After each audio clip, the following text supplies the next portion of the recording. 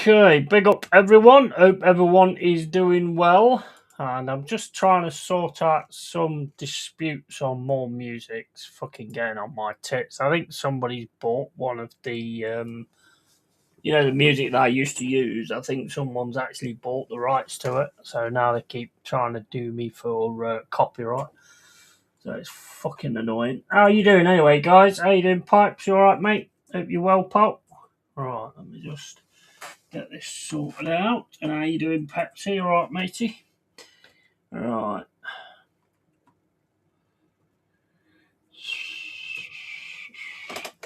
Should be a real good test tonight, I should think, for us. And hopefully Schlager's on. I don't know whether he is. I don't think we've got Diamande sorted out as of yet. So we're still working on that one, I believe. All right, let me just make sure we've got everything working. So the team is Sells, Williams, Dominguez, Gibbs White, Wood, Jesus, Cunha, McAtee, Milenkovic, Aina, and Abbott. On the bench is Victor, Bott, Richards, Backward, McDonald, and Wasu. Right, I'm just trying to get this on here, guys. I'll be back in a sec.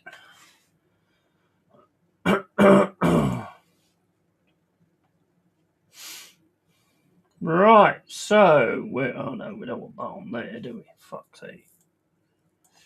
It's on fucking YouTube, not fucking Google. Oh, what are we doing here, man? YouTube, you fucking idiot. There we go. I'll be waiting a sec, guys. I'm just getting this sorted out.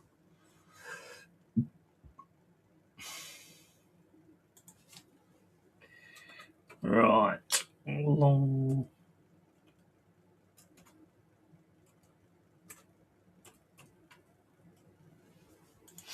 There we go. Hit the channel. And off we go. Put that on as well. Right. Let's get that sorted. Can you hear the fan at all? Can you actually hear the fan? Is it annoying or what? Can you actually hear it, or is it not a problem? Right, let me just have a quick look on here. So, lol, big up Pipes, that was me. I don't know why I'm calling me out. Sporting. And hey there, mate. I hope you are ready to lose. Hey, mate, you know what? Friendly game and all that. We are doing well. We haven't lost for a while yet. But again, this will be a huge test. There's no doubt about that. This will be a massive test, which is what we need, really. Boa, Noit, Ganar, Sporting. Absolutely no idea whatsoever, but Pipes will know because he's Portuguese. So big up to you guys. And Pepsi did Schlager play earlier. I've seen a clip of him scoring. I don't know if it was earlier or like earlier in the week. I'm not sure, but that would say that he wouldn't be on there today. I can hear the fan. He's okay for a Forest fan.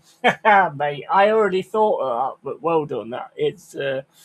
I did think, as soon as I said it, I thought someone's going to say that I've only got one fan, which you wouldn't be wrong, to be fair.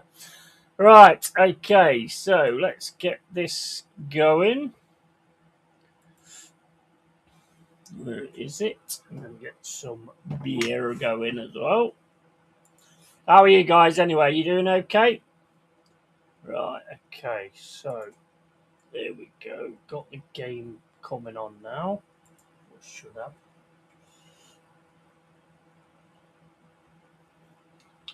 You're not really doing a lot. How many times do I have to click it then?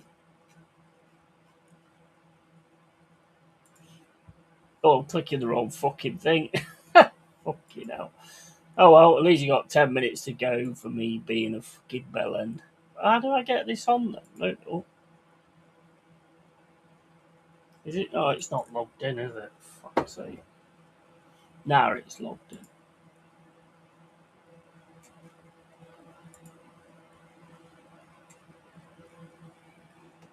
Why does it keep going to fucking pay? I've already paid.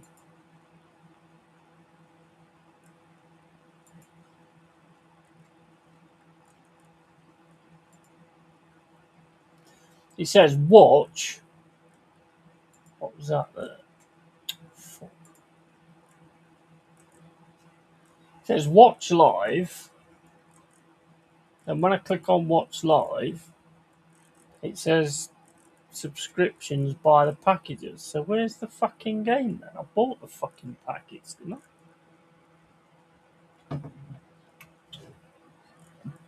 I? All fine, and big up matey, how you doing, Jack? I don't know what's going on here, mate, because it's saying fucking... It's offering me to buy the packages that I've already bought. It's got to be on now, surely. What the fuck is going on here? I've already bought the packages, so I don't understand what's going on there.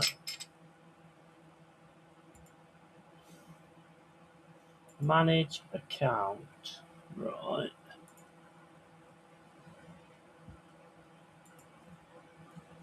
Manage subscriptions. Well, fucking hell, man.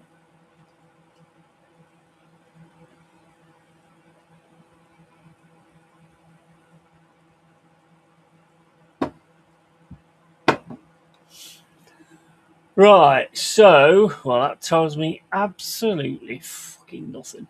Brilliant. Brilliant. Manage your subscriptions. I go on the page and there's no subscriptions on there. Fantastic. Why have I mean, I have bought the whole lot. Or was this one not included? Watch now. Alright, okay.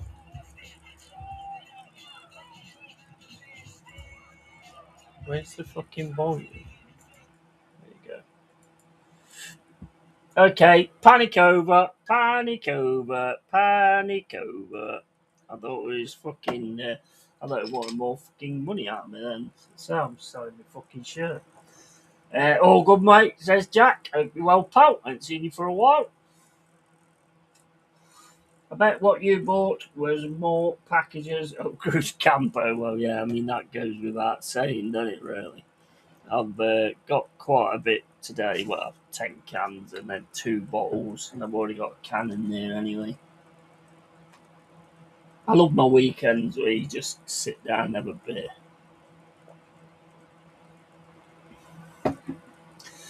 So yeah, looking at the teams, I don't know why we have to be in this thing. To be honest with you, it's in the private security window or whatever you fucking call it. I don't know why.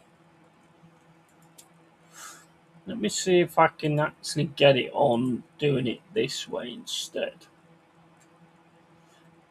Has Arsenal got this defender yet? Because apparently Arsenal are looking at a defender and they're trying to do it quick. I've got a funny feeling it could be that Diamande, you know. Because I don't know what we're fucking about. Is he actually playing pipes even?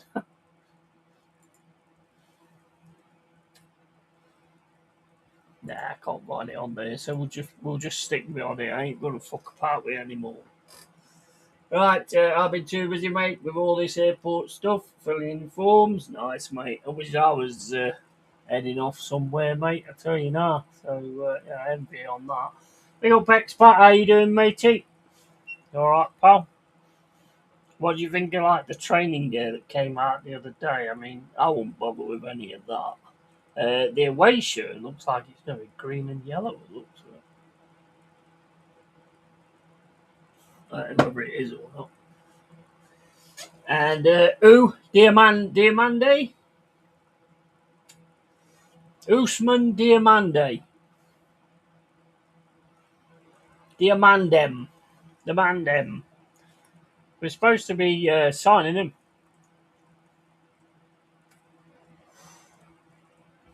Have you seen the team for tonight? Expat. Where was it now?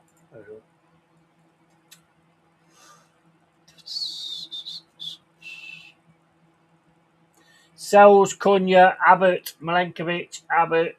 Oh no, I've just read Abbott twice. Yeah, there is 2 Abbotts. Aina, Dominguez, Williams, Gibbs White, McAtee, Wood, and Jesus. Wood and Jesus.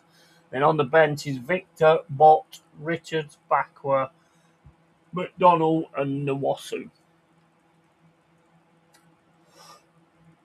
Interesting. Very interesting. He is sold to Forest already. Is it already done, is it? I haven't seen anything announced. I've heard we are sorting it. I hope we do sort it, to be honest, because but I ain't seen anything announced yet. And in the airport duty free, I'm going to be buying 2 bottles of Smirnoff Blue vodka, 22 quid for 2 1 litre bowls. That's not bad, is it? That's pretty fucking good, that. I don't think he will play. He is sold to Forest already. Has anybody else seen that announcement? Because I've not seen it.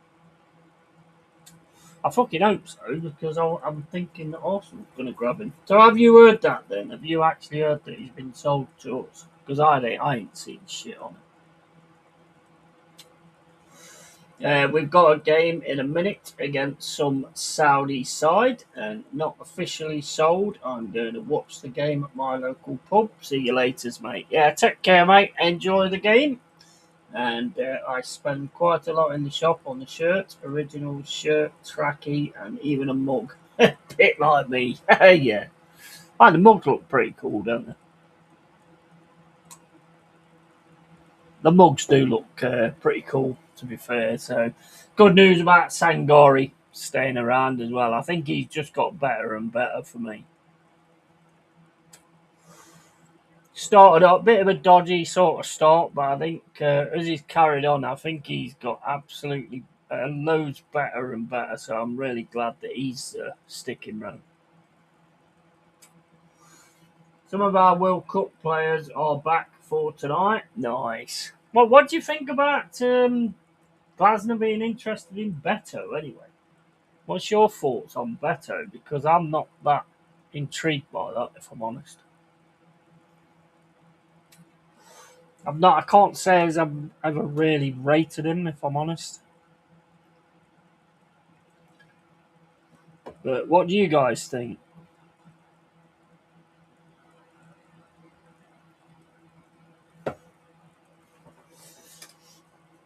Nothing official yet, Ori, dear man. Yeah, I did think there was. I've been looking today and I haven't actually seen anything come up or anything like that. I'm waiting for that one, to be honest. There is probably something about to happen, though, because he ain't on their team. Silva, Anderson, Altamira, and they took it off the screen. Fucking hell, I didn't leave that on, though. This should be a good test, this should.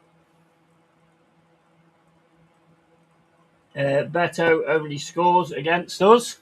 Fucking hell, great. We'll have a striker that keeps scoring goals. Oh, mate, wouldn't that be hilarious? Well, it wouldn't be hilarious. It'd be annoying, but I'm just not feeling it. Yeah, I agree. Taiwo's better. Yeah, well, I've heard that Calamawendo might be going. You know, I don't know if he fits. Mind you, I say he don't fit the remit of Glasner, but I mean, he bought in Nketiah, didn't he? I don't know on that one, really. Yeah, Kamada and Richards back tonight. Nice. Nice. What about Mateta? Is Mateta sticking with you guys? That's the one I'd rather have, to be honest. If it over Beto, I'd rather have Mateta, but I don't think Palace would be very happy if we take other players. Right, coming up to the kickoff. Cheers, guys. Lovely stuff. It's not as cold as I wanted to get it, actually. I should have put it in the freezer. But it'll do. It'll do. Right, so here we go. Interesting with having Woods and Jesus on. I like it. Use your friendlies to try some things out. I like that. good. If I was a player, I'm not sure I'd want to break because when you've got to get fit again, now you've just finished the World Cup, you're match fit. Yeah, that's true. That is very true. Man, you got the Europe as well, haven't you? You got the Europa, haven't you, next season? Mateta, there hasn't been much talk. We just offered him a new, better contract. Okay. Okay. Big up Luca De Rossi. Welcome into the cave. How you doing? And also on the bench for us is ex-Arsenal player. Yeah, I seen that the other day, Tommy Asu. What do you think about that? Getting Tommy Asu in.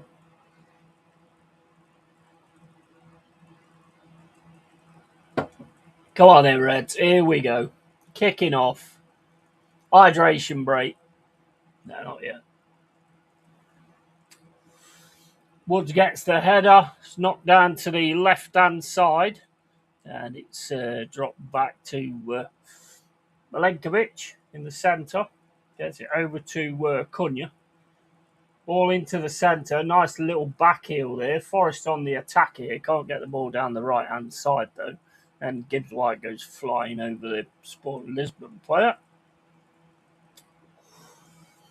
35 minutes gone.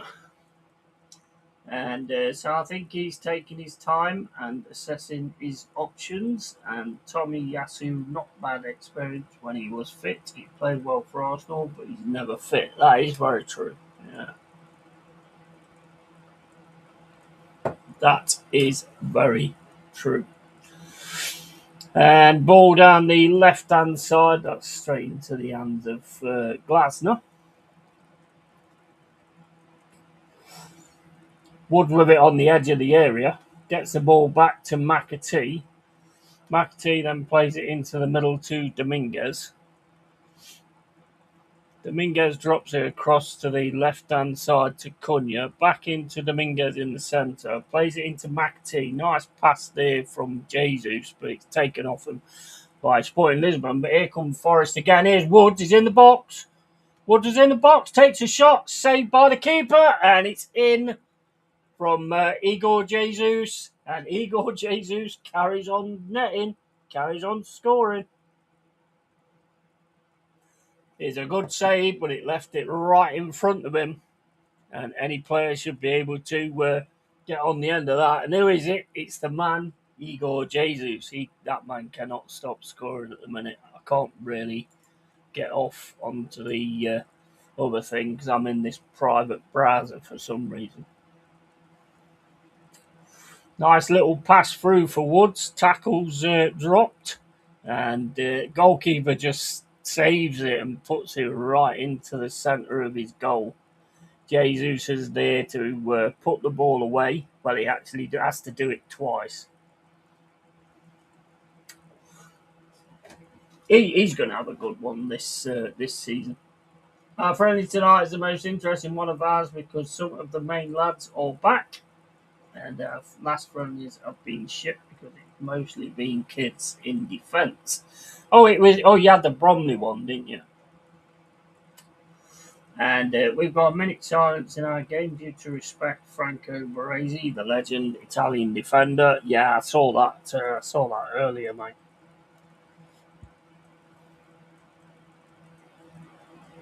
I saw that earlier. And Kevin Keegan, an absolute fucking legend as well. Here comes Sporting Lisbon. Forrest get the ball off him though. It's Jesus on the right-hand side. Threads the ball through, but the keeper's going to get that and keep the ball in. 3 minutes and 25 gone. Sporting Lisbon with the goal, with the bugging ball. Going down the right-hand side now. Forrest just tracking back. Cross is going to come in. Cross goes into the centre. They're trying to get into the centre even more. McAtee cuts the ball out into Aina. Aina now on the right-hand side. Drops it back to Cunha. Cunha smashes the ball up the pitch. And it's picked up in the centre by Dominguez. Dominguez having a run through. Nice little pass through there to Williams, but it's taken off him. Touch just let him down a little bit there. Either that or they read it very well. And Baresi was only 67. Some nice passing. Yeah, 67, man. Baresi was a beast. Yeah, he was. Absolutely. And yeah, nothing but respect for Baresi and Keegan, two legends of the game. Yeah, definitely. Definite legends of the game. Sporting Lisbon with it now in the defence, plays it back to the keeper. They've got it on this right hand side. Keeper smashes the ball up the pitch. Aina should get his head to that. Heads it into the centre, but Sporting Lisbon get hold of it. Ends up with McAtee. Aina then drops the ball over the top, but that's going to go straight back to the Sporting Lisbon defence again. And they're trying to get the ball out now. Forest are going towards them to try and stop them.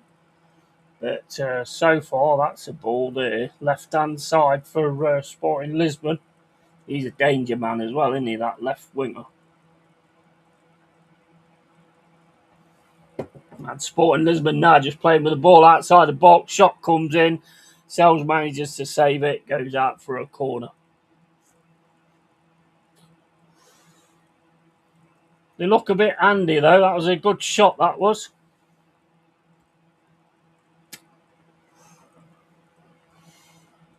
And goal, Devaney scores with 30 seconds. Great link-up play. Nice.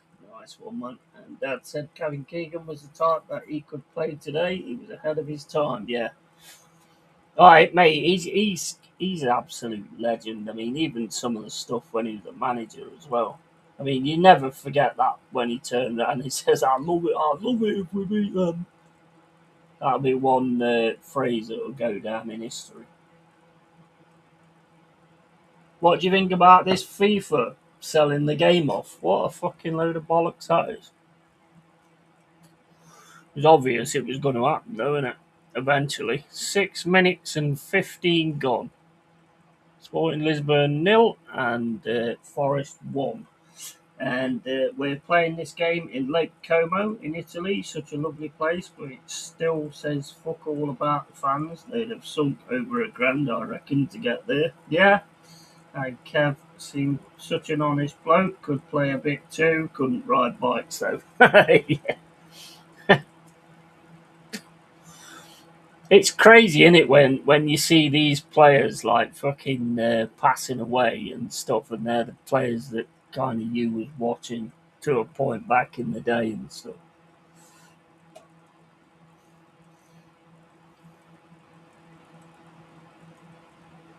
Arna gets a tackle. Cunha gets it back. Shouldn't have really put that back into the box, but Arna's doing all right though to get the ball away. And it's into Wood. Oh, Jesus with a lovely pass through there. And there's a run here from Gibbs White, but no, he's got caught up. He's always going to get caught up eventually there. And we've won the ball back though. Then Sporting Lisbon get the ball back. And it's over on this left-hand side. That was a lovely little move, that was. Shame that one didn't come off. But you could see he was going to catch him anyway, wasn't he? You could see that. And it's a load of corrupt shit again, but I like that. Basically, 80% of countries have said we will boycott the World Cup. Yeah, 100%. It's just becoming an absolute joke, isn't it? It is just becoming an absolute joke. What do you think about this new rule with the keepers? I mean, I don't. If a keeper goes down injured or something, then a player has to come off or something. I don't. Something like that. I don't know. I forgot it already, so don't worry about it. That's headed straight out to Gibbs White. Gibbs White has a run at him, sends it down the left hand side to Aina. Aina's got a challenge here, but gets the ball back to Gibbs White. Gibbs White gets the cross in. It's headed away by Sporting Lisbon. And then Milenkovic just takes the man down. 8 minutes and 38 gone. Sporting Lisbon 0, Forest 1.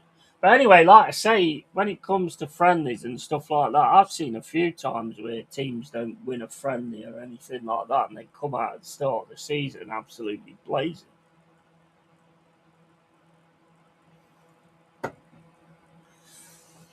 I mean, to be honest, you're probably better off, like, instead of just winning friendlies, you're probably better off to lose one, because then you can see how you're going to react to losing one.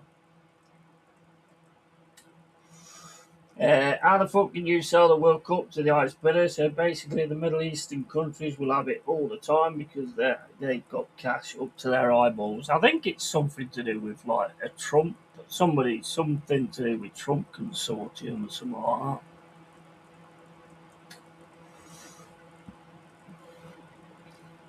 Don't know the details. Was it much different to the FA selling the Premier League? Well, no, not really. Not really.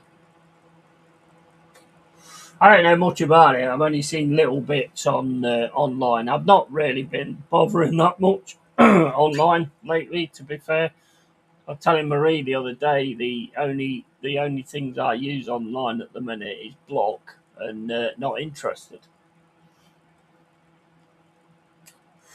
Abbott gets the ball through into Woods. Tackle comes in on Woods, but he gets it back to Dominguez. Dominguez now at the centre, plays it into McAtee, back to Dominguez. And then Dominguez plays it back to Milenkovic. Into Dominguez. We're playing a few like passes that are a bit dodgy at times.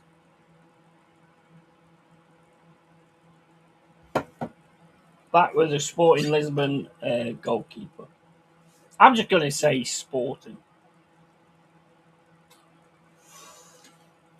I'd smack the Infantino if I saw him. Yeah, absolutely.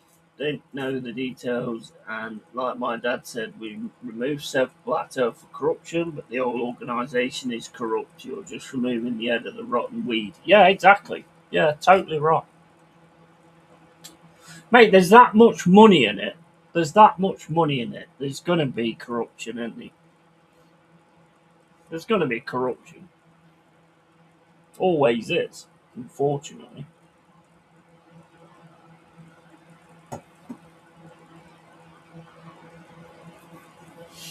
This time challenge there on from Nico Williams, and then he takes out Jesus.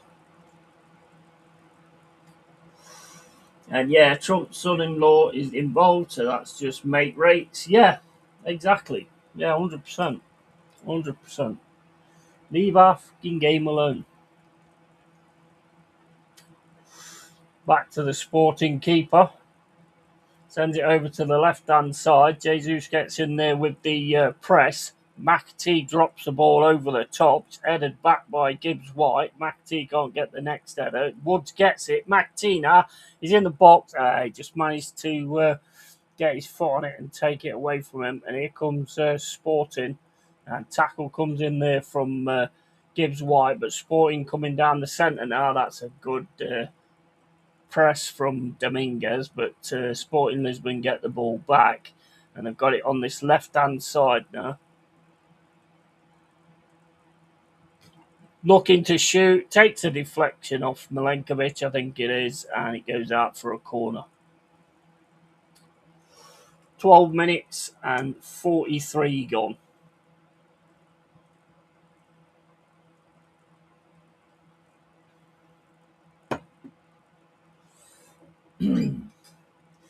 And like the FA and Premier League ain't fucking angels either, because they've just fined and gave Chelsea a suspended transfer ban over dodgy transfers and money, but Forest and Everton got deductions. Yeah, I know. Yeah, I know, mate. I know. It's fucking crazy, and it's insane. I don't know what happened there. Oh, they've scored. I have no idea what happened there, because I wish they'd sort this feed out, because that was not good at all. Sporting Lisbon have scored. I think it was straight from the corner.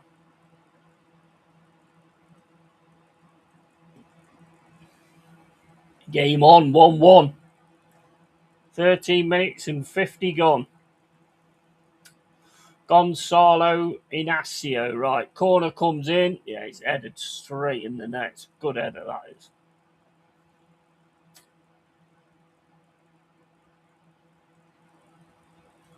Really good header. Catches Woods as well.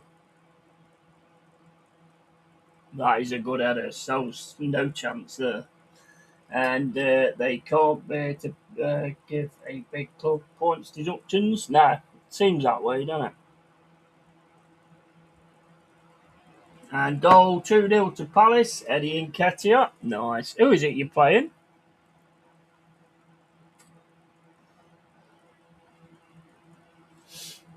And that's back to Cunha. Into Dominguez. Nice pass from Dominguez. Gets it to Woods. Woods into Jesus. Jesus fires it over the right hand side to Nico Williams. Williams gets the cross in. Jesus gets his head onto it. Can't guide it towards the goal. And it goes wide. I like Jesus though. I think he's gonna have a. I mean, I think he had a good season last season, but I think he looks well on it. Like Jesus does. Is your one at Sporting Lisbon ground or at a smaller ground? It's that Estadio Algarve or something like that. It's where we've been playing most of them, but it is Portugal, so is their. It would be classed as their ground. It might be their ground. I don't know. I don't actually know that. Pipes should know that, but he's not here, so he'd have known it. There's McAtee, fires it down the right hand side to Nico Williams. Back to McAtee. McAtee drops it to Abbott. Nice little into passing again. Still with McAtee on the right hand side. Plays it back to Abbott. Cross to Milenkovic. Milenkovic to Dominguez. Dominguez back to Abbott. Abbott to McAtee. McAtee back to Abbott. Into Gibbs White. McAtee tries to get it back to Gibbs White, but gets charged down. It's going to be a throw in on the right hand side. 16 minutes and 30 gone. 1-1. Williams throws a ball in, sends it into McAtee. It's Dominguez, sends it over to Cunha. Cunha then gets it down to Aina on this left-hand side. Aina can't get past his man, though, and that's going to go out for a throw-in to Sporting.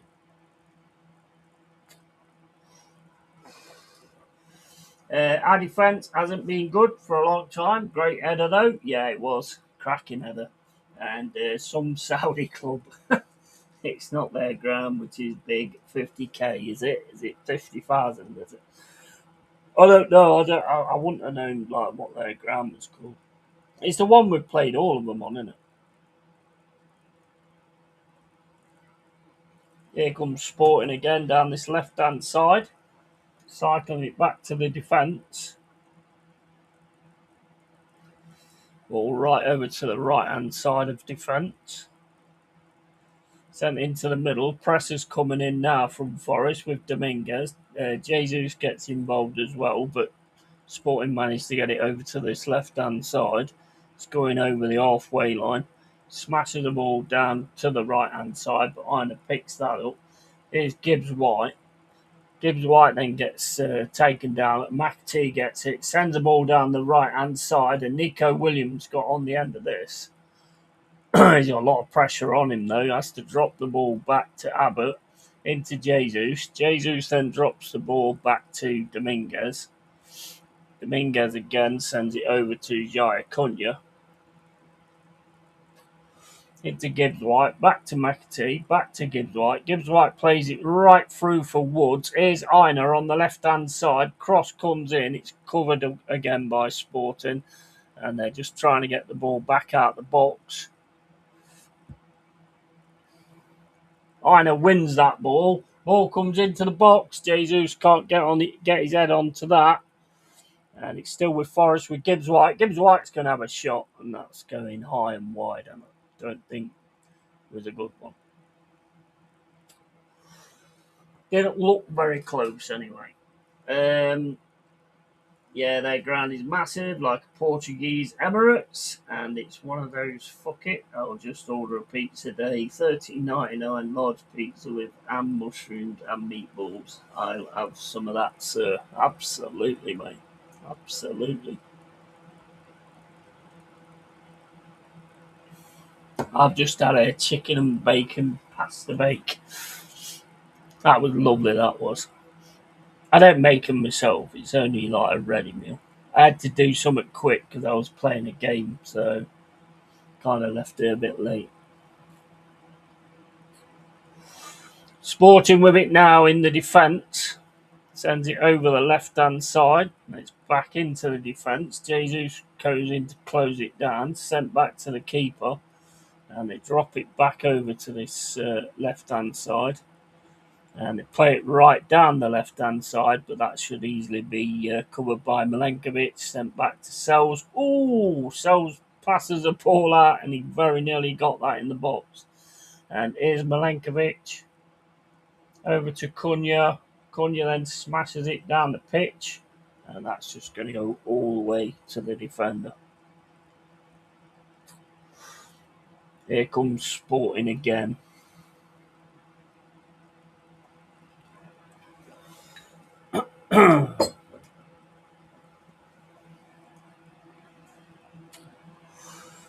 I like MJW and McAtee together. Yeah, they seem to be finding each other quite a bit, don't they? I've noticed that. Is Lisbon down the right hand side?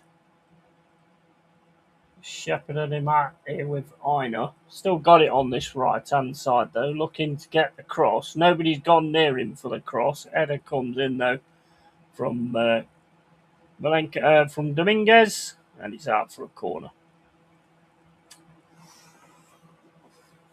And 2-1 now. Sardi's side scored a midfield fuck up, and Wood and Jesus, you're making me hungry, Jack. And someone tried to play in Will Hughes, and I'm not being funny. Someone with no legs is faster than Will Hughes. That is true.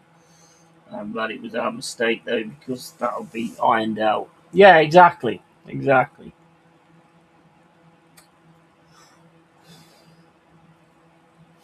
I don't know. Is this empty? I can't fucking. I think it is. It's showing on here that it is. There's Sporting on the left hand side, tries to get it through into the box. It's Milenkovic, sent up to Woods. Woods goes down under the challenge. It's going to be a free kick.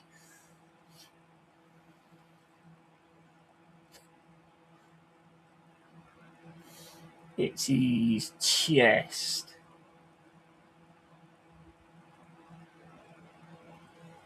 His arm's not out of the way anyway.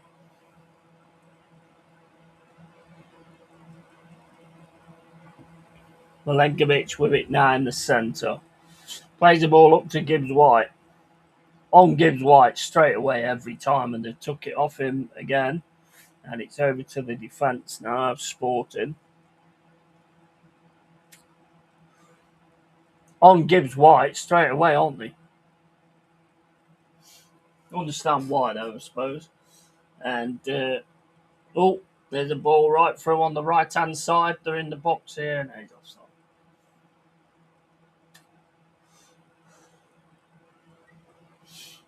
Let me use a different one.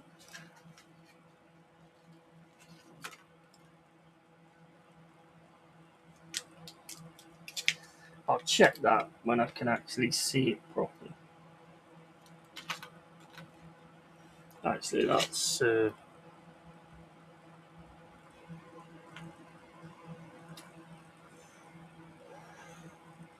think that one's about fucked as well, so we'll have to use a brand new one.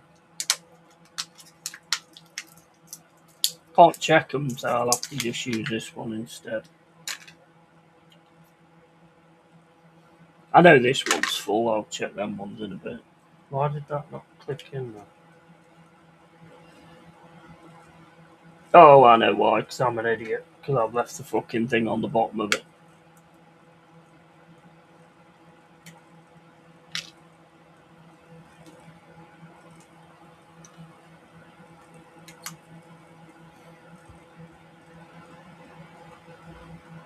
That's it.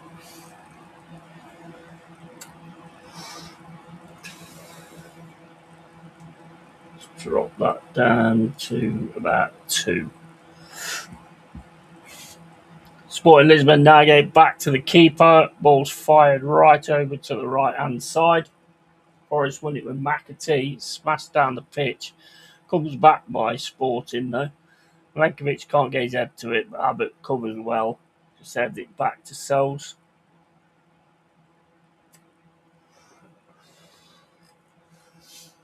And our next pre-season friendly is Freiburg away, and I don't like it when pre-season friendlies are abroad. The whole time I want to see us play like a championship side away, which is a good day out. Yeah. Jesus has been taken out with the looks of it. Still down on the floor.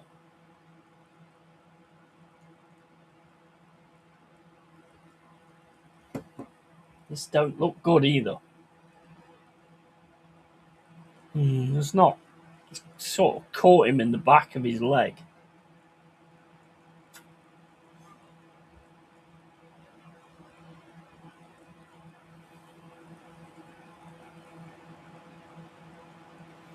It's caught him with the tip of his boot in the back of his leg.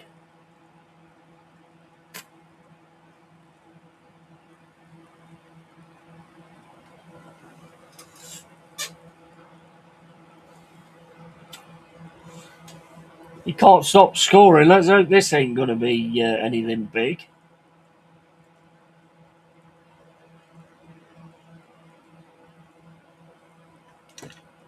Still getting treatment, Jesus, so it's just showing the replays.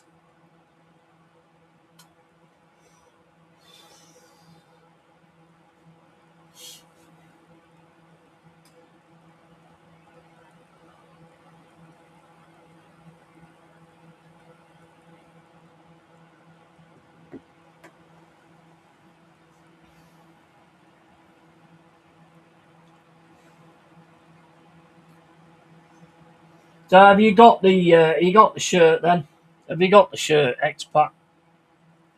There's a lot of people who don't like it, apparently. A lot of people don't like this shirt at all. Like a couple of seasons ago, like 2022, we had Reading away, and that was a proper naughty pre-season friendly, and both sets of fans took it so serious. Yeah, we had one last. I think it was last pre-season. Can't remember who it was against now. I think it might have been Chesterfield, and they was proper going in. Big up, Dal. How you doing, matey? How you doing, pal? Come on, Sporting, you fucking piece of shit, mate. I take back the hour you. Take it back. Taking it back. Like every time someone scored, their fans would try and run over to the other side's fans and hydration break in our game.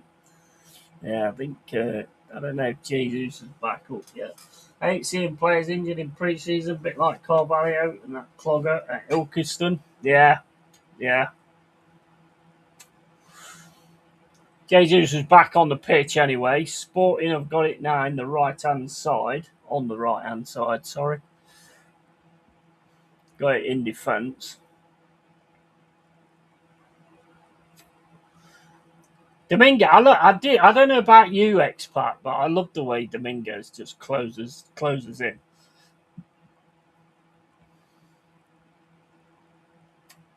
I think Dominguez is just getting better and better, and he is just getting better and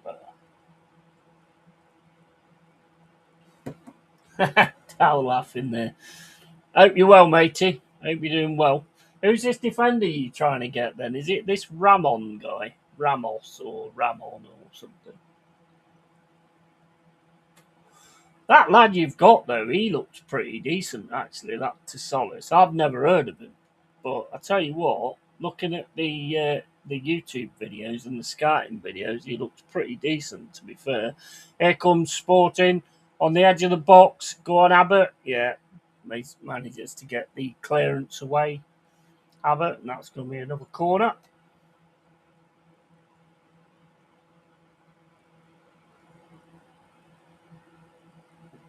A lovely pass through, but Abbott deals with it well.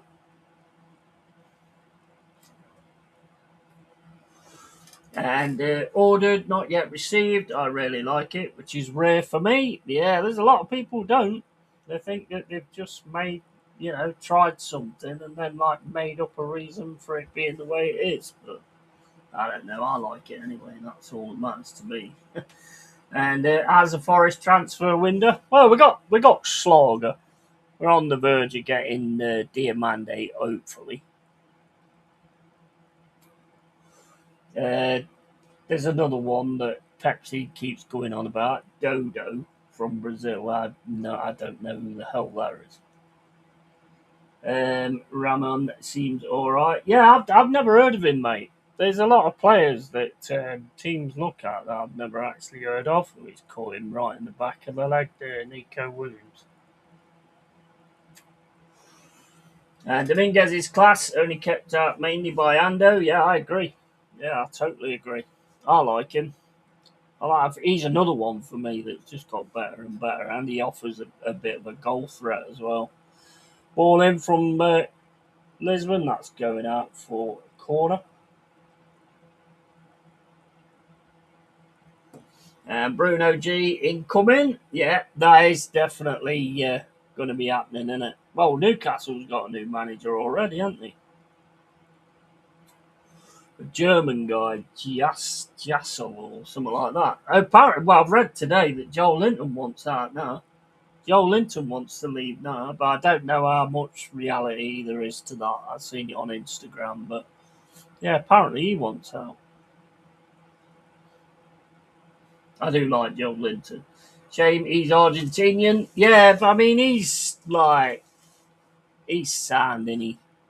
He's sound. I don't think he's got involved in any of that kind of stuff. But yeah, I hear what you're saying.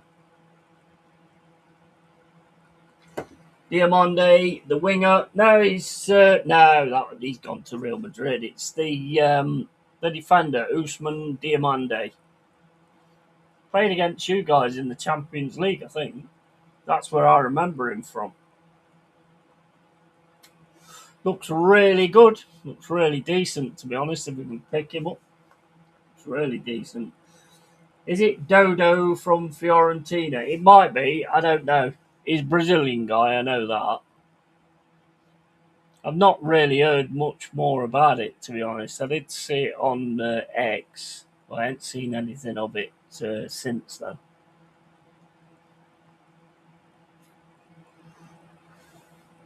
But yeah, I think the Bruno thing will be sorted soon. To be honest, I mean, if Joe Ellington wants to go, I mean, I do like Joe Ellington. I must admit, or Joe Linton, whatever his name is. They come down the left hand side. Good challenge there from Abbott. Put it out for a throw in.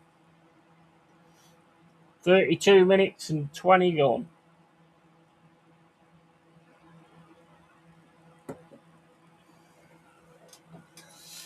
I don't understand why Newcastle sacked out at the end of pre-season. He didn't sack him. He resigned. He resigned, mate. I mean, I don't blame him either. I don't blame him. They're basically just taking the team that he's built right away from him. So I don't really blame him for resigning, do you? He's the one that's going to take the shit if it don't work out or anything. And then they got beat 4-1 as well. I don't think that helped a great deal. And everyone was on X saying, sack him now, get rid of him now. I think he resigned. Joe Linton to Forest will work. Yeah, I do like Joe Linton. And Mooseman out resigned. They didn't sack him. I all big up Mooseman. Hope you're well, pal. 1-1 so far. Not a bad game either. Because if it's the Fiorentina one, then we played them. He was all right, but a fucking hothead. All right. I don't know if that's it. I thought it said that he was actually playing for a Brazil side, to be honest. I'll check it at half time. But 33 minutes and 50 gone. And the ball's with Sporting in the defence, sends it over to the left-hand side. This guy on the left-hand side's quite a danger, and I did notice that in the Champions League as well. And that's all the way back to the keeper. Sent over to the right-hand side. Trying to get it down this right-hand side. And here they are on this right-hand side, getting through into our area. The right going right up to the box. And Abbott gets in front of him to shut him down. Lovely challenge that is from Dominguez. Staying down though, Dominguez. Jesus gets it over to Nico Williams. Back to Abbott. Do you like the new kit, Moose Man? And there's a lot of people who don't like it, do they? I mean, I don't care because I bought mine and I like it, so it's all good for me.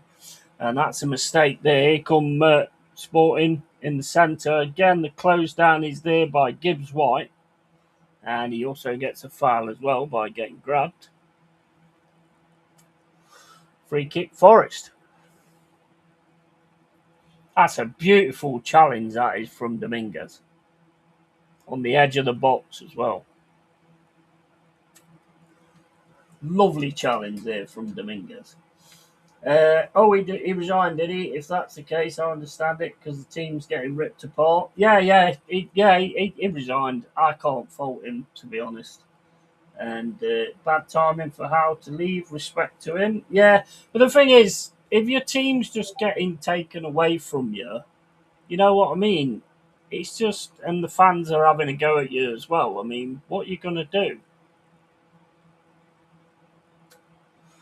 If things don't work out, he's the front man, isn't he? So it's going to all come down onto him. So I think he made the right decision, to be honest. I don't think he wanted to make the decision, but it is what it is. And yeah, made a statement today. It was on Sky earlier, and what a tackle by Nicola. Yeah, 100%. And I didn't when I first saw it, but it's grown on me, and it's much better in person. Yeah, I love it, mate. I absolutely love it. I do. So it's one of my favourite ones, to be fair. Of the, latest sort of era kind of thing. It's one of my favourite ones. McAtee gets the ball back to Milenkovic. Then Milenkovic sends it back to Sells. Sells plays the ball out to McAtee. McAtee can't control that, but gets the ball back again off a Sporting player. Smashes the ball right down the pitch, but that defender's got to pick that up. But Woods nearly steals it, and it's fired right up the pitch by Sporting. Dominguez then drops the ball over his shoulder. Lovely little touch there from Jesus. Back to Dominguez. Into Abbott. Abbott across to Milenkovic. And Milenkovic just keeping the ball at the minute. 37 minutes and 25. Drops it back to Sells. Sells then smashes the ball down the pitch. And that's just going to go all the way through to the Sporting keeper.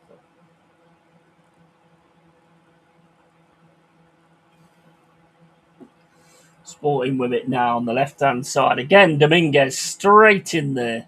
I really do like that player, to be honest, Dominguez. But Sporting are away here on this left-hand side. Up against Abbott. Abbott, go on, keep your head. Tries to get over, gets the cross over to the right-hand side. Aina tries to win it, but Sporting still keep hold of it on this right-hand side. Forest again pressing through, but still the ball is with Sporting on the right-hand side. Sent back to the defence on the halfway line. And it's heading over to the left-hand side now. Abbott comes in to press, gets the ball away again. And another press comes in there from Williams. Forest trying to win the ball in the centre.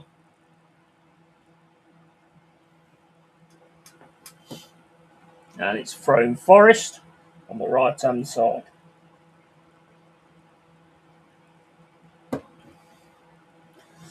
One. Stream's gone really dodgy.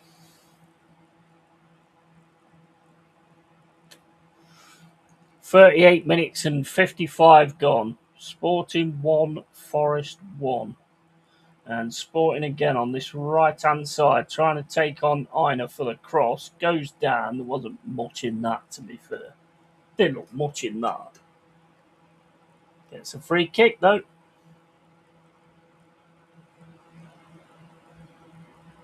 Oh, I don't know. He kicked him in the leg, and then when his foot went down again, the guy caught Ina's foot.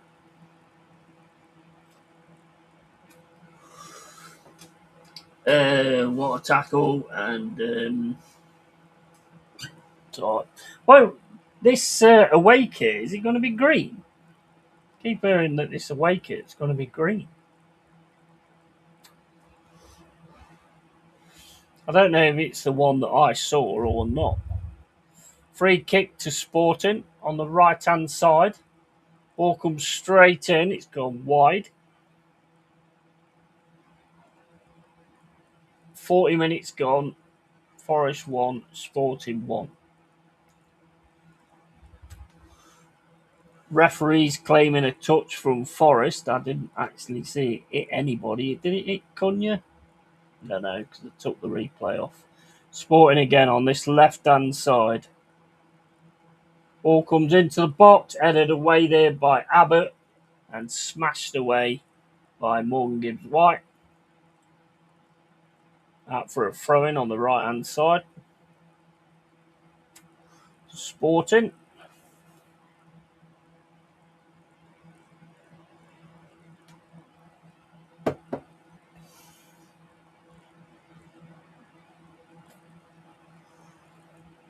Throw-in now to Sporting. How long is he taking? How long is he taking? Is he going for another 90 minutes, ref?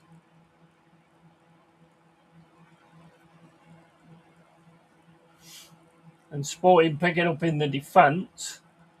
Got it on the right-hand side now, Sporting. Back to the keeper. And how long he was taking to take that free kick, that throw-in then.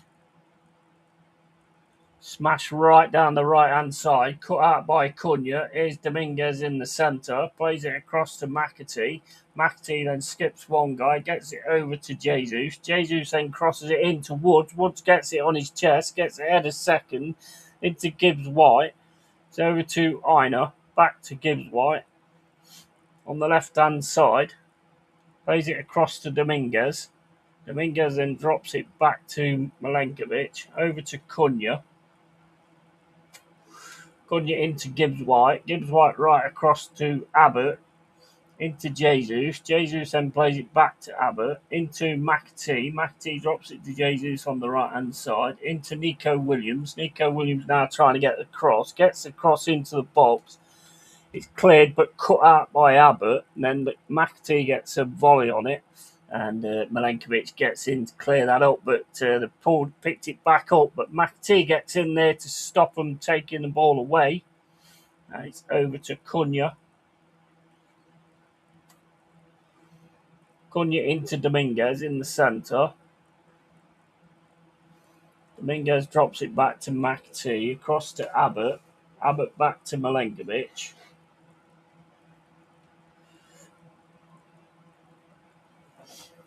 If it's green, a lot of your adverts will say, come and buy your forest green shirt. No, we're forest paint, not forest green. Yeah, true.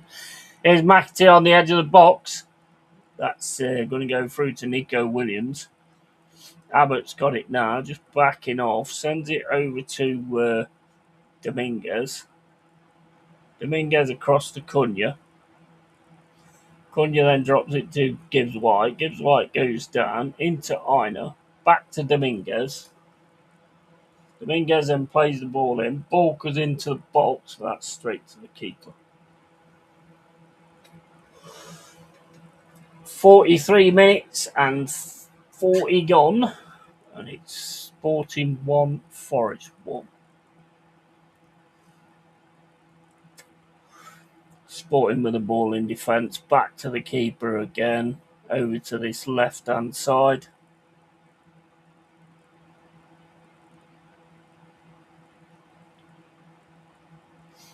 Forest pressing them back, but they've got it over to the right-hand side, but there's a bit of space. Back into the centre. Woods chases in on it, but can't get it. Still with Sporting. Over to this left-hand side. Played down the left-hand side. Again, he gets pressed and has to drop the ball back to the defence.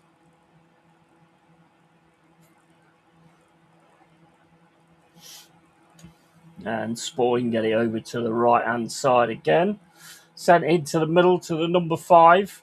And trying to get down the right-hand side. Dinks a ball over the top. Milenkovic reads it and fires the ball out for a throw-in. Coming up to half-time. 44 minutes and 52 gone.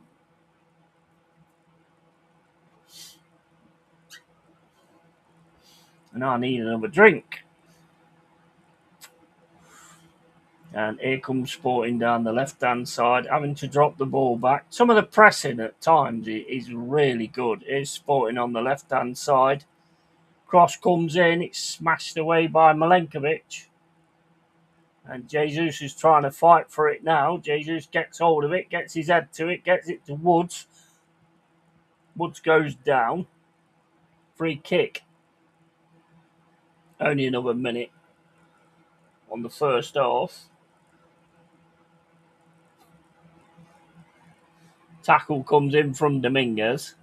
And another tackle comes in from Dominguez. Wins the ball this time, but it's going to be a foul.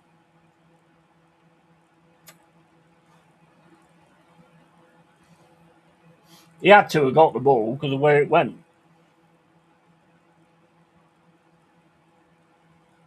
Just dived over his foot. And is a green. McTee's putting a shift in. Yes, absolutely. And up the forest green. I'm not sure about green. Remember the Green Navy with Capital One sponsorship in the 2000 and weren't good. Yeah, I mean, a lot of people have said. We don't know if that is actually it, to be fair. So it's 1-1 half time. I don't know what you guys think, but I think we did well up to scoring the goal. And then it was kind of the corner, the header was really good, to be fair. Sells weren't anywhere near it. I like the fight that we're putting up. I like the little interpassing that we're doing every now and then. We are getting into good areas at times. Dominguez is the one that stood out for me, though, in that half. I don't know about you guys. Right. I'll be back in a sec, guys. I'm just going to get a drink.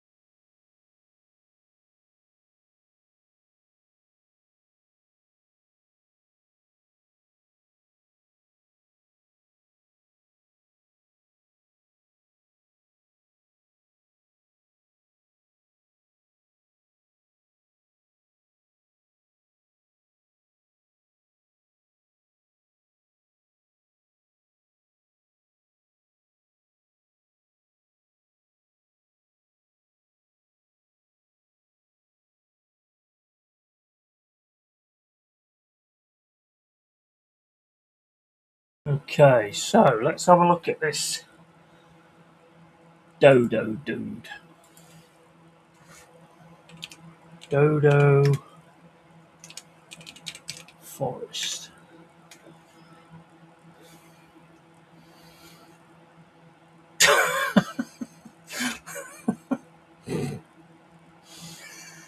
I suppose I deserve that, didn't I? Dodo forest, so yeah.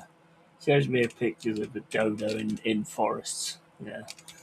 I deserve that. I deserve that. Yeah, it is. It is Fiorentina right back. Nottingham Forest have made contact to sign Fiorentina right back Dodo with the Brazilian defender valued at roughly 16 million euros to 17 million. 27-year-old Brazilian wants a new challenge and he's very open to moving to the Premier League. Forest have made formal enquiries alongside rival interest from Newcastle and Serie A sides like Napoli. His contract deal with Fiorentina runs until 2027, making a summer sale likely if the valuation is met. So yeah, it is the guy you're talking about, Jack. There's the bloke you're talking about. Don't know much about him, not really watched any YouTube or anything like that, so I'll have to have a look at it. And I did when I first saw it, but it's grown on me. And Matty put his shift in up the forest green. Not sure about green, but yeah, mate. Do you remember that top that was like a commemorative top? I think that was green and blue. Do you remember it? I did. I had it. I did have it, but I don't know what happened to it. I think when I left my grand's, it's another one that disappeared, like the England shirts. I had two or three England shirts, but I ain't got any of them now. I had that main one with the red cross on the shoulder. Don't know where that's gone. And also that commemorative top. What I don't know if that's the one you're talking about, but there was a commemorative top that they did that I got. Oh,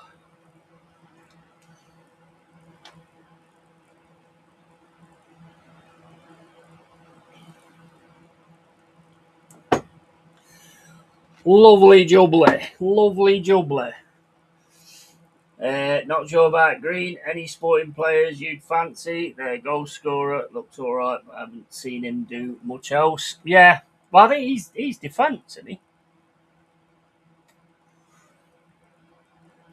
Looking at his name, I think he's the defender. The one on the left hand side. I don't know if he's left back or left wing or what. He seems to be at it. Again, I don't know the names. Um, England should go back to Admiral, the two best. Yeah, I'd never, mate. I had two England shirts. I had the one with the England badge in the centre, but that one was really too small for me, mate. The material that was made of as well, that used to kill me when I wore that. But it don't matter now because I ain't got it. So you know, and I had that green. It was like a turquoise type colour with blue on it as well. I've got the black and blue training shirt. I think it was. That was when Eugene Bopp was playing for us. That was. I think it was a training shirt, black and blue. I have actually got that one somewhere, and I've got the red and black one as well somewhere. I don't know where they are though. I think when I had rats, I think they stole most of my fucking shirts. The two best England shirts after 1966, red. Yeah, yeah. I was saying today because like they keep going back to like retro shirts, and I was like, well, can we have like the prices that there was back then as well? Not going to happen, is it? That ain't going to happen.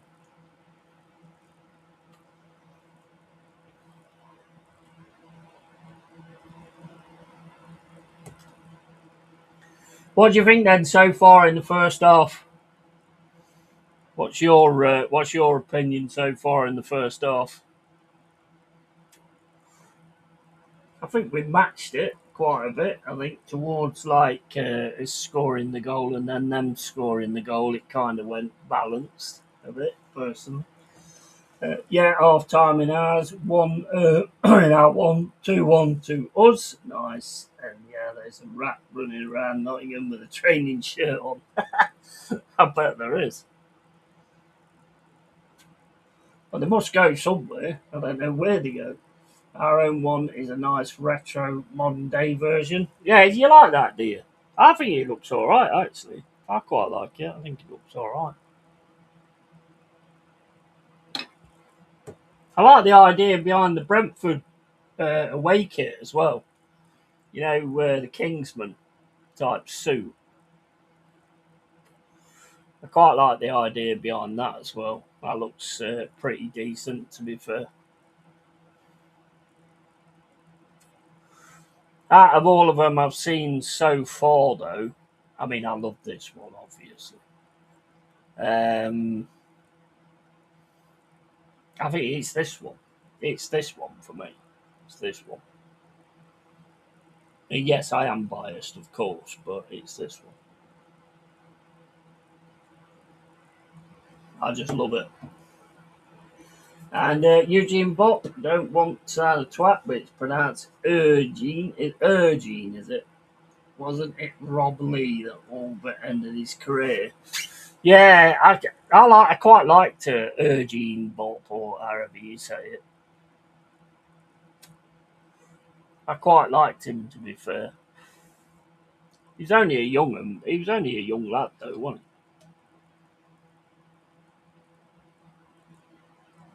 I think I went to one of the friendlies when they had the blue and black top on.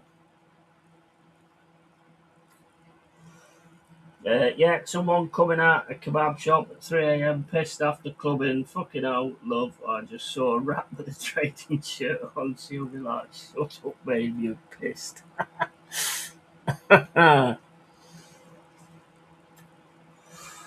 I had that Forest shirt when Dawson was here as well. That's another one that's gone missing. The one that's like it's got the like how can I say it? Like the engraved circles on it with gold inside. Can you remember that one?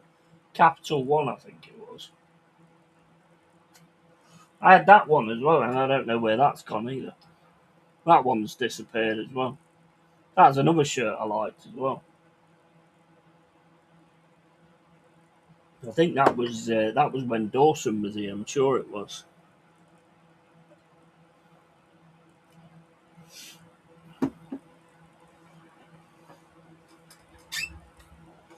Remember Dawson's passes from one part to another? He was fucking amazing at that shit, wasn't he? Spurs ruined him, to be fair. Spurs absolutely ruined him.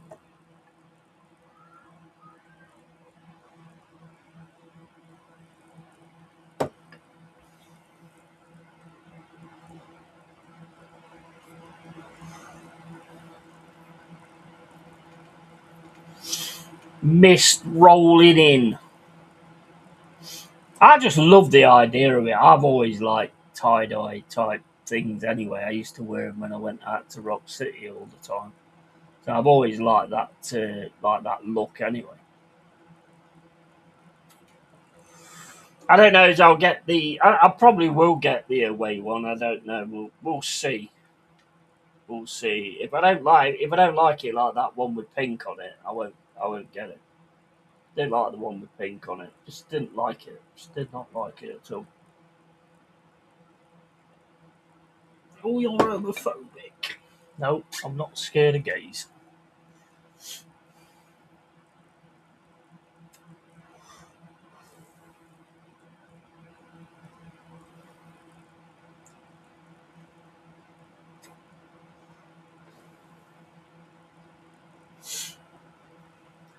We liked our one, didn't have mate the white retro one, and Dawson. You know what? One Crystal Palace shirt that I really liked was the one when you won the won the World Cup, won the fucking FA Cup. I really like that one. The one when you won the FA Cup. That was awesome. That one was. That looks so cool. The way it sort of the colours bled into each other. I thought that was fucking awesome. Dawson could spray crossfield passes like Beckham. Yeah, absolutely, 100%. I assume you mean Beckham and not Beecham. And loved the navy and orange last season. Yeah, I like that one. I did like that one. I thought that one was decent. Yeah, I like the cream one as well. Well, beige or whatever you call it. The one I've got, the one I've got behind me. Yeah, I did like that. But I want to get them before they get the sponsors on them. That's pretty much why they get me. Why I'm paying like full price for the shirts because I want to get them while they've got no sponsors on them. Most important thing on a fucking shirt should be the badge, not a fucking great big sponsor on the front of it. But now you've got like shoulder sponsors as well, haven't you? It's getting more and more like bloody ice hockey. You've got like 116 fucking sponsors on your shirt. Your badge should always be the most important part. Rock City, legendary place. I like the upstairs in there. I went to the toilet there once, and there was a fella with an old display out selling cigs and chocolate. Cigs and chocolate. Oh yeah, Rock City was awesome back in the day. Yeah, brilliant kit, but only so much you can do with red and blue stripes. That is true. Yeah, it's true. But I did like that one. And Stephanie Beecham from Dynasty. Nice. I actually remember that as well. Murillo in the crowd there getting some pictures with everybody. Yeah, I did like that. I did like that shirt, Jack. Must admit, I did like that shirt.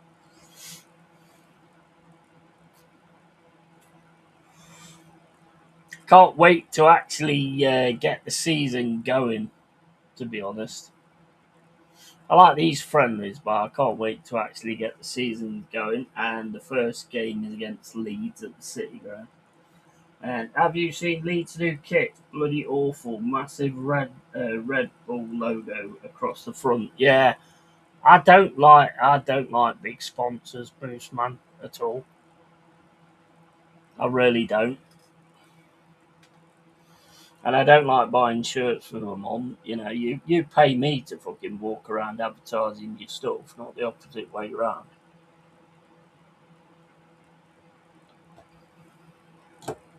See, he's got one from last season there, that guy in the crowd who's got one without the bally on it. I'm going to do this every time now. Every time when they bring out the shirts, I'm going to get one before the actually. You should get a choice. You should get a choice. Where you get a choice whether you want a name on it or whatever like that. You should have a choice of whether you want the sponsor on it as well. You know, and some sponsors suit shirts only. Some like the Sharp sponsor on the old United kit, or Candy with Liverpool, or O2 with Arsenal. Yeah, and 100% yeah, that's why I like old Italian club shirts with a club badge and the Italian flag. Cool. Yeah, exactly. 100%. And even when Arsenal had JVC as a sponsor, yeah,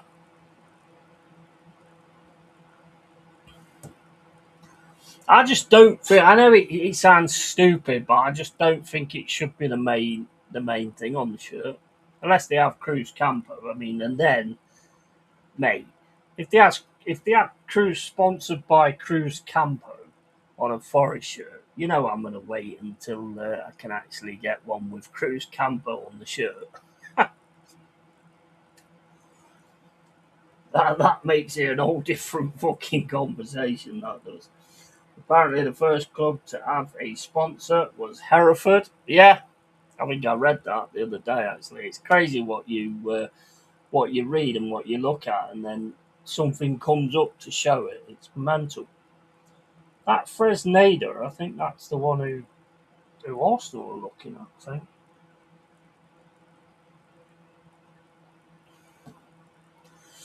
Right, we're getting on with the second half. Yeah, I think that Fresneda is the one that Arsenal are looking at. And Sporting kicked the ball off, sent over to the defence. Don't see any changes on our team at the moment. Sporting just cycling it across to the left-hand side. Press comes in from Jesus. Forest pressing again now to try and win the ball back, and they have to lump the ball down the field, and Cunha will pick that up, drops it back to Sells. Sells back to Cunha. Cunha then fires it down the middle of the pitch, but Sporting picked that up. It's read well there by Dominguez. Into Woods. One gives White's pass, goes straight into Sporting. There comes Sporting down this right-hand side, the guy that I was talking about. And he's got two players on him, but he's got away. He's got away. He's got it over to the outside the box.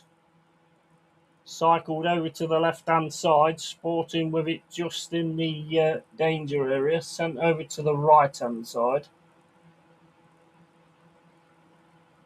He's a tricky little player, he is. Cross comes in there for Sporting. And it's sent over to the left-hand side. No, it's the wrong player. This is the player I was thinking of. Oh, well, never mind. And that's booted out by Milenkovic. Woods can't get his head to it. And then Jesus Gibbs White tries to get it, and that's going to be a foul.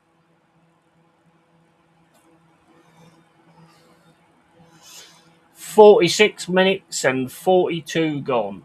Sporting 1, Forest 1. I thought that was the bloke I was talking about.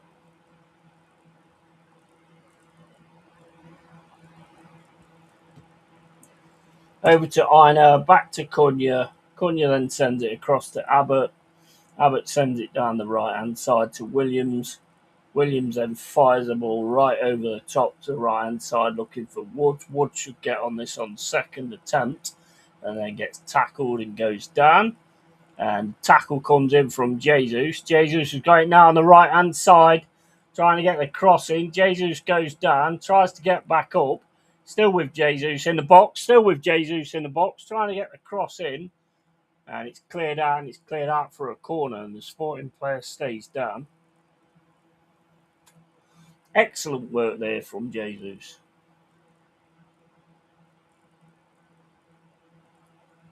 I've got a real good feeling about him this season.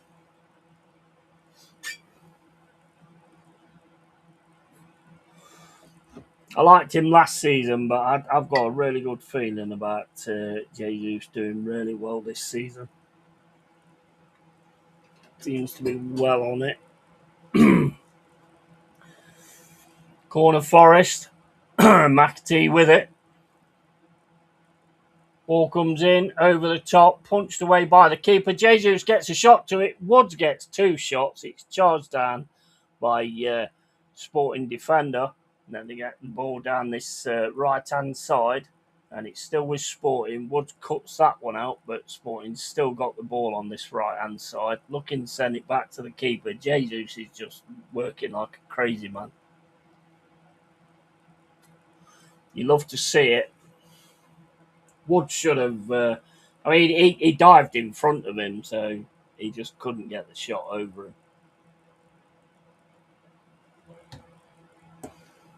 It's a good setup, though.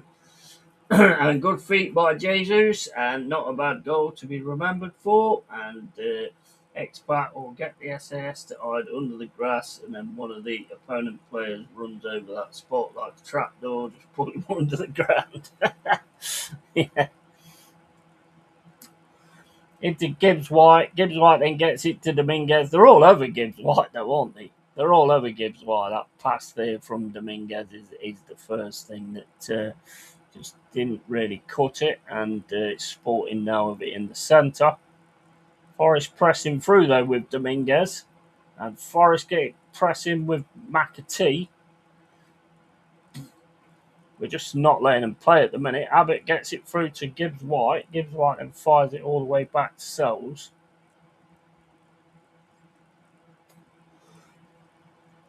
Gibbs White now on the left-hand side. Plays it into Aina. Dominguez plays the ball forward into Woods. Woods now to Jesus. Jesus is going to have a run through. Tries to get the pass through to Nico Williams. It's cut out, though. And it ends up back with McAtee. McAtee then plays it right over the right-hand side to Nico Williams. Lovely pass that was. And a header comes in there from Woods. And it's wide.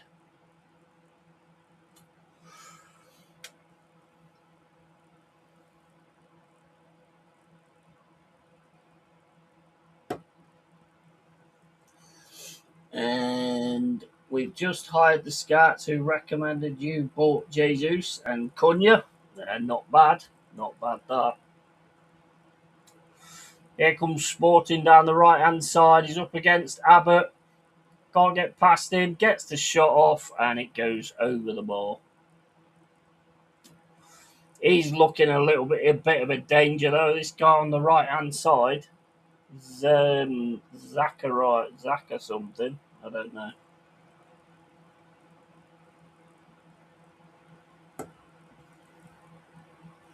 Did well, though, to shepherd him out there, Abbott, and make the shot more difficult. Zalazar is his name. Zalazar. Here's Woods, gets his head to it. Woods could get a goal here. Oh, he's missed the goal.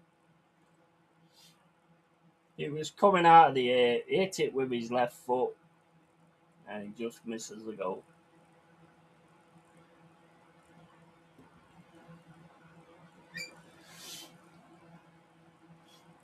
Woods just pressures the keeper as he's trying to kick the ball out. It's Woods on the head. And then Woods' left foot shot just goes wide. And we've just had put a sniper in the technical area. What a ball by McAtee. Yeah, and what are the odds of Wood missing that? Yeah. Jesus, you want it to fall to at the minute. Oh, yeah. Woods will get there, though. It's good to see Woods on the pitch, though, isn't it? Good to see Woodsy on the pitch. That's back to the Sporting keeper. 52 minutes and 25 gone. Sporting just playing around with the ball in defence. Gibbs White's trying to win it. They get the ball over to this left-hand side. And Forest pressing in. Here comes Sporting down this left-hand side. McAtee reads the game well there.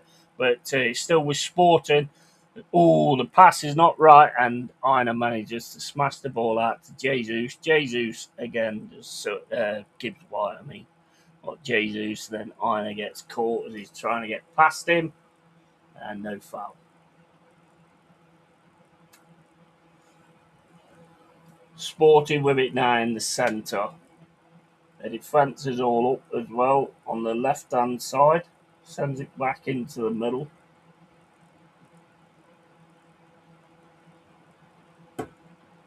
What do you think about Chelsea going for Welbeck?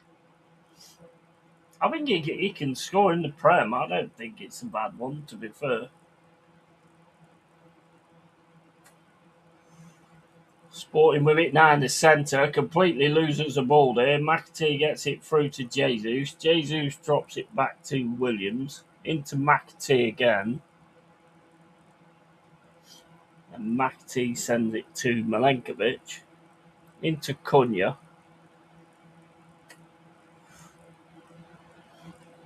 back to Cunha from Gibbs-White, over to Milenkovic.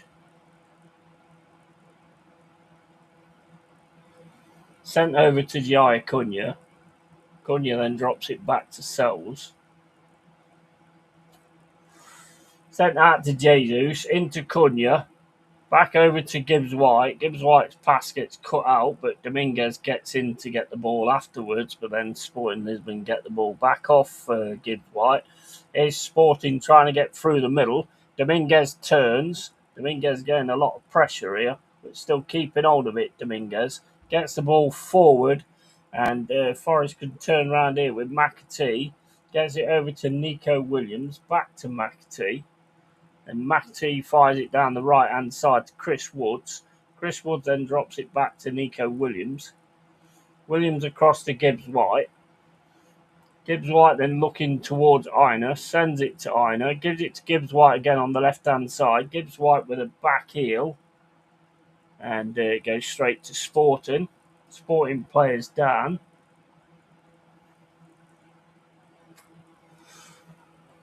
Nice little passage of play there. Apart from the back heel, I don't know about you guys, but I like Gibbs-White, but I do just do the basics sometimes instead of the back heels and stuff. What a ball, and is it Saka in disguise? Bakayo Zaka. And I reckon this is virtually the lineup against Leeds. Tickets still on the website, but they must be on sale 42 days and all that. I'd have Welbeck all day long, yeah, same here. He seems to have been around forever. Yeah, he does, but I mean, he can put a goal away, can't he? Here's Nico Williams on the right-hand side. Ball into the box. There, straight to the keeper. Easy grab for the keeper. And I think it's actually a shrewd signing because he can hit the back of the net. Yeah, I agree. And yeah, I totally agree with that.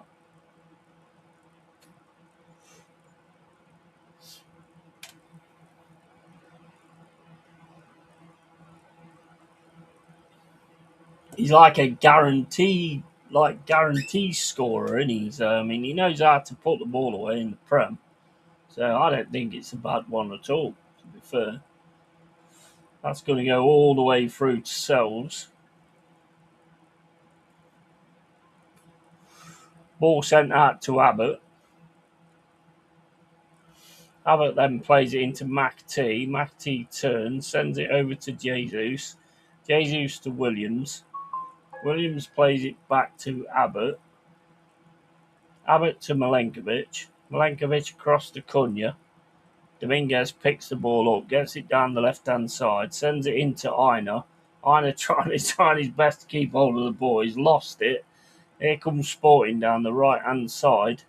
And they've got through here on this right-hand side. Shot comes in. Lovely save there from Sells. It's a nice ball into the box. Good save from Sells.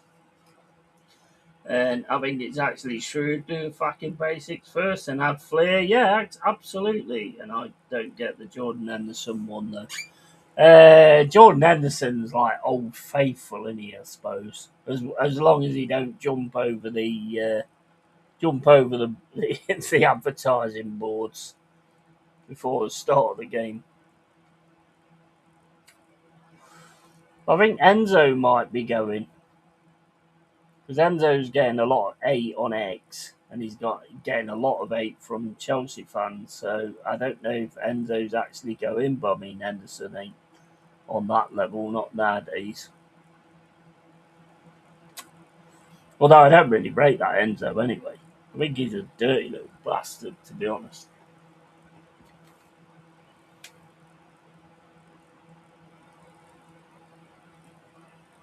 "58 minutes and 30 gone.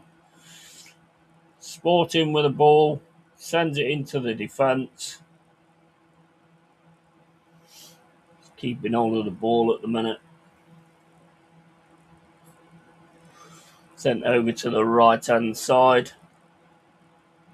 Forrest just standing off them at the moment. Get it down this right-hand side, then back to the defence again. Now the press comes in from Woods. Sporting still with the ball though.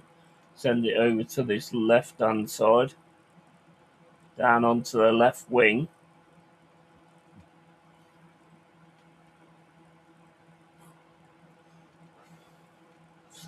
Sporting just keeping the ball at the minute. Sent down the right-hand side.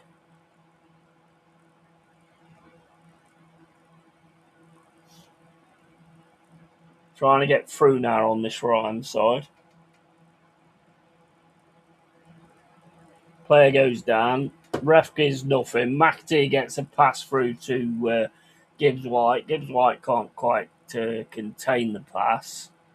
And it's back to Sporting. Sent down the right-hand side. 59 minutes and 50 gone. And Sporting just cycling the ball around at the minute. Trying to get Forest to actually go in and press as Jesus does. And they just send the ball back. Our defence isn't at all solid. No, it's not. That's going to be some work in it, to be fair. Is Abbott? Oh dear. Oh dear. And it's 2-1. You must be ahead of me. Yeah, ball down the right-hand side, up against Abbott, pulls back on Abbott, and then basically puts a left foot shot into the net past Sells. Sporting 2, Forest 1. We seem to have sort of dropped a little bit. Yeah, I'd put it in his contract. If you jump over the advertising board, I'll deduct some of your wages and go 3-1 Palace. Yada Cambo and stabbed in home from a corner. Nice. That's a through ball straight down the right-hand side. He's gone up against Abbott. He's pulled the ball back and then just hit a really good shot, to be fair.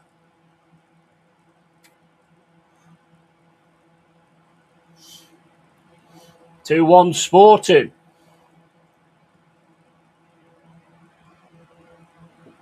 $61 minutes and 30 gone.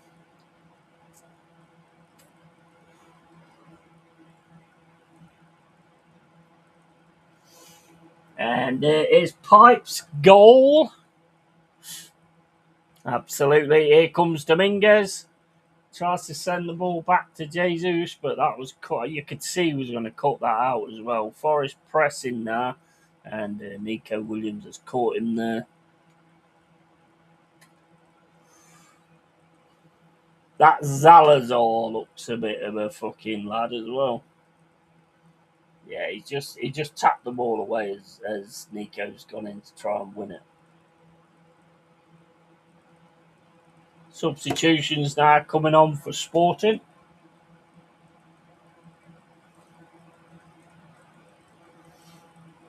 Derry, is that the lad from Chelsea? Derry. Isn't it? It's the lad from Chelsea. He's come on. The one that had that fucking, what is it? Head against head thing last season. Dominguez should have gone odd and straight. Yeah, absolutely.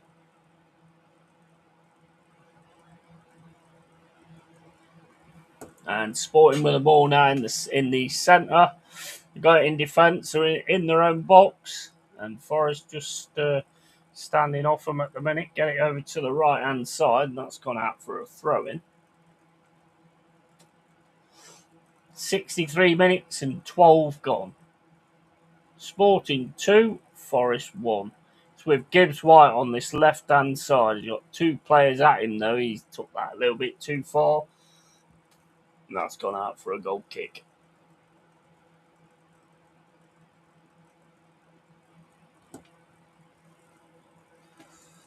Yeah, Jesse Derry, yeah. He had last season. He had, I think, did he go for an header and he got, and another player went for an header and they just nutted each other. Sure, that happened last season. Football can be cruel, as no way Sporting deserve to be leading. And yes, same lad, Sean Derry's son, who played for us and Maddie's. Yeah, that's right. That's right. I know I recognised him when I saw him. Here comes Sporting again down the centre, and they've got away down this right-hand side, but Milenkovic picks the ball off, gets it to Abbott. Abbott then tries to play the ball out, but Sporting still got it though. Just outside the area now, drops it over the top. Oh my days! That was a good goal. To be fair, that was a good goal.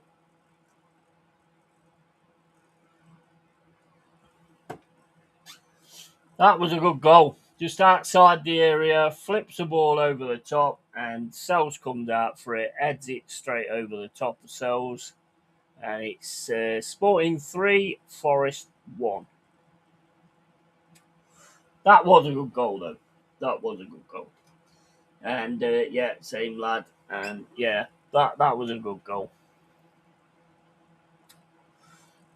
The flip up there, and then the header straight into the net.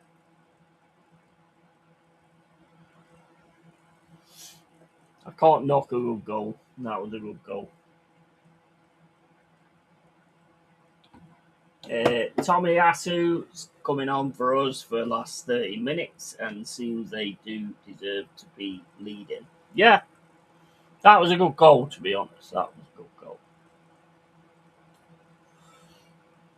You could you could see what he was going to do as well. Nice little flip up there. Smashed up the field by Milenkovic to Aina. Aina can't get the ball though. It's back with Sporting, trying to get down this left-hand side. That's gone out for a throw-in.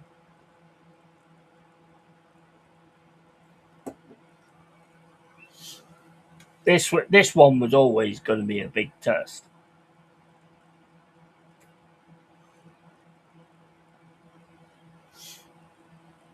Always going to be a big test. McAtee plays it back to Cunha. Cunha now just going forward. He's messing around a little bit here. Sends the ball over to the left-hand side. He's had the ball taken off him. And it's back with Sporting again now. Sporting got it in the defence. Sending it down the left-hand side. Back to the centre-back again.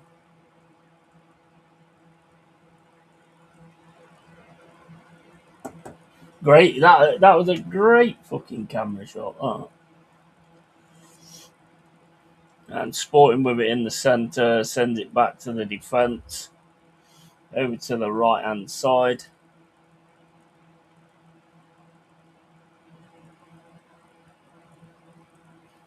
Sporting just playing the ball around us at the minute. Get the press in. Jesus gets onto it, but he's going to read that. If he weren't there, it would have been a different story, but he was there. 67 minutes and 28 gone. Sporting 3, Forest 1.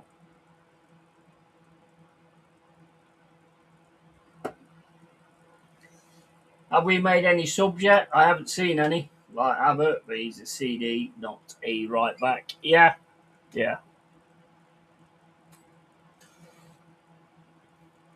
Well, I think he's still doing the 3 at the back and then the wing back thing, isn't he?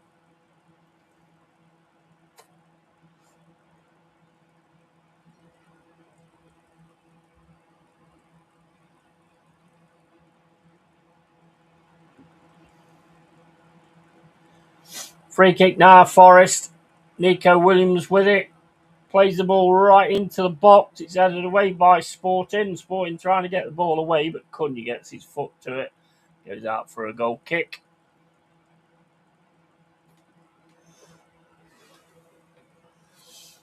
And I hate these fucking TV camera operators in football when the game is on and they film someone in the crowd. Like I didn't pay for the Sky subscription and see someone in the crowd. Oh, mate, the World Cup was terrible. Oh, such and such is here, such and such is here. And then there was a goal and it was like, fucking, didn't even have the camera on it.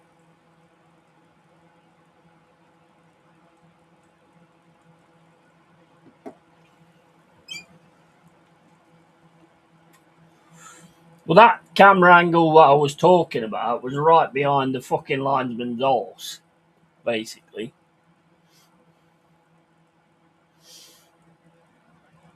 Sporting now on the right hand side, plays a pass through. It's cut out by Dominguez. Then Dominguez gets the ball again, can't get it through to Jesus. Just the pass just wasn't on there.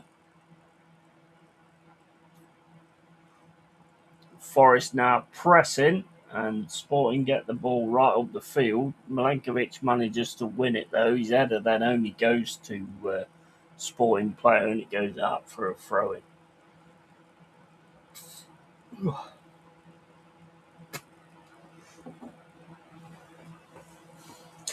Camera on me and I'm mooning. Then the person being filmed waves because they see themselves on the big screen. If they film me, I just pull it too far or something so they stop filming crowds. Yeah. Like, just have a shit in your hand and throw it. Let's throw it at the camera. That's probably a little bit over the top, but they'd learn. They would learn. The Sporting substitution coming on. Goal scorers going off, the looks of it, or either that or it's not. I think it's an hydration break. Are we doing this hydration break in the Premier League then as well? Is that going to be a thing though? So it's a good goal. It's a good goal. I don't know who he is, but it's a good goal. And that flip over the top, I mean, that is just superb. That little flip over the top as Cunha gets towards him and then just heading it over selves. I'm glad you or Portugal didn't win the World Cup because it was shittiest World Cup ever. He started off well, but then it kind of went stupid after that.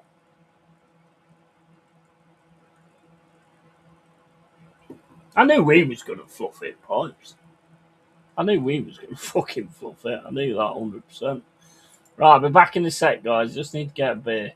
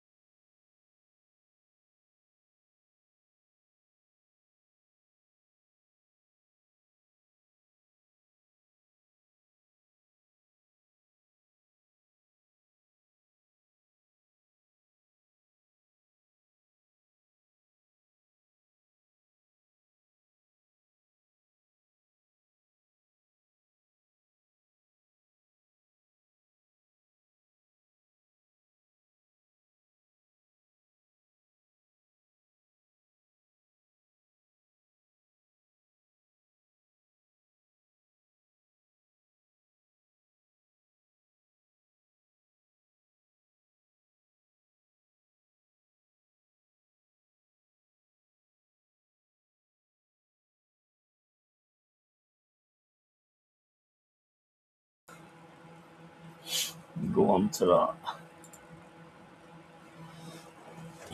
Right. I don't know if there's been any subs because I just went downstairs. So Milenkovic is getting proper frustrated there.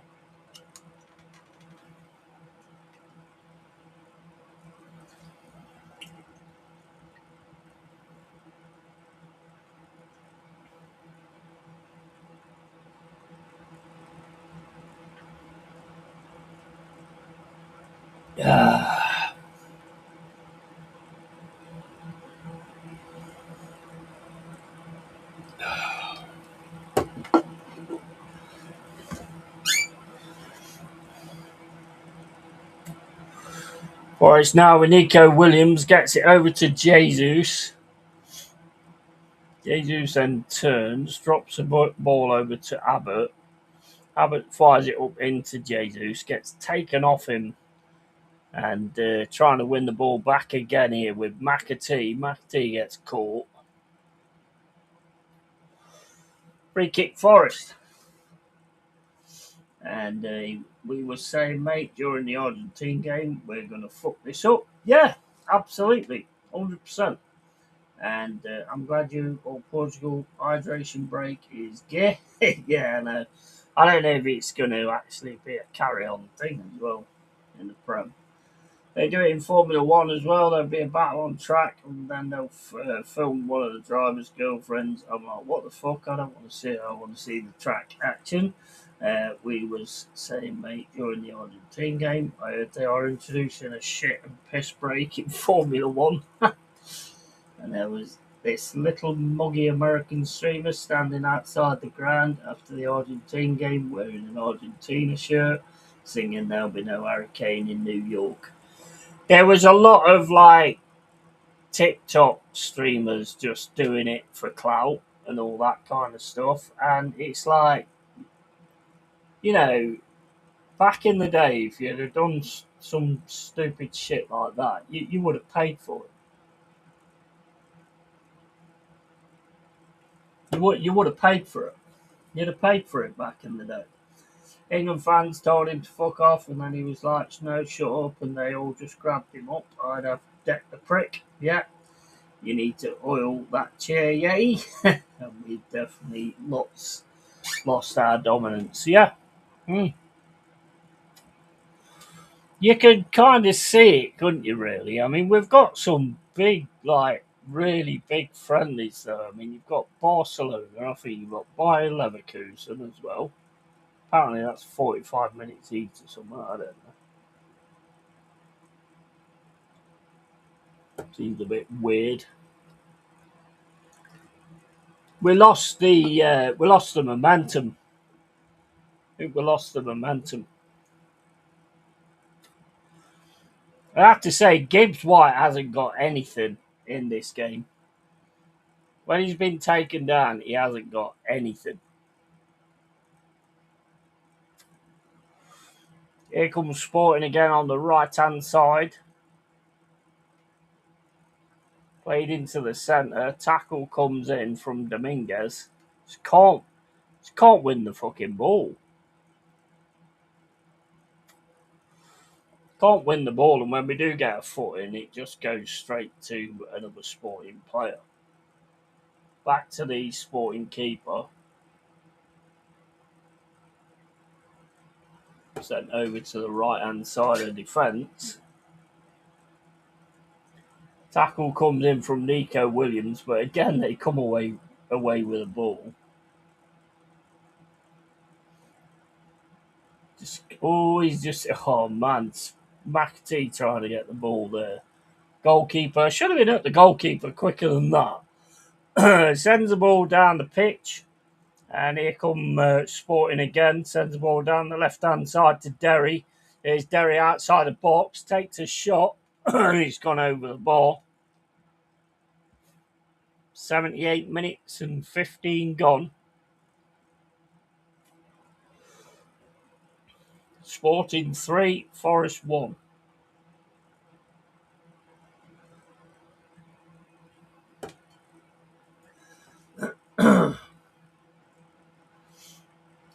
Yeah, he was some little twat with blonde dye. Yeah, that's him. That's him. It's the TikTokers. They do it. If you look at like back in the day with what happened back in the day, if they'd have done stuff like that, fucking hell. It's ridiculous. It's ridiculous what some of these people will actually do to try. I mean, well, some of them have died, obviously. I mean, that girl that got on top of the train taking a selfie, and then the fucking train started moving, and the electric wire just electrocuted her. No, so many people done selfies on the edge of cliffs and fell off. That guy who was hanging on that building in China, I think it was, or it might have been Japan, for his fans, talking to his fans, and then he slipped and fell off. Natural selection, mate. The fuck are you actually doing? Yeah, it was some little twat. Hurricanes is more in Florida and not New York, and people like that need decking. Then they'll learn some FAFO, mate. Yeah, absolutely. 100%. But we live in a world where it's, you've got to be nice. You've got to be nice, you've got to be kind. Look at that one I saw today. Guy robbed a store with a knife. Yeah. So this bloke took him down in London, takes him down, and then people come out and start saying that he's being out of order, sitting on him. So asking the guy who was robbing the store with a knife if he's all right and everything. You're hurting him, you're sitting on him, and all this, that, and the other. I'm like, what the fuck? What planet are we on now? Ina, cross comes in. Jesus! Oh, takes a shot. It hits the goalkeeper, though. And Forest now pushing forward with Cunha. Cunha just can't get it past them, though. They just, what they keep doing? You know how you nutmeg people? They just keep closing their legs.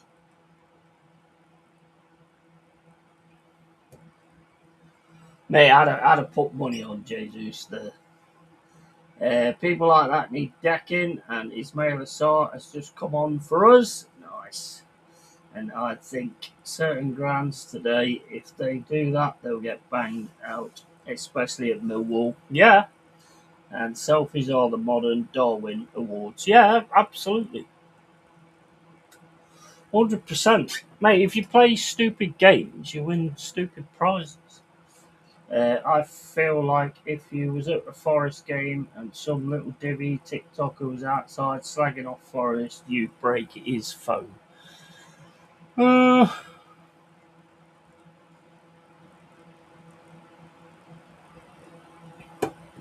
don't know. I'd be tempted. I'd be tempted. But the thing is, Jack, that's what they want. That's what they actually want. They actually want to wind people up. They actually want you to react.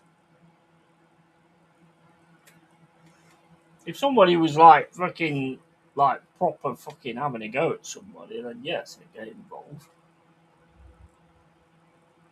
If he's just saying Forest are crap, I mean, I've got a bit more about me than to actually throw hands on things like that.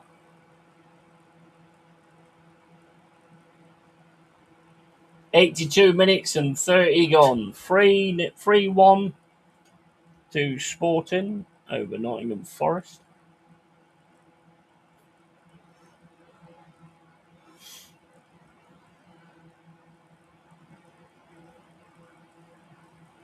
I think we started well. I think then we just dropped. Is it actually been any substitutions at all? I haven't seen any substitutions at all, to be fair.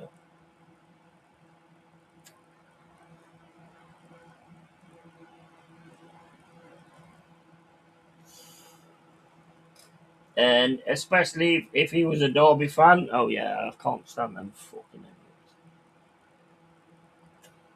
Yeah, that's different. I'd throw it in the Trent and then I'd be like, go fetch it now, you dickhead. They just scored another goal. I missed that. I was reading the chat.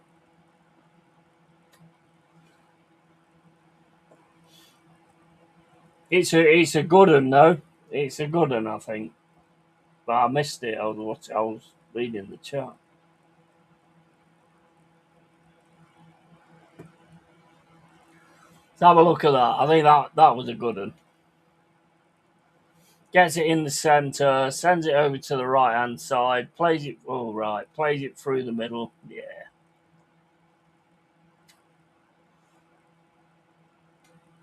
That was easy work. That was easy work.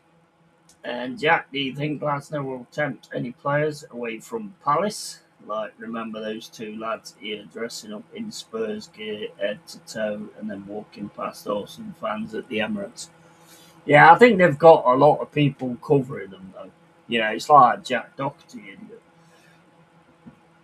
For fuck's sake, goal, and we have surrendered the last 40 minutes. Yep, and sorry, Yeti. Yeah, no worries, man. It is what it is. I think, to be honest, I think we really started well, and we've just sort of dropped that side of the game, to be honest.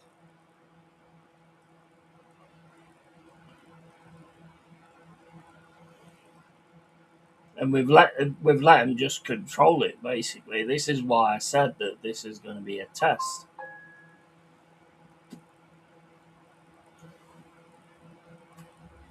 They're just passing the ball around and making us run around all over. They made a mistake here, but every time we try and get a pass in, they're right on us. They're right on us, like what we was doing in the first half.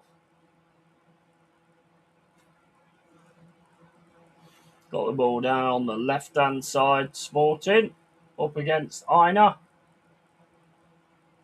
Gets the cross in as well, headed away by Cunha into Nico Williams. Nico Williams plays the ball into Jesus.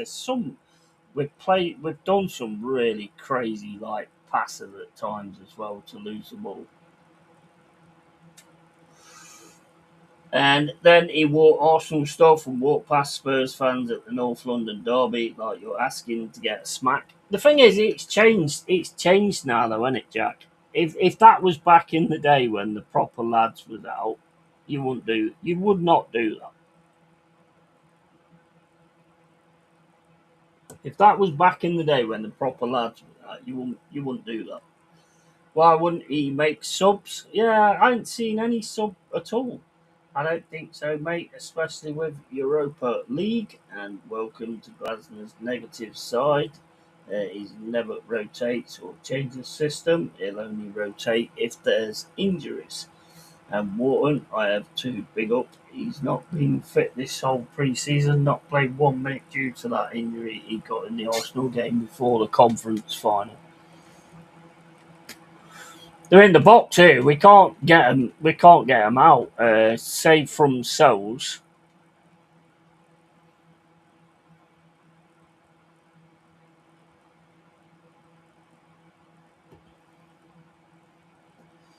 You see, the thing is, I mean, one thing I will say is you can kind of see them taking over in the midfield and everything. I mean, Dominguez is probably absolutely fucking done with what he was doing, and the press just sort of died.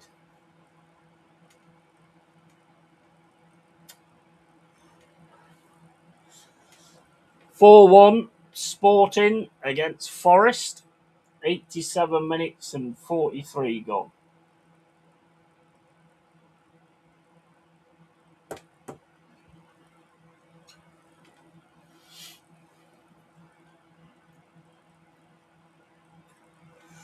Yeah, unless they are bum chums, can't see why you would change this year, maybe next year, unless we pay more. Yeah, I mean, if the right money comes across, I don't think you can kind of turn away the right money. Even we can't, let's face it. Until you actually get into the point of being in those top team categories. I mean, Glasner did that thing the other day where he's on about Anderson. There was no way we was keeping Anderson. I think that was fairly obvious anyway. It was always settled.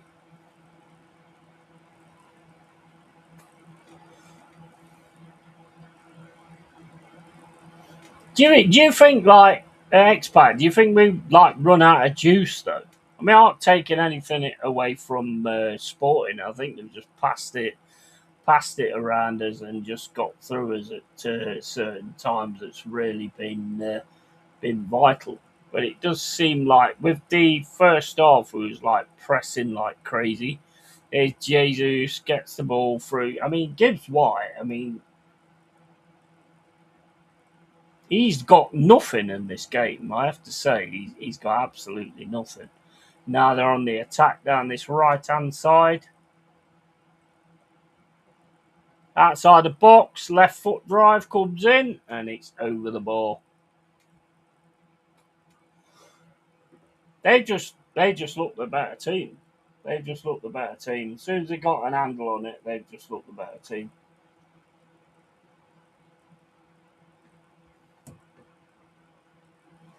It's been a bit men against boys in this second half, to be honest. And he also played a Conference League final injured and played a brilliant game, ran the midfield to play like that injured and to put your name in the hat to play nothing but respect. Absolutely. Is Murillo injured? Yeah, apparently he is. He's on the pitch now. He's training, but I think he's still got issues.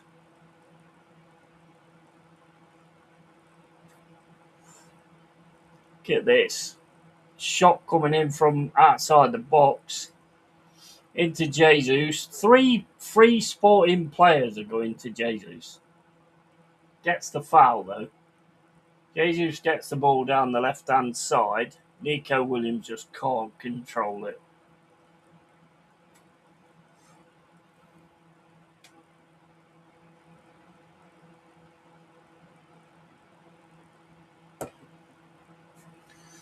I saw a thing that Chelsea wanted Murillo. I mean, I'm not surprised that teams would want Murillo because, I mean, he's absolute class.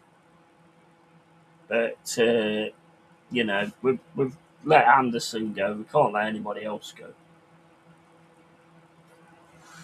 Yeah, but that made Palace fans laugh when he said that about Anderson because the fuss that he kicked off over Mark Gay going. Yeah, I don't think he had much choice though, did he? Because Anderson's already gone. I think personally, I mean, Anderson's value went up by 30 odd million after the World Cup.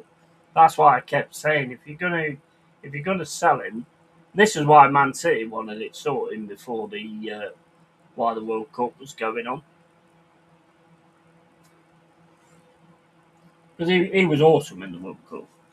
And he needed to bring on Hutchinson against the tired defence. Abbott is struggling. I think Hutchinson ain't on the bench, mate. Hutchinson ain't on the bench. There's not much of a bench, expat. The bench is John Victor, Bott, Richards, Bakwa, McDonald, and Wasu. And Wasu. That's the bench. Hutchinson ain't even on the bench. According to this, anyway. That's it. Full time. Sporting 4, Forest 1.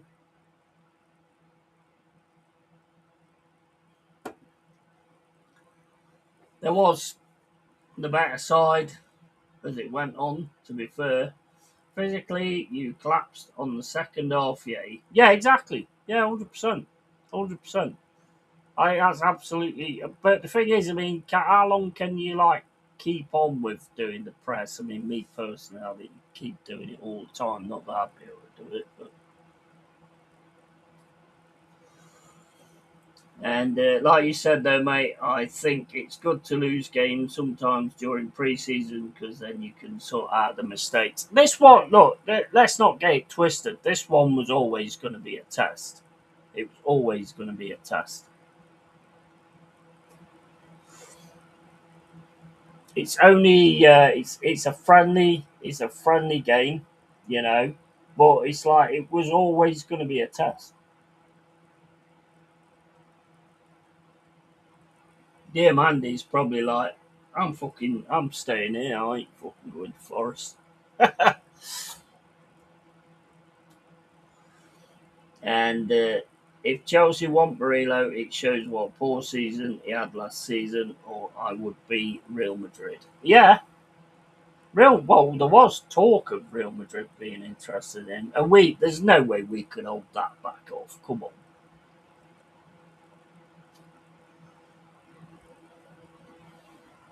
If that was the case, I mean, there's no way we can hold that one off. Not until we get to the point where we're in a position like Arsenal, where you can just keep your players and just keep adding. Although Arsenal can't fucking sell anybody though, can they? They can't. They cannot fucking get good sales at all. That goal was fucking excellent, I have to say. 4-1 says Pepsi. Yep. And if you have a brilliant pre-season with zero mistakes, then you get in difficulty in the league. You have to take a while to fix mistakes, and you don't have time in the league. Exactly. Yeah, absolutely. You'd rather like do this in a pre-season than you would to do it actually in the league. You know, it's all right keep winning your pre-season games, but you're never going to get to that point where you think, well, you know, how do we bounce back from adversity? How do we bounce back when we lose a game? Now, let's not get it twisted. This one was always going to be tough. It's always going to be tough. There are some really good players actually. Full time in our game two, 3-1. Nice. And can't complain. We faded and they deserved it. Well done, Sporting. Yeah, 100%. 100%. Absolutely. Mate, to me, it just changed in quality, to be fair. The game just changed in quality.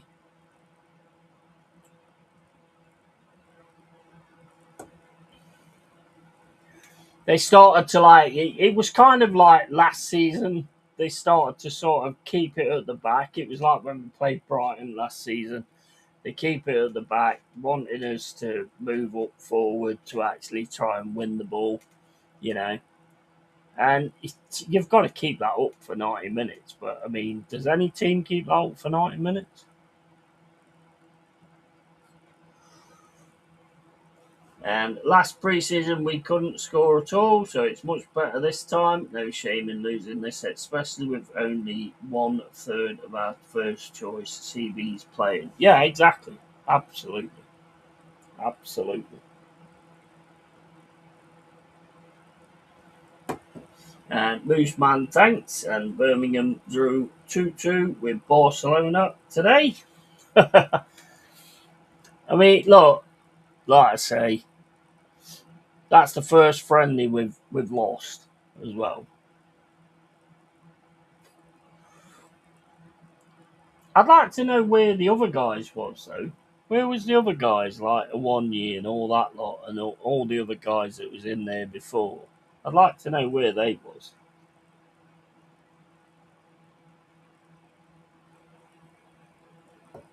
Big up, Stephanie. How you doing?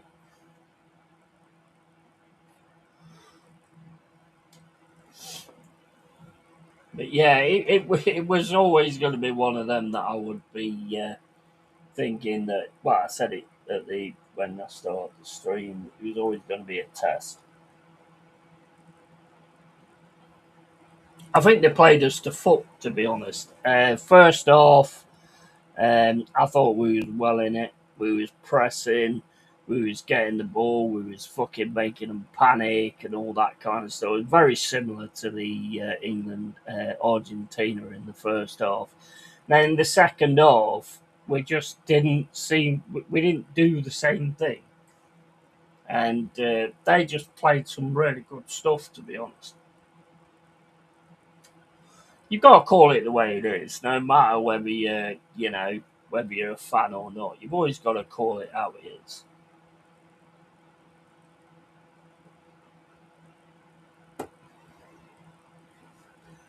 They all played this morning. Yeah, that's a bit weird, isn't it? Was that from this morning then when Slager scored? I saw it on social media today. Pre-season is pre-season. It doesn't matter how it starts; it's how it ends. Yeah, absolutely. And all good. Thanks, buddy. Hope you are too, despite the result. Yeah, absolutely. Yeah, 100%. You can't expect to go and win every game. The positives for me is Jesus gets on the score sheet again.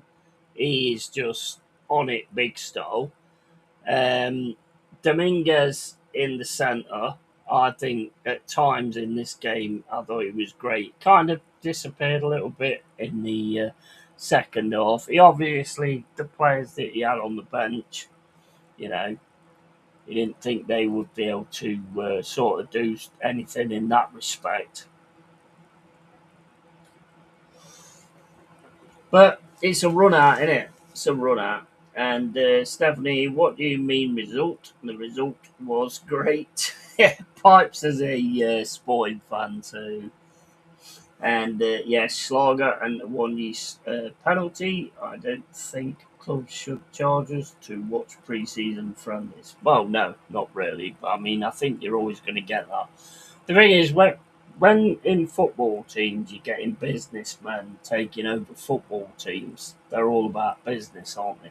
So they're going to charge you for everything.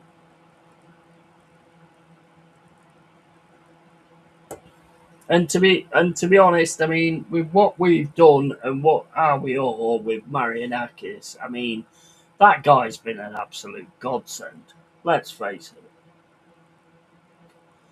I know other teams don't like him, but I don't care about that. To be honest, he's got Forest interests at heart. He keeps us at the City Ground, which I think was absolutely massive. Absolutely massive to stay at the ground that you belong at. I don't like this moving grounds and getting new grounds and stuff like that. I'm not keen on that at all. Will it happen in the future? Maybe. But at the end of the day, we're talking now, and at the end of the day, we're still at the City Ground. That's where all the history is and everything like that. So, I love that. I love Marinakis. I think he's fucking absolutely great. He doesn't take no shit. Any other team that goes on about their chairman and their owner and going, oh, he's not doing this and he's not there and he don't do this and this, that, and the other. We've got that.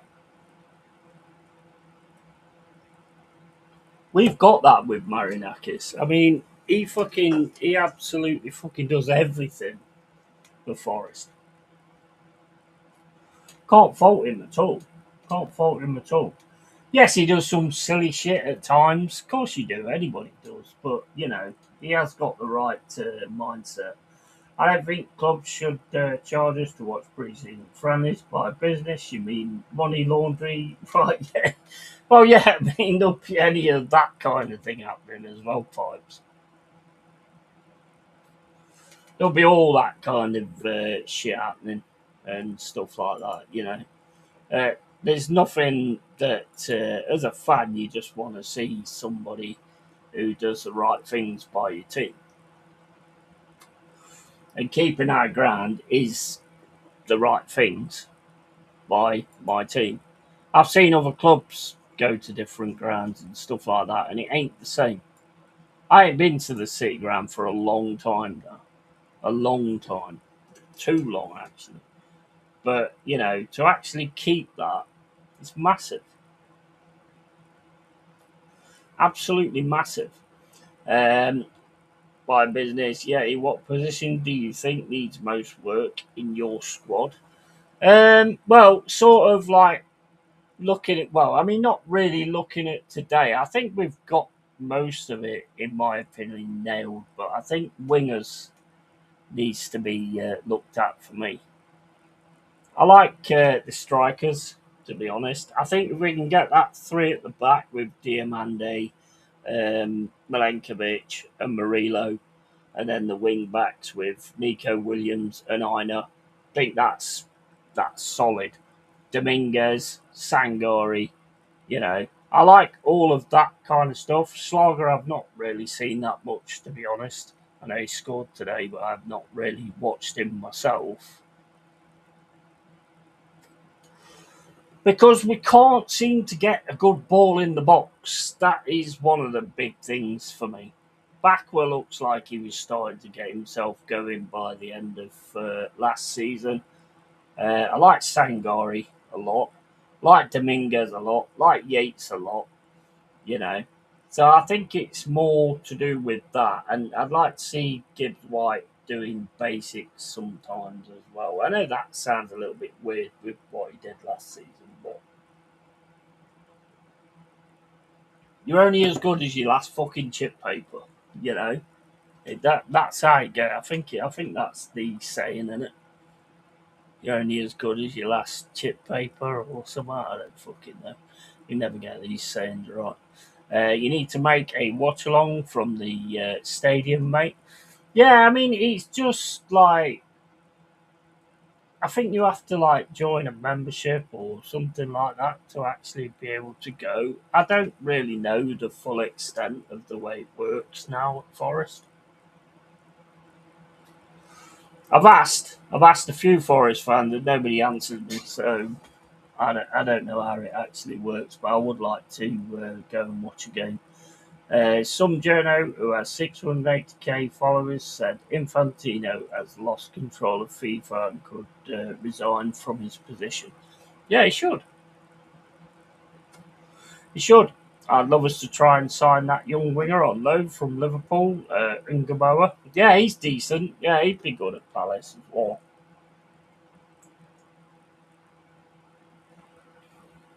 I don't know. I mean, what do people think? Like, what do the Forest lads think? What do people think on the outside? Do you think that Forest are going in the right direction, or do you think that? I actually think that we are going in the right direction. Personally, you know, picking up players like Anderson for what, like 35 million or whatever. Why is my ear sticking up like that? That's fucking weird. But yeah, I mean, you know, I think we're going in the right direction, and we are good at picking up really good players. But we've got to start making waves and get to the point where these players don't just get picked off.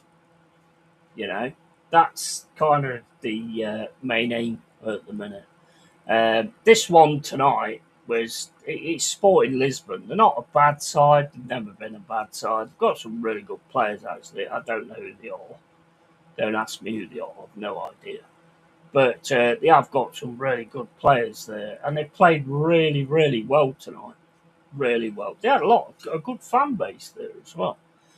Yeah, you mean if I go to Nottingham, I cannot buy one ticket to watch one game? Damn packages!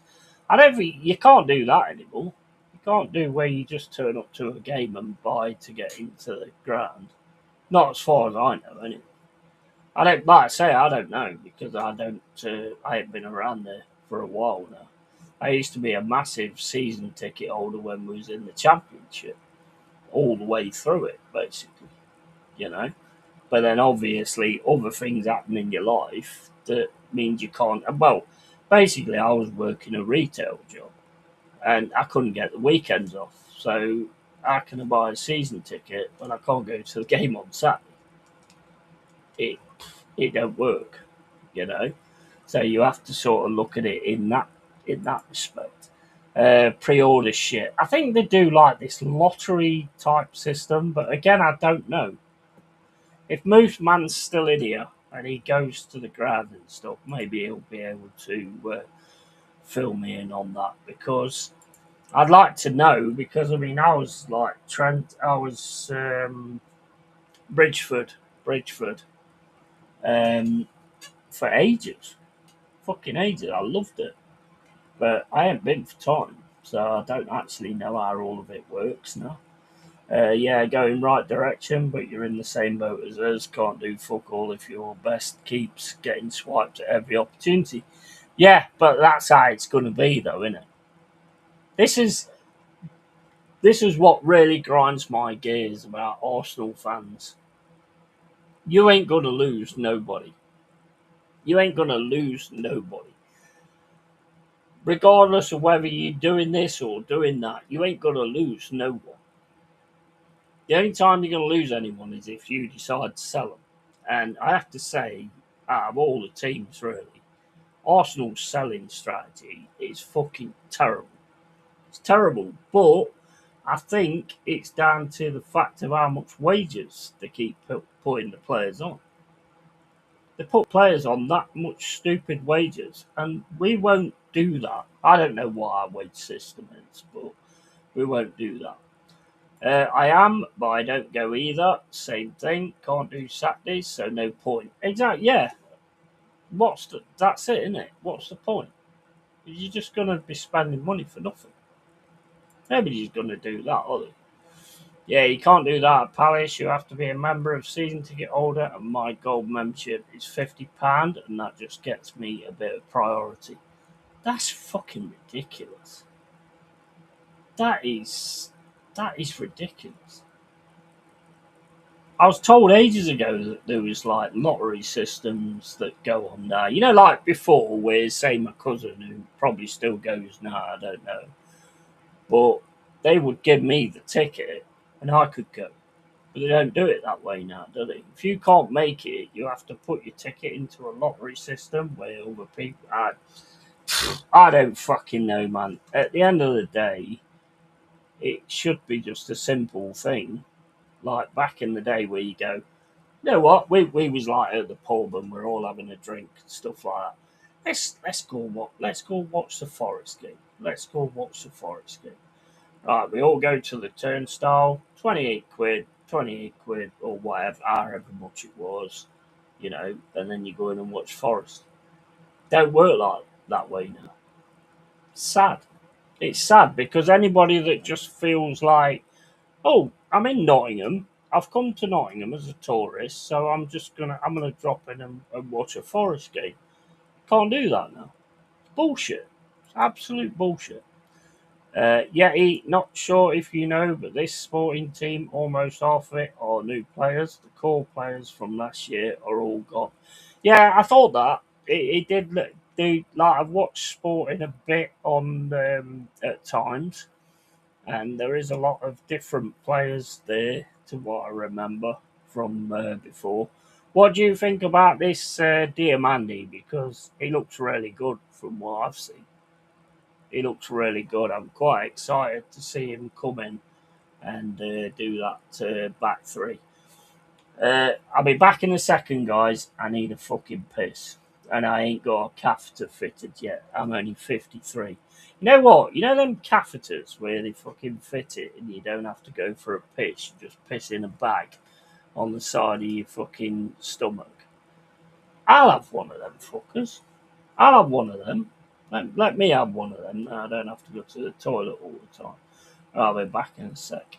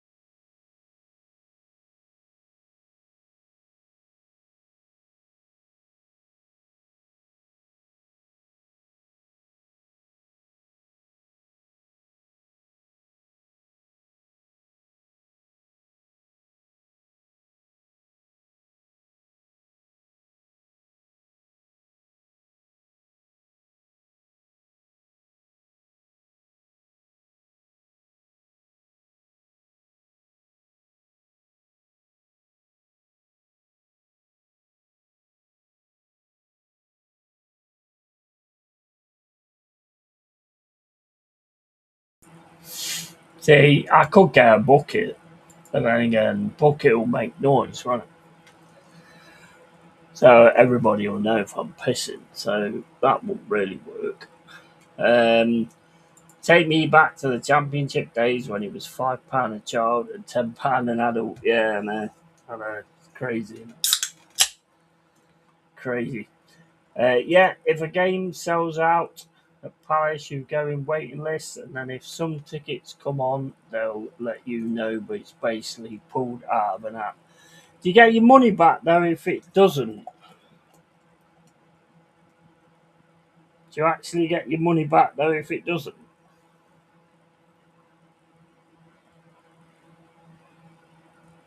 Or is that it? So it's just like potluck basically. Xbox says, "Oh fuck! If I have an international membership which costs £50, I think it can be third or fourth dibs on tickets like Leeds. I can't get access, but they much have been on sale since about 11th of June. See, I'm not gonna,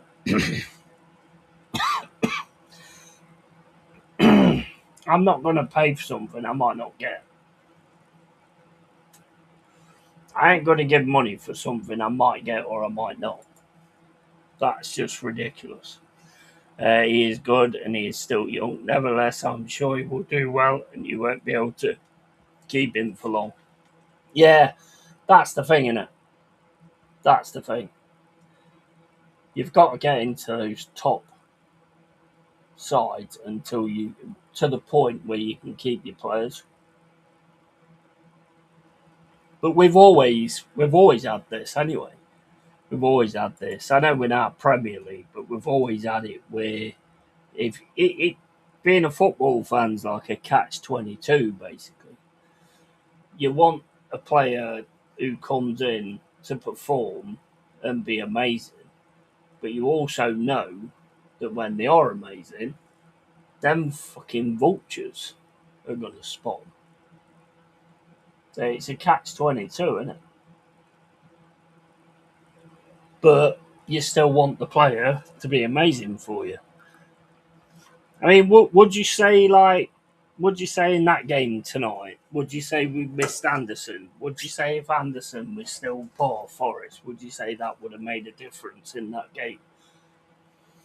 I think Anderson and Dominguez could have actually controlled that midfield more.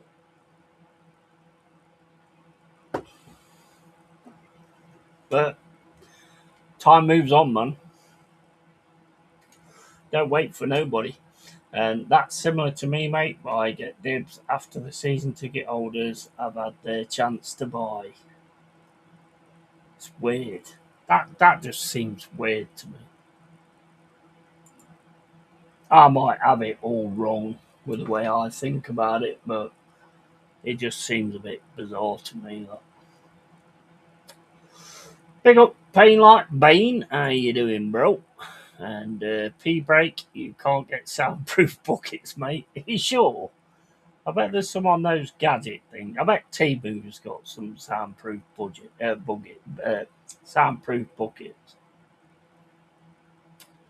Bet I can get them on T-Boo. And you don't have to pay to join the waiting list for that game. You'll pay once you've selected the seat, if you get me. Yeah, sound a bit fucking weird. Sound a bit confusing to me.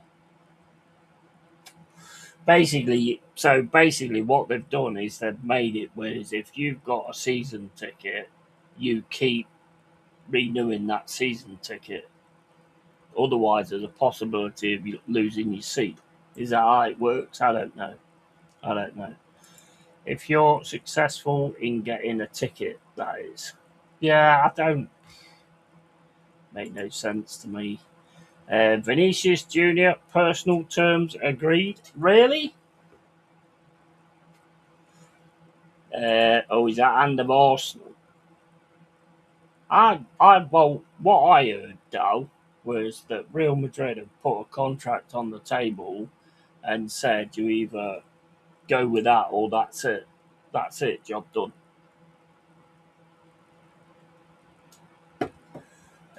Dow says not really. He's pretty on it. I don't know. Do you reckon? I mean, that would be massive. That's the kind of signing that Arsenal should be making. 100%. That would be absolutely huge to sign someone like that. No, I said you can get them. Give your glasses a wipe, brother. Mate, I just read them, but I don't. Mate, the more beer goes down, the more I can't tell what people are saying. And it's like your cock, use it or lose it. Oh, yeah, absolutely. And 100% image rights agreed. Yeah, I've heard, mate, there's so much things being said about that scenario. I think everybody needs to wait until he's sat there with Mikel Arteta with an Arsenal shirt on. That's just my personal point of view. There's so many things being said about that, but that would be massive, and I think that is something that that's the kind of signing Arsenal should be making. But I mean, what happens then, though? I mean, because this Solis looks decent.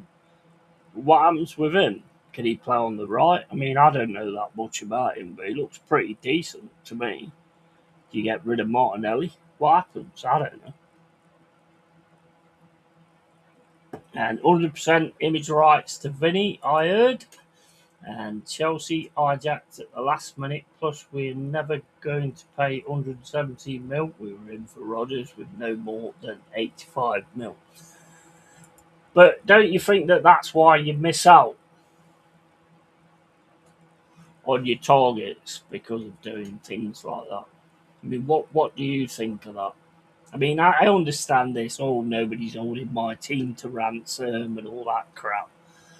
But at the end of the day, if you want the player, you want the player. And you did want the player at the start. Not you. I didn't hear you say a lot about it, but I did hear a lot of Arsenal fans saying that they wanted him, and then all of a sudden just dropped him just like that. Big goggles. Yeah, exactly. Exactly, mate. Exactly.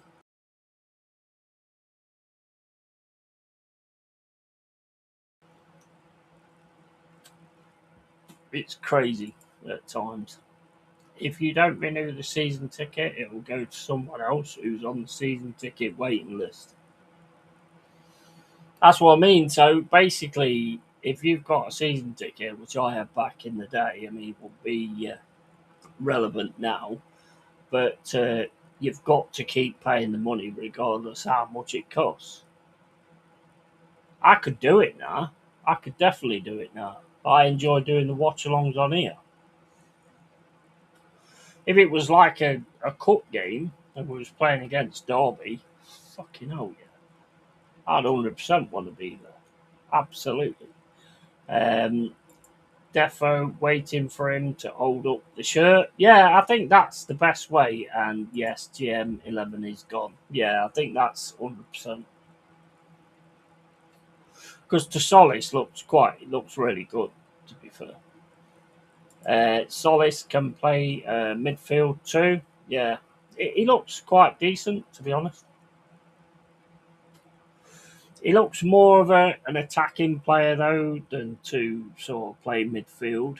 I'd say more across the front three or whatever, but I don't know if he can play on the right or whatever. But he looks more of an attacking player for me. But he does look decent. Must admit, he does look decent. Lee Judges called that and of Arsenal sauce and a wank. And Arteta doesn't like big egos, and Vinny Jr. has a massive chip on his shoulder. That's another thing to take into account as well. But at the same point, I will say that is the way that Arsenal should be moving. That is definitely the way that Arsenal should be moving. Because then they could probably win the Premier League and actually deserve it. And Rodgers is clearly not worth 117 mil. Yeah, but if you're right, okay, right. If you could get 100 mil for Jesus, do you care? If you could get 100 mil for Jesus, do you care? Anderson. I think Anderson's an absolute quality player. Do you think I'd give a shit if they pay 119 mil? No, I don't. Because, like, over the time that we've been in the Premier League, we've spent 83 million on players and made 300 odd million. And it's all about business. So, whether they're worth that or not, you know, that's what you're going to sell them for. They get to make the prices. It's whether you pay it or not. But I get that. I understand what you're saying. But if you continue to kind of do that, then you're going to get priced out of players. Lee Wood, he's obsessed. And no player should ever be 117 mil, but you paid 105 mil for Declan Rice. Yeah, mind you, that was a fucking good deal, to be fair. He's class. And if you eat the meal, you have to pick up the bill, I'm afraid. Yeah. Mm. He doesn't like bananas, says. And 100 mil. Yeah, you're not going to get 100 mil. I was just saying that right off the top of my head. But the thing is, let's face it, right, if you look at Arsenal, the way they sell players, I mean, I have a theory on this. I think it's because of how much they give them wages wise. And I think the team that actually decides they want the player goes, well, if I'm going to cover those wages, I'm going to have to knock down the price of the player.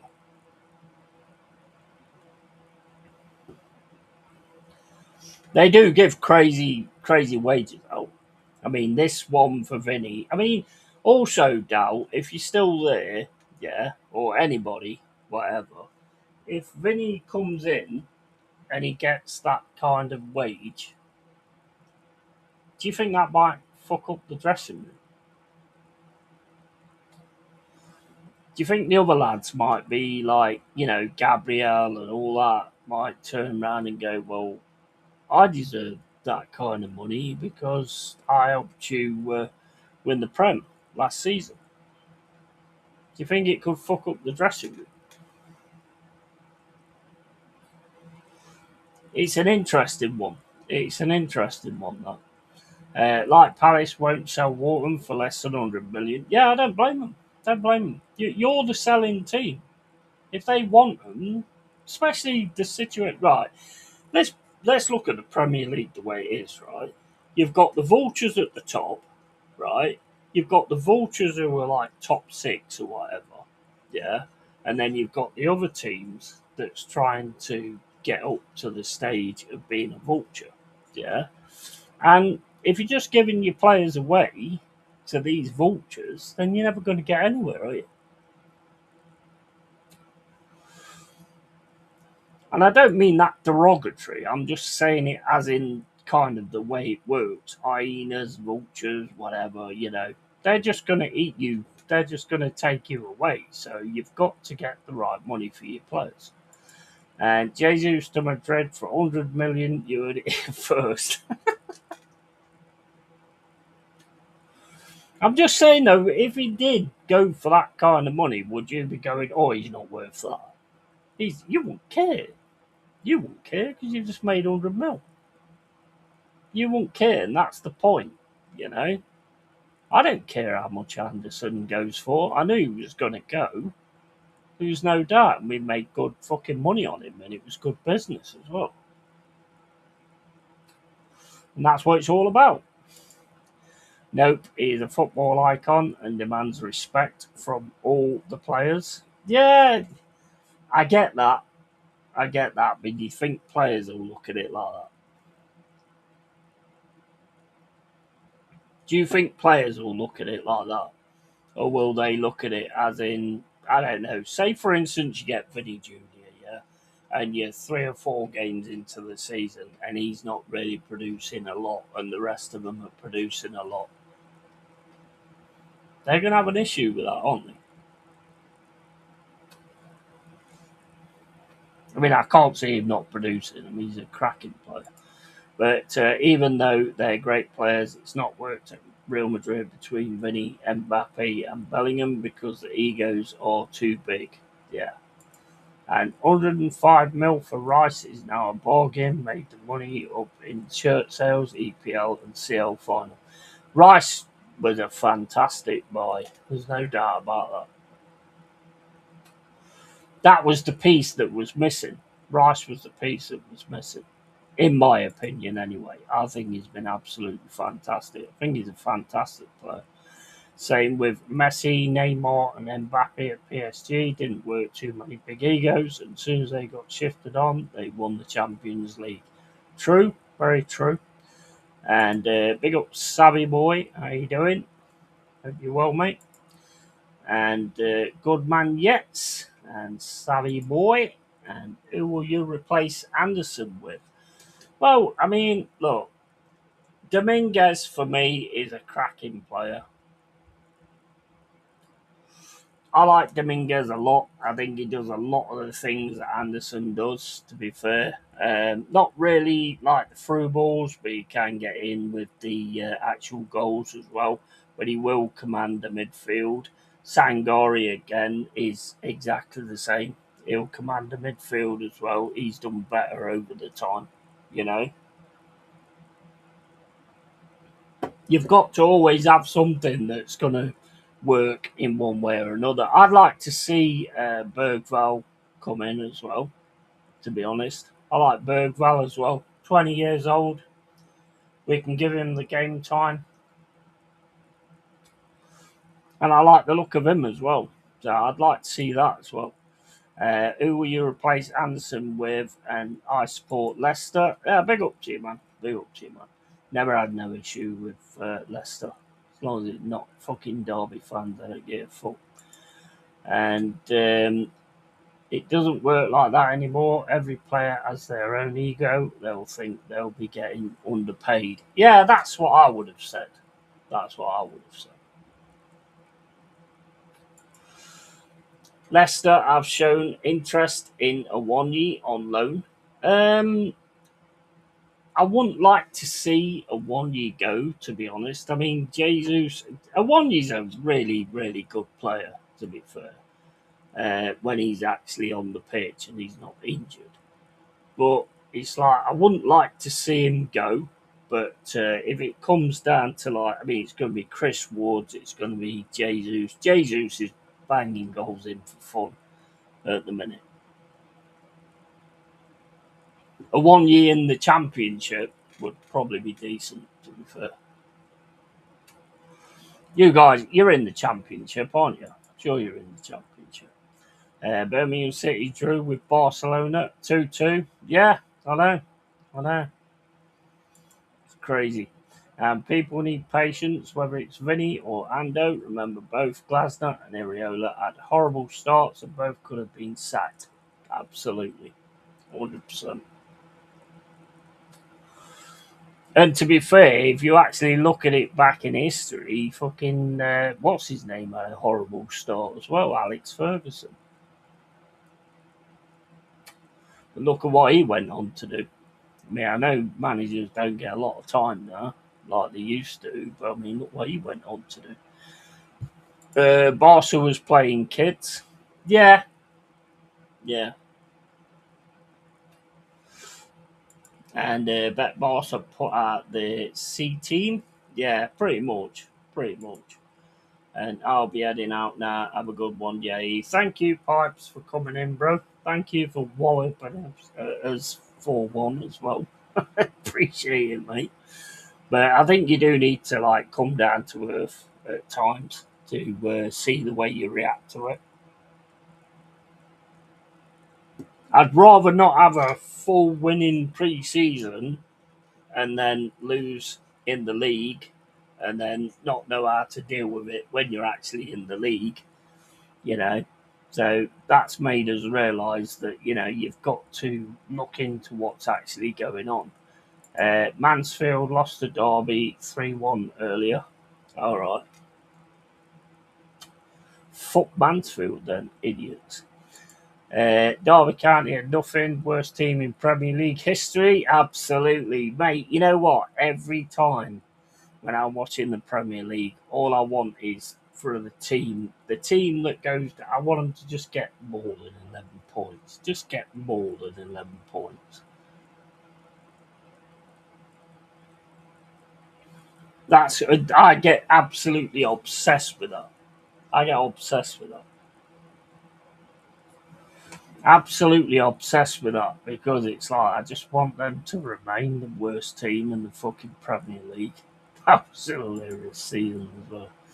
Do you see, mate? The Mudrick is allowed to play again. Yeah, I've seen that. Yeah.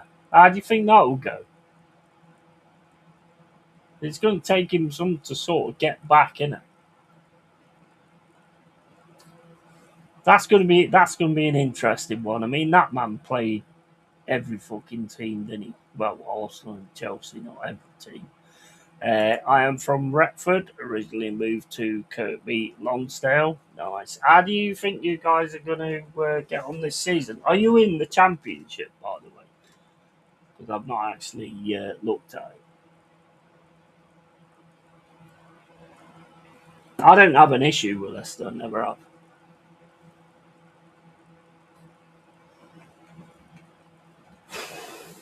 Never been. I mean, there was a game ages ago. I was at the City Ground. You might remember it. I don't know, but Jack Leicester scored to get us a draw. Oh my days! The feeling in that ground when that happened was insane. It was a brilliant feeling. It was a brilliant feeling. That was a good while ago though. I don't know how old you are, so you might not know. You might not remember it. I don't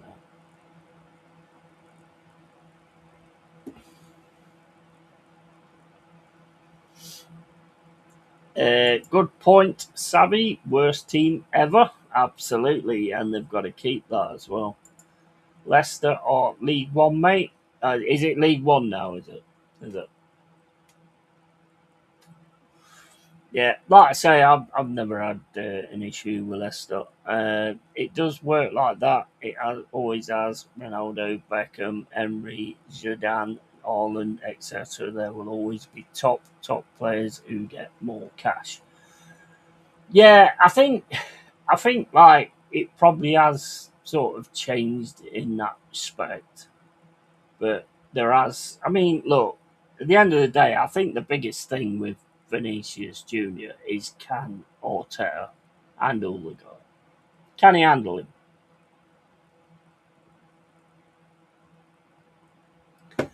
Can he actually handle Vinny Junior? Because he is a massive player, and this will be a massive step up for Arteta if he can actually handle the guy. You know. Latest pipes, it's only pre-season anyways. Yeah, I mean, look, at the end of the day, it is what it is. I think Sporting are a good side, to be quite honest with you.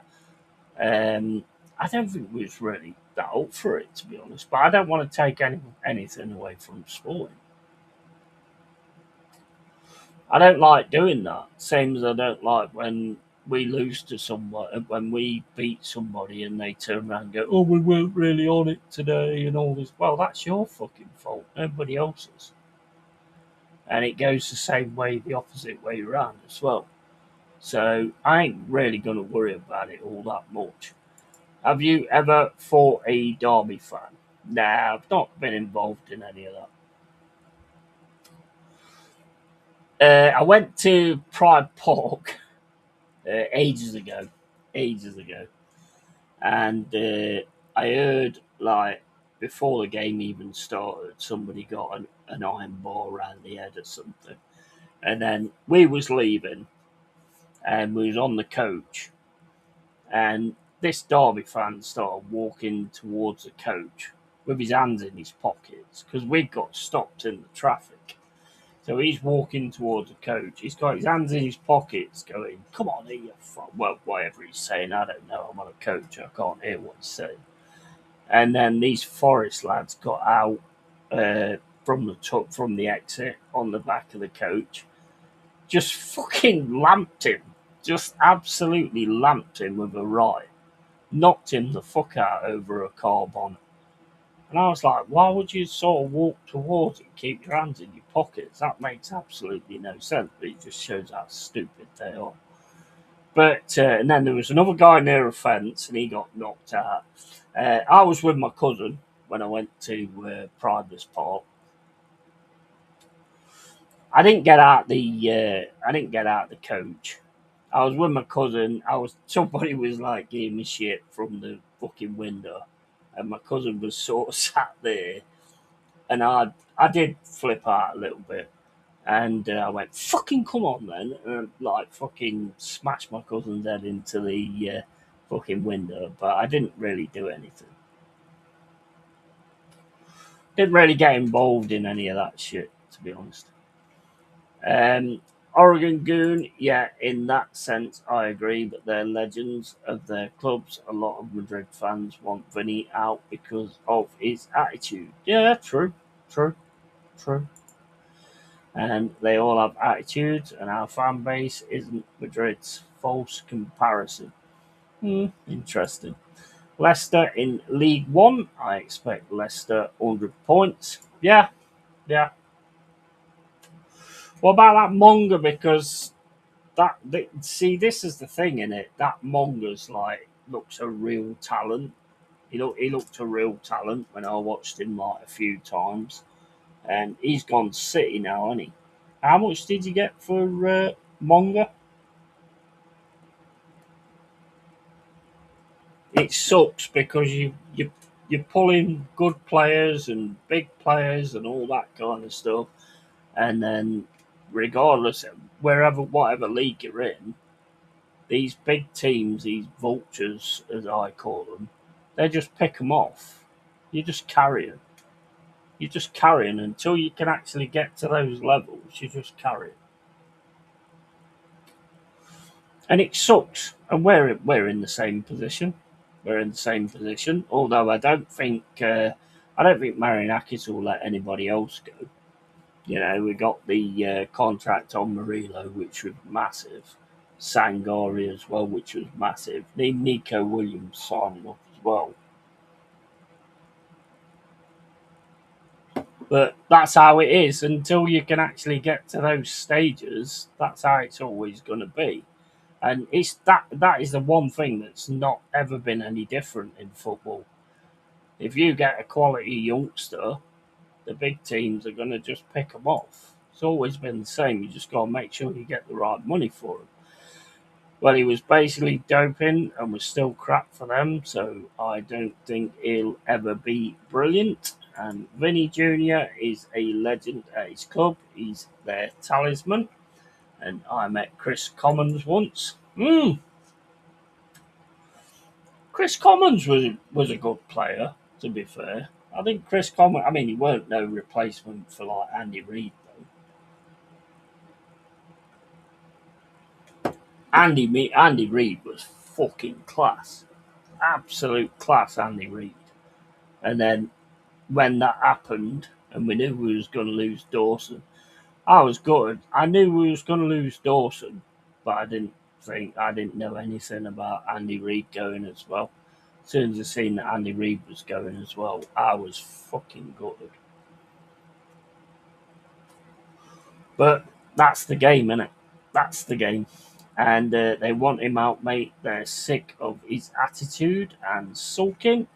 And did you meet Brian Clough? I did. I met him in Broadmarsh Centre, which is not there now in the centre of Nottingham. Never met him in a game because I weren't able to go at that point because I was like working a retail job at Sainsbury's and PC World, so I can never get the weekends off. So I was never able to actually go to any of that. But yeah, I met him in Broadmarsh Centre. He got Stuart Pearce to sign the back of my photograph, and I don't know where the fuck it is now. I got Brian Clough's signature on it. That's the only thing I had. I was coming back from work, and I got his signature on it, and I got Stuart Pearce signature. Amazing guy. I tell you what, I'm one of those kind of people. I don't take shit from nobody, and I don't like, even my dad. I've gone against my dad and all that kind of stuff. But when I was talking to Brian Clough, it's amazing. I can't even explain it. The respect you have for the man is unreal. And it weren't even about like Forrest or anything like that. It's just the way he came over. The way he came over. Not literally came over. That sounds fucking weird. But yeah, the way he come over to you, and the way he was talking to you and stuff like that, you just had instant respect. That was the only time I actually ever got to meet him. I wish I'd have been part of all of that. To be fair, I really do. Good for us then, and I wouldn't want his talent, but I would. I would want his talent, but I wouldn't want his attitude and sulking. Vinny Junior won't be wanting to track back all the time when Arteta makes them all run back. That is a very good point. That is a very good point. And that's another thing that you have to take into account as well, Dal. Because then the rest of the team are going to be like, well, why do I have to do that? But you don't have to do that. That's another thing where it could come down. But we'll have to see how it works, if it works. That is the furthest thing from my mind. He is officially a world-class player that would change a lot for us. Not too worried about the running back tactics adjust when he signs up. Yeah, yeah. It's down to Arteta, isn't it? It's down to Arteta and the way he can manage the player. If he can do that, then fair play. It'd be a really good. I mean, it'd be a good signing anyway. Let's face it. And it is what Arsenal should be doing. Caravacilia or whatever his name is. I think he's going to Napoli next season.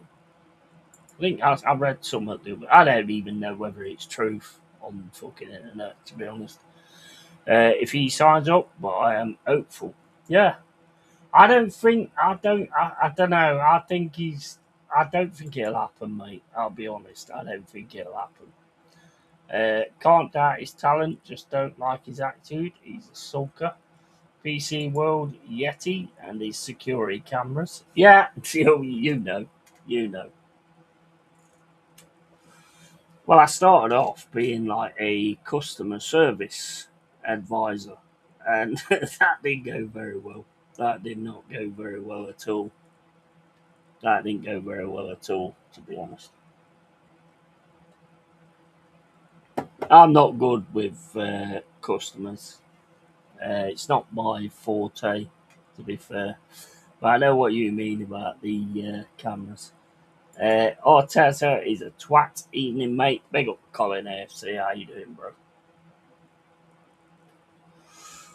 But I mean, like, if you get Bruno Guimaraes, do you think that'll be Zubimendi out, or do you think that they'll still keep working with the two of them? I mean, I don't know what you think, Dal, but I think Anderson and Rice work really well in the England team, which I did say that would be a good one as well. Yeah, zooming in on certain parts of people. Yeah, yeah. But mate, they was cracking tits. I ain't gonna fucking lie. I'm not even gonna lie. They was cracking tits, and I was seeing if she was actually stealing anything with the stuff down her breast. You never know, so you've got to check, haven't you?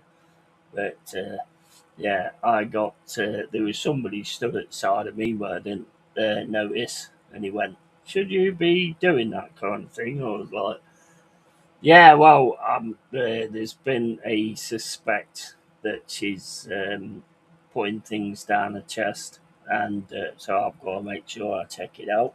He didn't believe it. I wouldn't have believed it either, to be honest. But Yeah, what you gotta do, what you gotta do. And should you be doing that, well, I'm just checking they're not stealing. Exactly. Exactly. You never know, bro. You never know, mate. You have to check these things at the end of the day. That's what you paid for.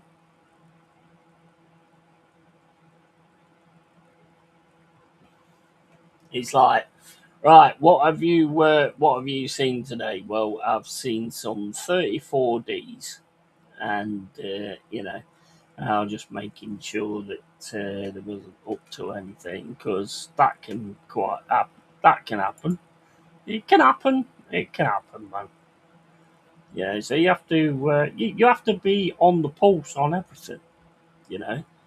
And I was totally on the pulse there. But anyway, it makes me piss myself laughing because I'd be the same. Yeah, exactly, exactly. Exactly, mate. I saw so many people. I mean, this is completely different. I saw so many people like stealing and stuff like that. And when I told people, nobody believed me, and they walked out with shit. Nowadays, mate, you get locked up for it. Yeah, 100%, 100%. Yeah. If they find the video that I've still got on my PC of it, I'll probably get locked up for it. But yeah, I mean, I ain't got that. I ain't got that. Don't worry, I didn't. I didn't do it that way. But yeah, that's pretty much where I started. I started off on customer service. Didn't get on well on that at all. People coming in and going, "Oh yeah, I don't. I played this game. This game don't work." And me, I can't help.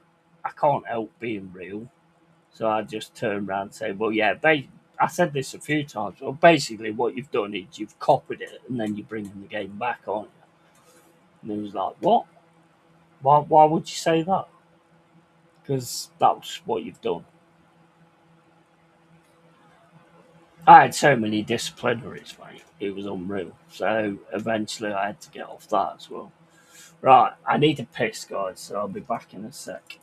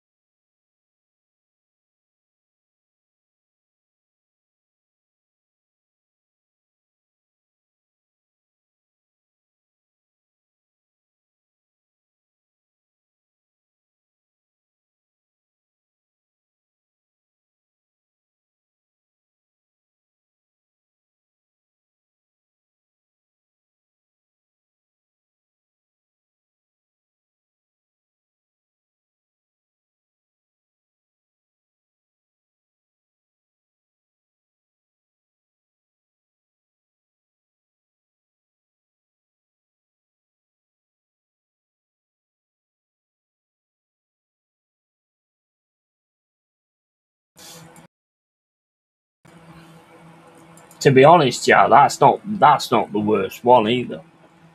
That's not the worst one. The worst one was when I first started on my first day as security.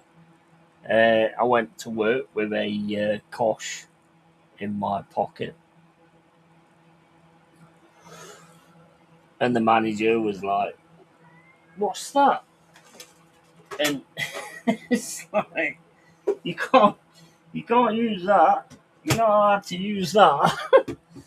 And I was like, "Well, yeah, I just boy, just in case and all that kind of stuff." This is at the point where I didn't realise that security is supposed to actually, you're not supposed to actually do anything. You're supposed to just sit on the at the front of the store and just watch stuff.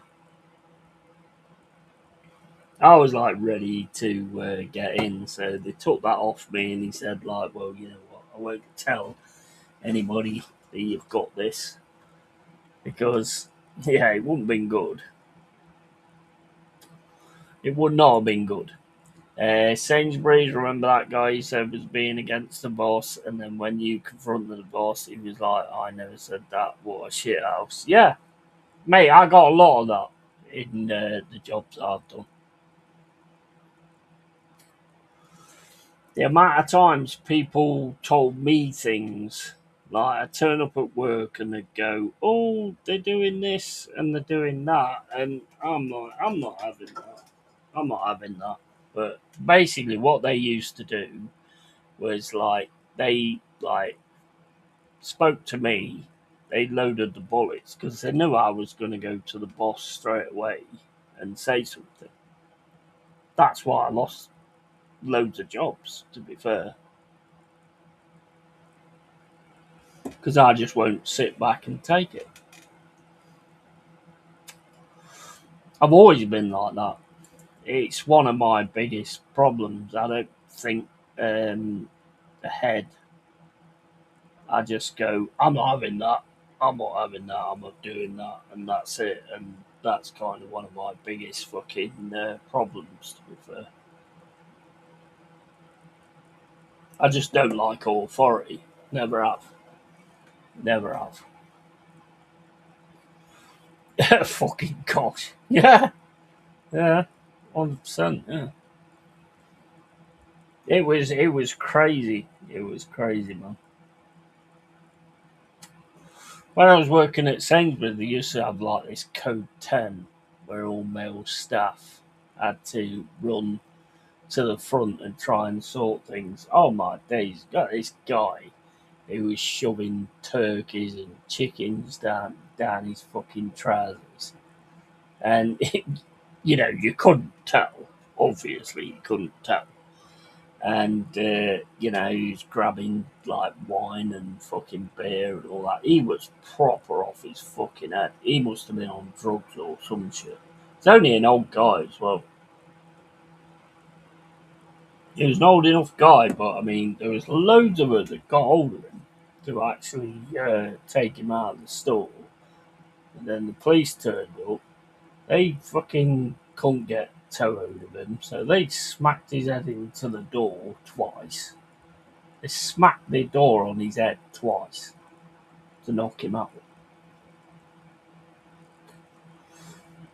No, I've seen loads of shit like that, mate. I mean, look, at the end of the day, I get it. I get it. Not now, but then I did.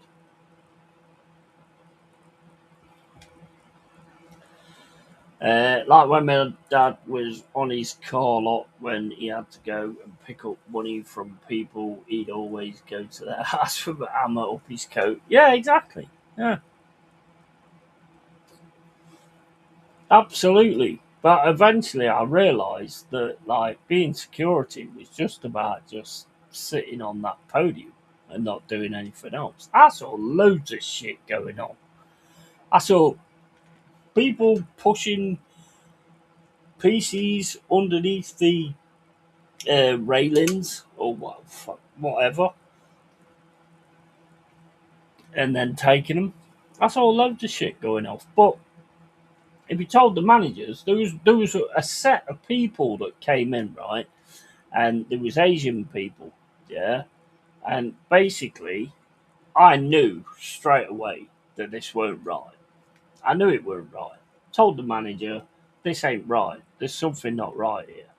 And he was like, "No, you can't say anything against that. You've got to just sort of like don't jump to conclusions and all this, that, and the other." They had like one of them had a bracket underneath the top. I could tell either that or she'd got 10 babies ready to come out and be a fucking world record. It was obvious something weren't right, and they put one of the Sony computers on the bracket and they just walked straight out with it. I knew, told the management, they didn't care. They got caught afterwards. They was going all the way through the UK, going into curries and all that kind of stuff, and just keep doing it left, right, and centre. And they got caught, I think, the next day. And I was like, I fucking got that. I 100% got that, but you didn't have the bollocks to see it through. I know exactly what he was doing. Maybe he was putting chickens down there to try and fly away. I don't know. He was fucking mental, he was. He was absolutely mental. And then when I was off, there was a security guard on there, was absolutely sound. He was sound to everybody. He was a really nice guy, actually. He was ex-army and all that stuff. And me and him got on, like, really well. I was off for, like, 2 or 3 weeks. Came back, turned out that somebody had, like, started on him or something, broke his leg. Nobody went out to help him at all. Sad, mate. I've met some fucking really cool characters. Some really cool characters. When our ex-neighbours used to play music loud, he'd go knock on their door with a police baton he bought in America up his coat. He was like, I don't know who they are, they might get aggressive. Well, yeah, I mean, you've got, mate, especially in the UK at the minute. The way the UK is at the minute, you've got to make sure that you've got something to look after yourself. It's sad, but that's just the way it is. But at the same point, I mean, when I go out, I don't see anything. There's nothing happens or anything like that. So I don't know kind of how that works. But the thing is, what you got to take into account is there's a lot of like division shit is going on at the minute, as has always been the case, you know. And they don't even have to do anything now. They just use social media and they use other people to fuel this shit.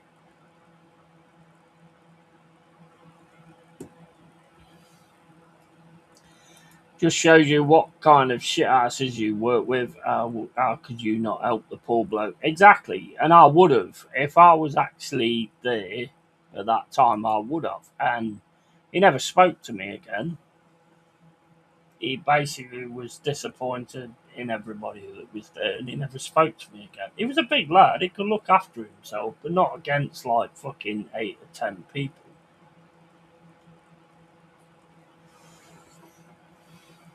And this shit all learns you what people are all about. And eventually, you start to see that. And then you start to think, well, why should I do this when people are like that? Even if it was someone I didn't know, I'd at least ring them an ambulance or ask if they needed assistance. Yeah, he didn't get any of that. Nothing. The store completely wiped their hands of him. It's ridiculous. You could see the change in his demeanour and everything. When I spoke to him afterwards, you could see the change in his demeanour, and you can understand that because at the end of the day, he was all right with everybody, you know, and they just let him down, and it was ridiculous. It was absolutely ridiculous, but I weren't there, so I didn't take part in any of that. So if it would have happened, then I would probably have ended up getting fucked up myself as well. Because when I like someone and really respect somebody, then I will jump in and get involved. The only time I won't jump in and get involved is like when it's like we've all had this, where it's like your mate who starts shit. They start with somebody And then it's like, oh, these guys are picking. No, they're not picking on you. You've started on them. Nah, I have a different scenario with that. If you do that, then you're fucking on your own. If you start the shit, you're on your own. If the shit starts on you, then yeah, fair enough. But if you actually start it, then I ain't gonna be there to back you up.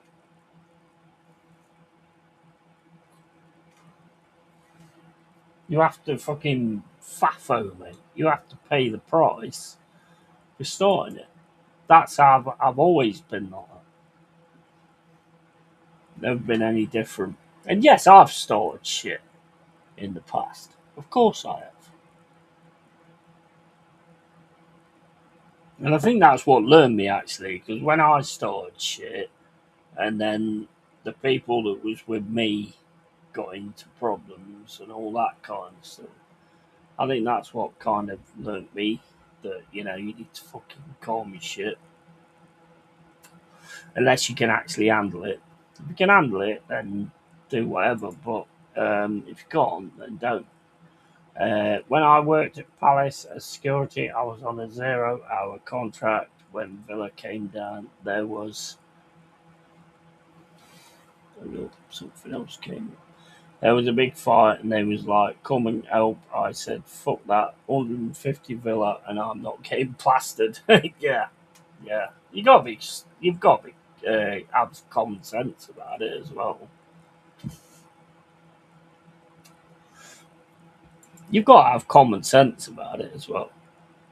For a 0-hour contract, when you're gonna wash your hands with me, when I'm in hospital with me, teeth smashed out, fuck that, out for a laugh. Yeah, exactly, exactly. I'll stand by anybody if you are genuine and if the fault is not yours and somebody just starts on you, then that's a different story. But when you actually cause the shit,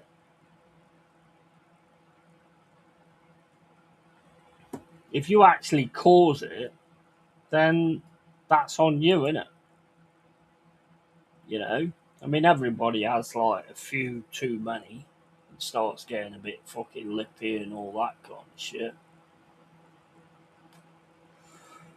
That's fine. I can remember, like, I was walking down the Ockley in Nottingham, and this guy, me and my brother, was walking. And me and my brother always got this shit, but this guy sort of got us both, like, fucking put his arms around his shoulders. I shrugged him off straight away, and it was like, fucking, tell me you support Liverpool, otherwise I'm gonna fucking bat you. And nah, sorry. I just turned around and went, I'm a fucking Forest fan. Let's fucking do this. And he backed off and he fucked off.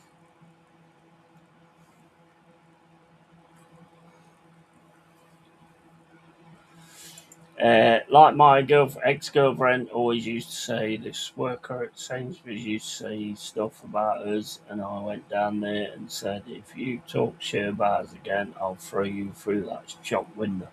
Yeah. And afterwards, she said, sometimes he's joking. I was like, you didn't fucking tell me that before, did you? Yeah, exactly. Exactly.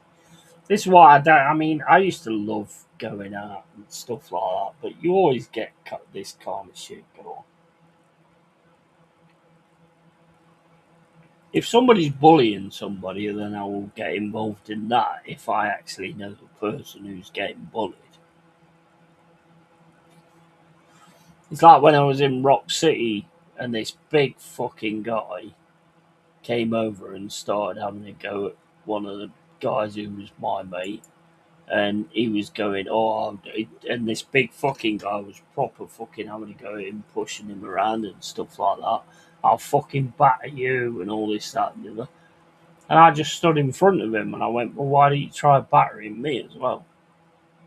And he backed off, and he ended up getting thrown through the window at the end of the night. The glass door, he ended up getting thrown through that at the end of the night.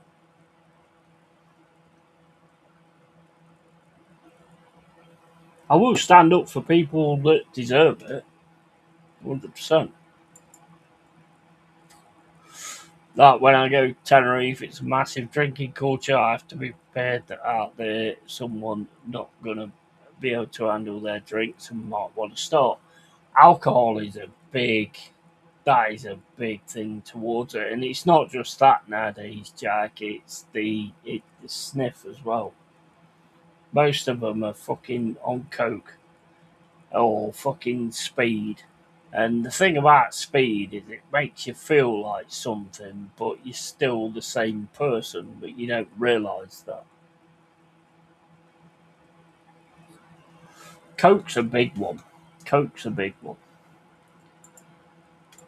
And Rock City Security don't mess about. I saw them drag someone out in a headlock. Yeah, no, they didn't. They didn't mess around. They didn't mess around. I wanted to just go there and fucking headbang and shit like that. I mean, I missed out on so many opportunities. Like, I was there with my cousin, right? And I think I was like headbanging to Skid Row or something like that. When I headbang, I headbang. I can't do it now. If I try and do it now, I'll fucking end up fucking falling flat on my fucking face. But I can't keep the equilibrium now. And then my cousin would go, "Oh, that bird who's just left, she really fancied you." I was like, "Awesome. Thanks for like letting me know when it mattered."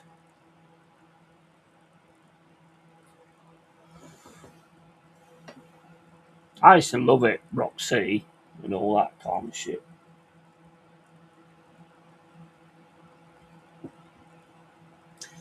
Oh, mate, they sell sniff like it's a fucking chocolate bar out there. Yeah, 100%. Yeah, most of them are on that kind of stuff. Mate, each to their own. Each to their own. Drink's always done it for me. So I've never been bothered about it. I mean, I did do speed at one point. Well, I did a lot of shit at one point. Did acid like fuck. Never touched ecstasy, never bothered with that. But I did speed one night, and it was when I was drinking Budweiser bottles, and I fucking dropped 18 of these Budweiser bottles. And all of a sudden, I came down and I was sat on this stool and I just fucking fell off the fucker.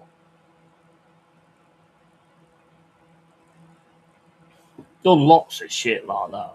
Magic mushrooms, all that kind of shit back in the day.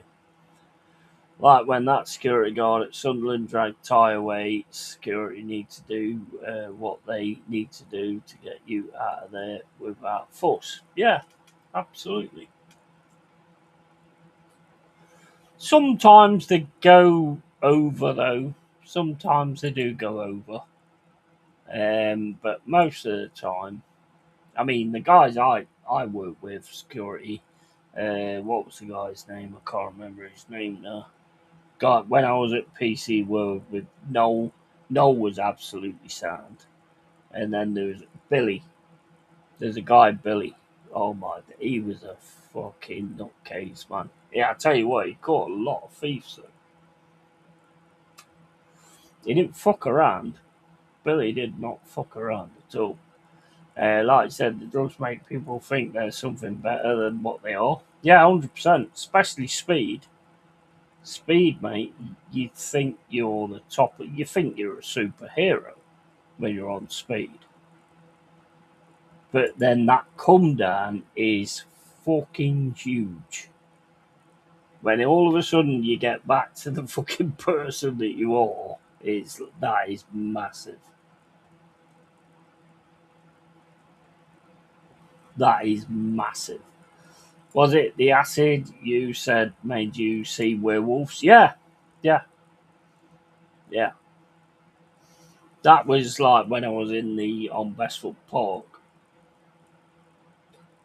That was insane, bro. That was insane. I had werewolves behind me. I could see werewolves, and then basically I sort of like turned round to my mate John, and I went like that, and my hand went right over and landed on a fence across from me. Crazy. That shit is mental, mental. But you know what? I'm glad I did it. I am glad I did it because I'm one of those kind of people that's like, if you tell me not to do something, I will do it. I mean, I don't mean like jump out of a plane when it's in the air or whatever. But if someone said, "Oh, no, you won't do that," or "You can't do that," I'd fucking do it. Oh yeah, out there in Tenerife, my dad said when he was out there, he saw someone give it large to bouncers, and they just ironed him completely out, stamping him, etc. Yeah, some of the doormen go too far. The guy that I used to work with, Oz was absolutely sound, absolutely sound, proper 100% guy as well. He was a brilliant doorman. Brilliant doorman, brilliant. He was security with me. And there was a guy from Newcastle as well. He was fucking brilliant as well, but he just wanted to fight everybody. That was hilarious. He just wanted to fight everyone. And you said it looked proper realistic too, or do you think at the time it's the drugs messing with me, or does it look too real? Mate, I tell you what, it was like exactly like as if you'd done it. I told you this story, didn't I? Because I was doing it with a guy called, I was doing the acid with a guy called John, who was at the college at the time. And he was like, "Oh, if my dad sees me, he'll fucking kill me." So I was like, "Don't worry, your dad's not going to go round here." And then basically, John was walking down this path. He was tripping his fucking bollocks off. This was shit from me, but whatever. It is in the past. But I turned round to him, and there was a jogger running towards John. And I just shouted, "John, it's your dad." Obviously, him tripping his bollocks off, he's going to look at that jogger and he's going to see his dad. So he tries to fucking climb over this fence, which was a barbed wire fence. It caught onto his fucking. It ripped his fucking bollocks to fuck. It ripped his bollocks to fuck, and he had to go to the hospital.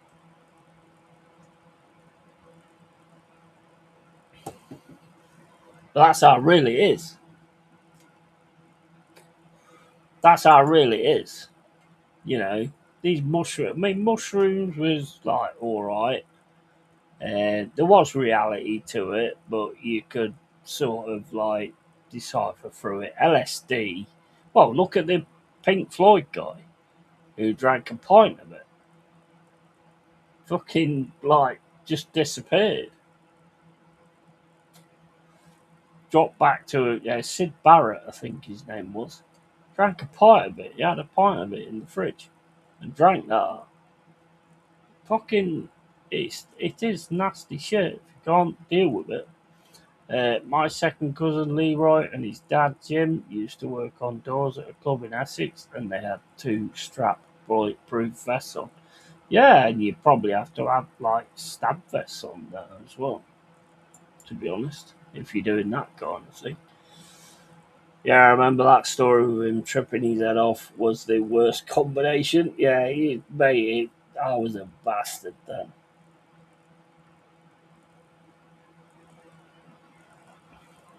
I never expected it to go like that, to be honest. I never expected it to go like that. The werewolves would have scared the fuck out of me tripping, but they looked so real. Oh, yeah, it was crazy. You can hear them rustling around and all that kind of stuff. And I looked round and it was like, that was insane. That was absolutely insane. Same as when I was on acid and I was looking at the trees, and I like Evil Dead. I've always liked Evil Dead, and the trees were like the branches was coming down to try and grab you and stuff like that. It was mad. Would I say I regret it? No, I don't regret it because at the end of the day, you try whatever you try, don't you? Within reason, obviously. Within reason. But I don't regret it. The werewolves would have scared the fuck out of me, tripping, but they looked so real. Sid Barrett became a recluse, basically masked his brain cells up. Yeah, yeah. A pint of LSD. The thing is, when we was taking those like tablets, they was like I think they was 4 hours each or something like that. We had the 8 hours purple on. Well, we took two of them. We took two of them, so it was like 8 hours. And I could say to anybody, it's not great because it's just so real. It's so real what you're doing, and it looks so real as well. It does look so real. So with the mushrooms, you can see your way through it, but the acid was too strong for that. Yeah, I would say that. Yeah, mushrooms. I don't really have that much memory of it, to be honest. So I don't think that was all that bad, to be honest.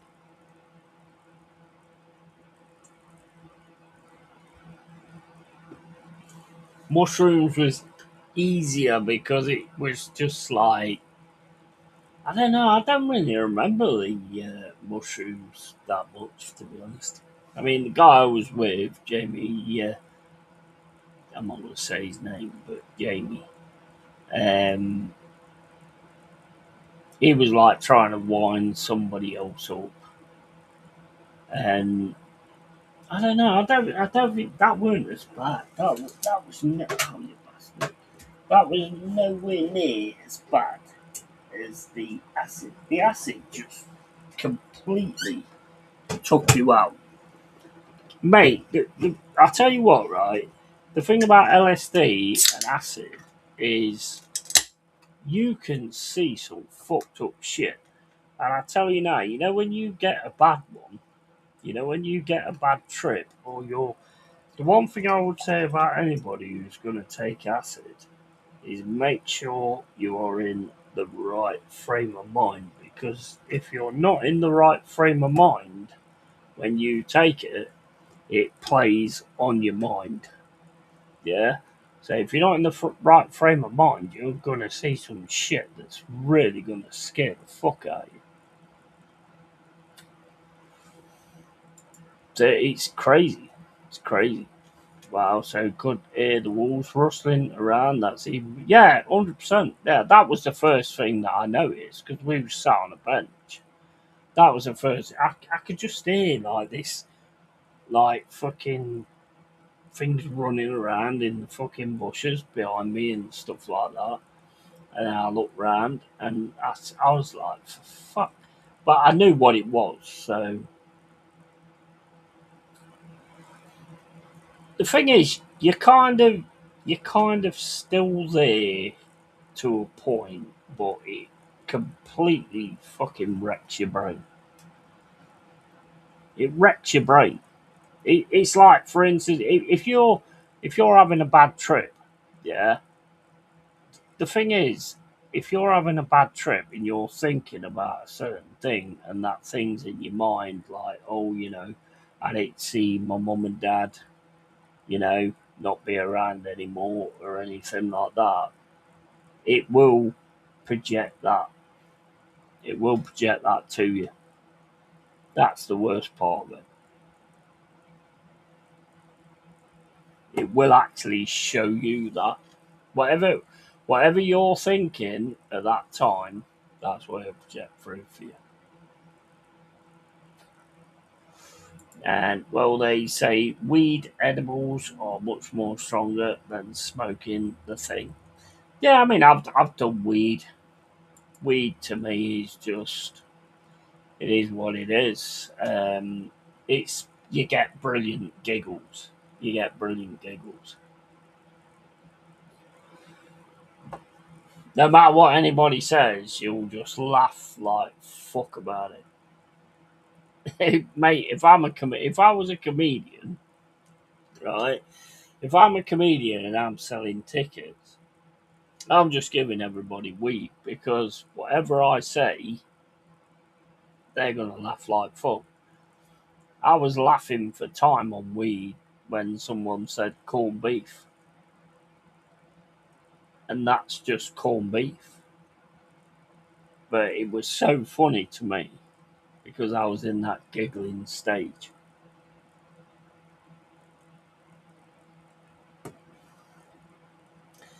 Yeah, they say if you're depressed, acid is the word. Yeah, 100%. 100%. It will play on your mind state at the time, you know. And it's probably, I mean, I don't know about the new things that people do with, I can't remember what it's called, the thing that they do nowadays that just absolutely veggies them, turns them into a vegetable. I don't know what that's about. I've never touched it. Spice, is it? Spice? You've got to be careful. I always stayed away from things that could be very addictive. You know, like heroin, anything like that. I would never have gone anywhere near anything like that. But at the end of the day, I'm a teenager.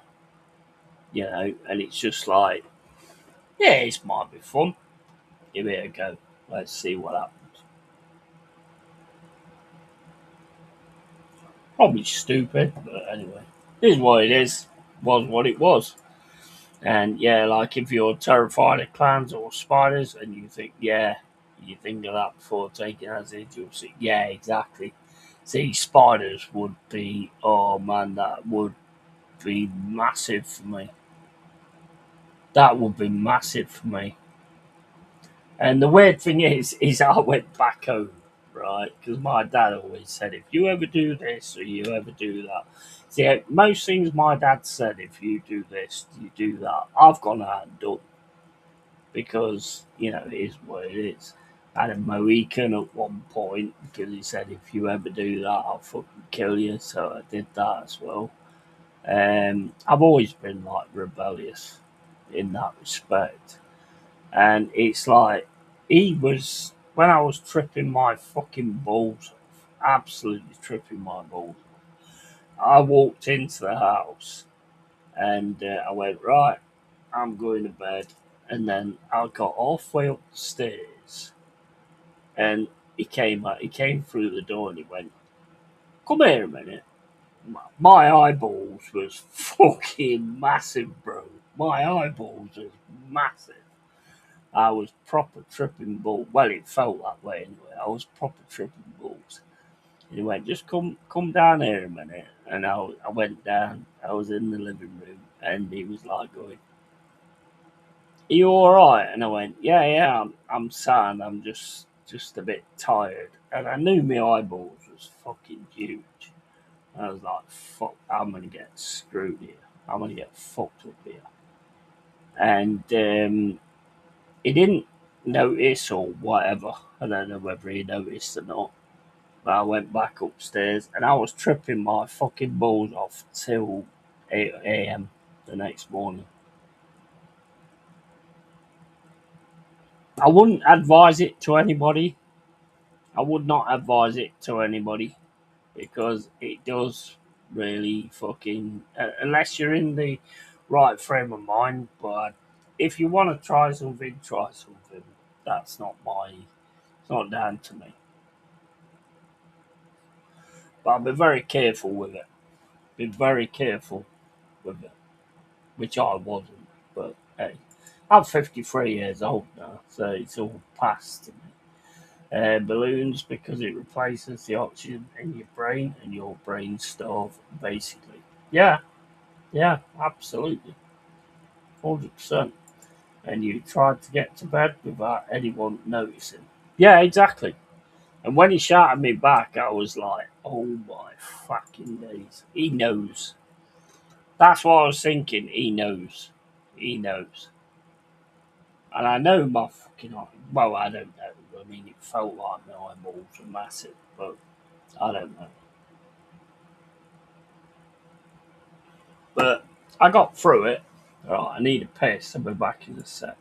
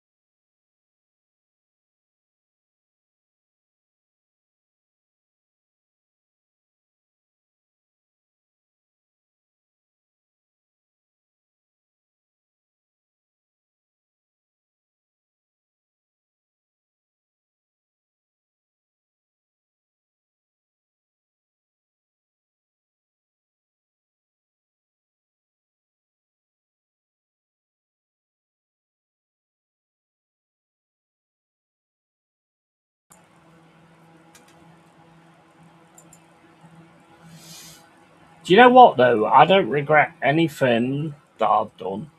I don't regret anything that I've done because at the end of the day, there's no point in regrets. You're not going to be able to change anything, are you?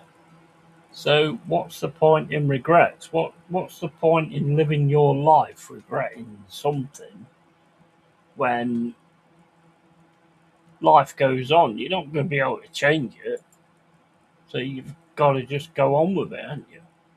Especially if you're in a depressed state, taking certain stuff can just fuck you up even more. Yeah, 100%, 100%. I would never say to anybody, even drinking. I wouldn't say drinking's a good idea when you're depressed because drinking all of a sudden changes your mind state and everything like that. But as soon as the drinking's over, your mind state returns back to what it was before. So it's not going to help anything. And as I've always said, alcoholics are created by ear of the dog, which I always used to say ear of the dog's a good thing.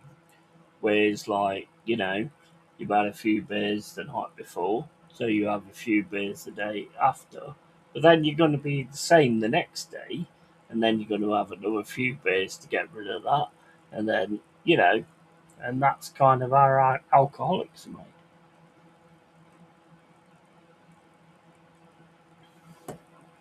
That's just my take on it. I think that's just like a common sense thing that if you keep doing something to get rid of something, you're going to keep doing that thing all the time.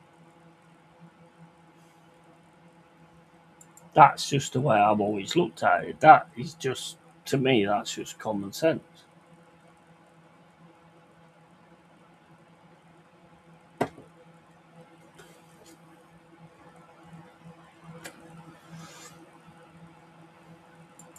Yeah, 100%. That's how it works, and that's how you become an alcoholic because you need it again, and then you need it again, in order to get back to it, instead of actually going through the shit of an hangover. You do the same thing again to get back to that point. So you're just going to do that every single day, and you're going to become an alcoholic, aren't you?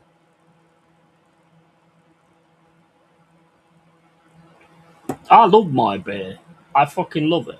I love it. I love to get into a stage of where I've had a load of beer and all that kind of stuff. But I also love to like shut off from it as well. In Tenerife, they sell weed cookies in certain weed shops, and I was like, right, remember not to eat the old cookie.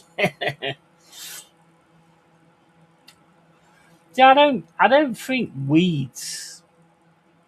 I don't think weeds all that bad, to be honest. You know, I don't think weeds all that bad. Out of the things I've done, I mean, I've sniffed glue, I've sniffed petrol, I've done all those kind of things back in the day. I've done all those kind of things, and I don't think weed's that bad. To be fair, I don't think it's on the same points of that. You could never be violent after you smoke weed because you're fucking that relaxed.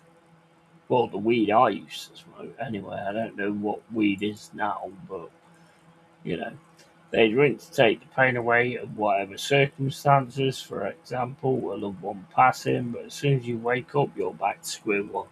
Exactly. Exactly. Exactly my point. Exactly my point. Same as what I said about speed. I love speed. I could have easily got addicted to that. And it's pretty much the same as Coke as far as I know. I could easily have got addicted to that. But you always have to come back to your shit. So what's the point? What's the point? Certain weed strains help people with seizures and Parkinson's, etc. Medical science proved it. That's why GPS give it to certain cases. Yeah, well, mate, it grows in the ground. It grows in the ground, so it was never meant to be a bad thing, was it? It's only people that's made it like a monetary value type of thing. But I mean, like anything on this earth, that we all live from. It's the same kind of thing. But then you get people who want to sell it to other people and change it and add chemicals to it and make it better and make it worse and all that kind of stuff. And that's where it always goes wrong. There's no problem with just smoking weed. I don't think there's any problem with just smoking weed. I wouldn't now because I did back in the day. I tried it again like 2 months and it knocked me the fuck out. Absolutely knocked me the fuck out. I just fucking got up. I dropped down on my fucking bed and that was it. I was gone till the next morning.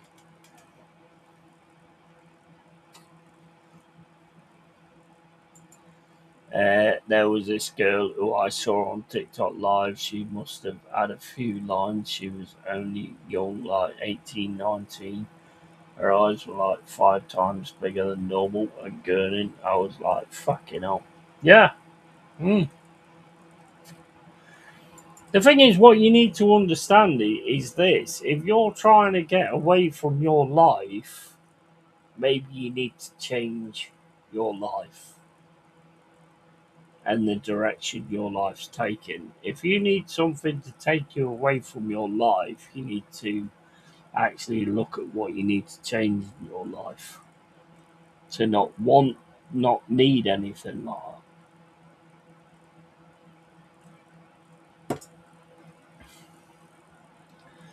Like it literally made her look like a completely different person. I was like, it don't even look like her. Yeah, yeah.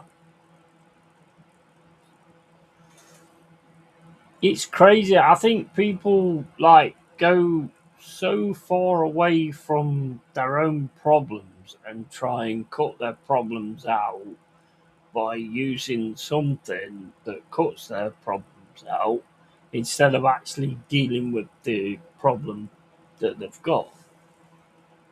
And it's kind of sad. It's sad, but you can't. There's no talking to those people. There wouldn't have been no talking to me back in the day. But I get it now. I get it.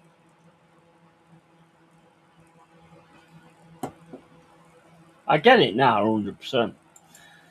Like it's someone who I speak to, and when she was live, I texted her and was like, "And then live because it's doing you no favors." Yeah, yeah. If you need to turn to something that changes the way you feel about your life, then you need to change your life. And, I don't know, take up exercise, do whatever. But do something that takes you away from feeling like that. I don't think that's a difficult thing to think of.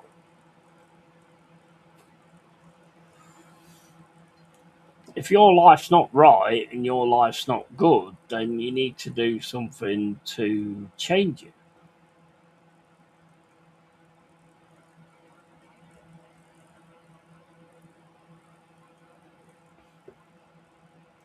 I think people nowadays just look for the excuse. They look for the excuse. Oh, it's because of this. Oh, it's because somebody did this. Oh, it's because somebody said this. No, it's down to you because whatever those people said or whatever those people did, you took notice of that. You didn't need to. So maybe the issue's you. Maybe you need to fucking look at what you're doing.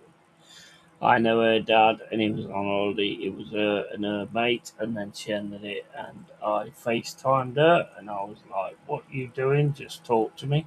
Yeah,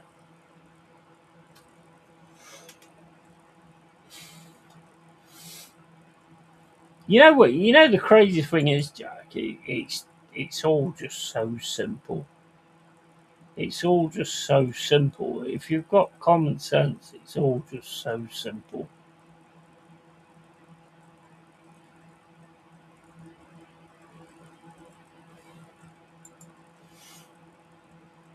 Like her mum was ill at the time, I was like, "Do you think this will be helping her? She's got to worry about you. She's got herself to think about. So if she's down, she just texts me now." Yeah, yeah.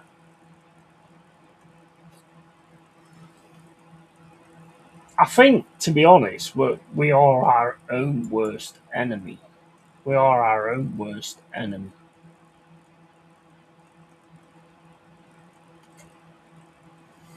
because we just think everything's about us. It's very sad, especially at 18, 19. You're not 100% developed yet, so you're messing your brain up. Yeah, absolutely. 100%. 100%.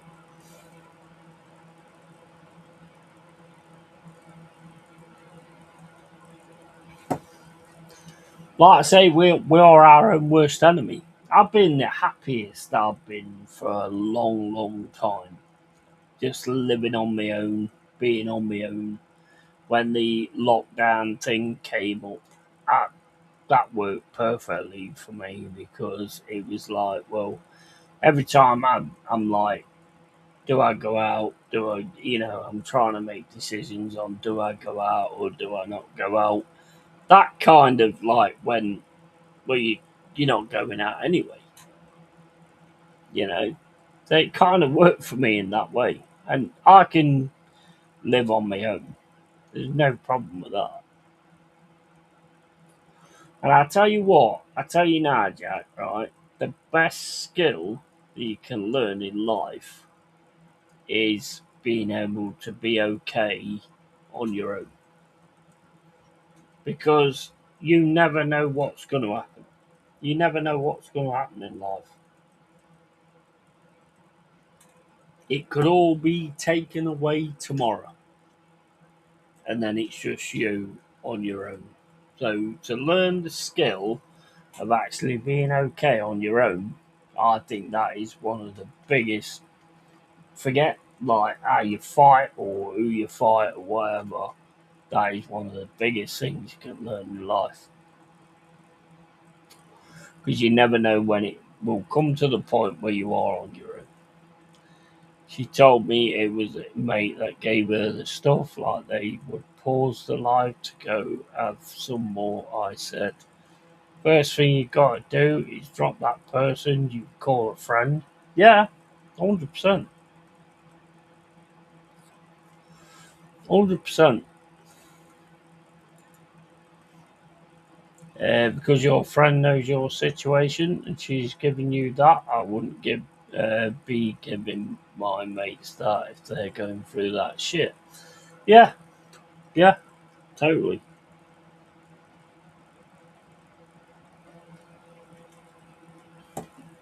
100%, totally.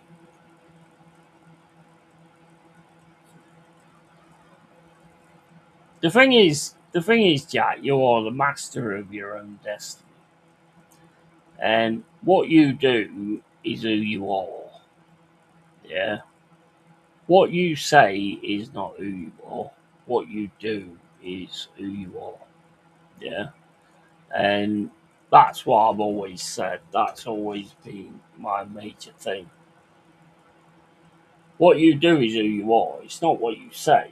We can all say whatever we want, but what you do will show exactly who you are. And nobody can take that away from you. Nobody, nobody can take that away from you. But like I said, with the lockdown, I have no issue with that. I'm good on my own anyway. Makes no difference to me whether I'm on my own or whether I'm with someone. It's nice to have the convos. I mean, this is kind of why I do this YouTube thing, to be honest. It's nice to have the convos with you, with everybody else. My cousin Mark died of heroin overdose years ago, so I said you don't want to end up like poor old Mark. He stopped before you're an addict. Yeah, absolutely. Jack, listen to Yeti. He's on his own. He wishes baby. He wishes. He watches Babe Station with a pot noodle in one hand and a tissue in another. Big up Anthony, bro. Where the fuck did you find that Betty and the Yeti? That was fucking hilarious, bro. I was trying to put this fucking window thing up when I was reading that. I was laughing my fucking ass off. Betty and the Yeti. How are you anyway, Anthony? Doing alright, bro. Luckily, she's all fine now, and her mum's better. She knows to talk to me or her family or my family. We're all close. We won't judge. Yeah, absolutely. And sounds like a sad night, that.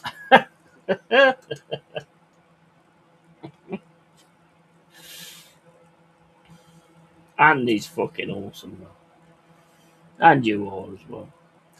And big up Ant.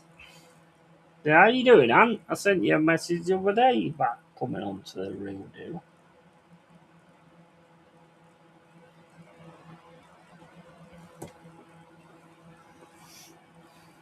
He sent me a comic strip in Instagram, Betty and the Yeti.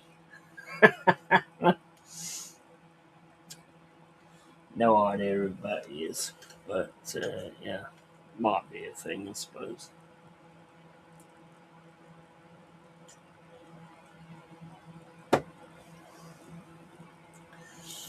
I'm good, mate. Thanks. What do you think about this Vinny Junior? What's your take on if Arsenal get Vinny Junior? I think it's the what Arsenal should be doing. To be honest, I don't think it's what Arsenal should be doing because, mate, you might be able to win a Premier League and actually deserve it with a Vinny Junior.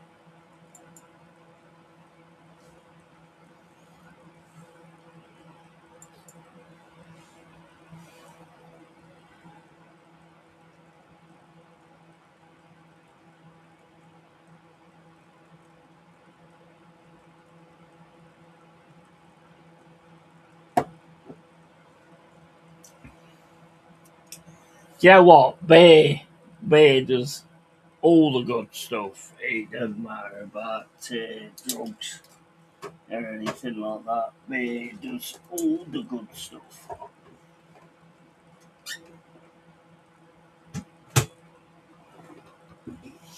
And you don't really have to come down apart from like your hangovers. You get the hangovers, but other than that, it's cool. I don't think he'll come to us. It's just to hype up the fans, I reckon. Yeah, that's what I think. That's what I think, mate. That's what I think, and it's also to make sure he gets the contract that he wants. I think he's using Arsenal, to be honest. Although it is the kind of signings that you need to be making. To be fair, but I do think he's actually fucking playing us.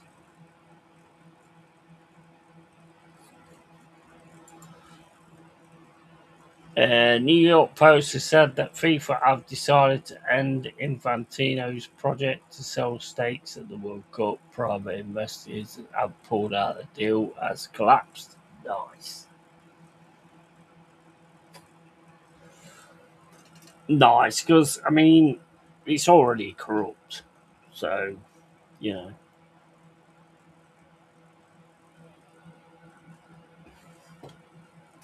Guys, do you think that Arsenal should have got Anderson? Because I mean, Gimaresh is decent, don't get me wrong. But I think that the way Rice and Anderson worked in the World Cup for England, I think that would have been fantastic for Arsenal. What do you guys think?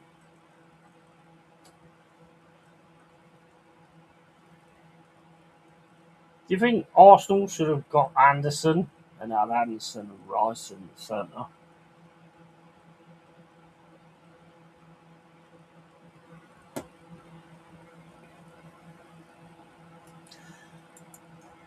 He needs to fuck off now if his own organisation don't back him. He needs to piss off. Yeah, yeah, 100%.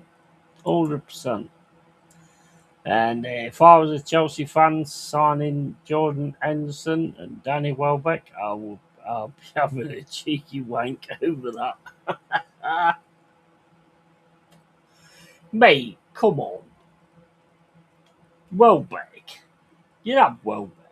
I mean, I know you had Welbeck before, but man, if the guy can score goals.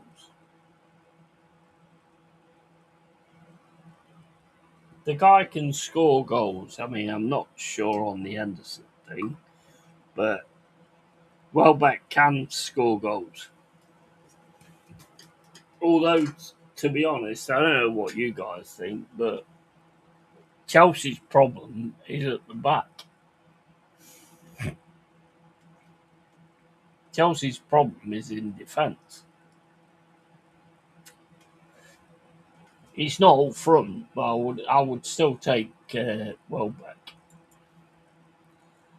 Well, Bruno Guimaraes is 29 this year. Anderson is what, 22, 23. So value for money, Anderson is better. Yeah, yeah. I think the only thing with it probably would be, right, the only thing with it that I would see that would be with Arsenal is Anderson sort of plays in the position that Rice plays. Rice kind of plays that eight, doesn't he? Anderson is probably more an eight than a six, which he kind of played for England. That's the only thing I would say.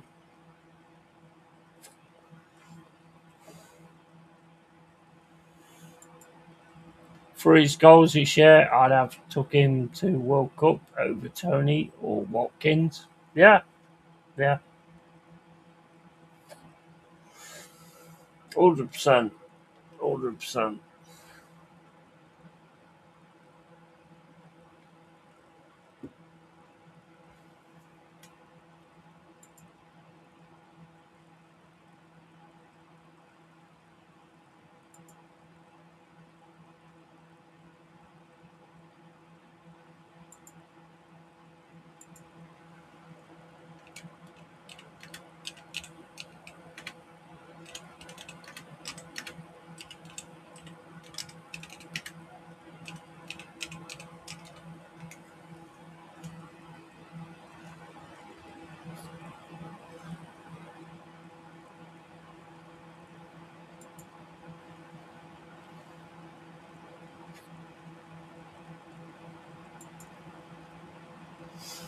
I think Newcastle is in trouble at the moment, selling their best players and bringing one at the moment. Yeah, mate, that's crazy. I don't blame, I don't blame Howe for resigning.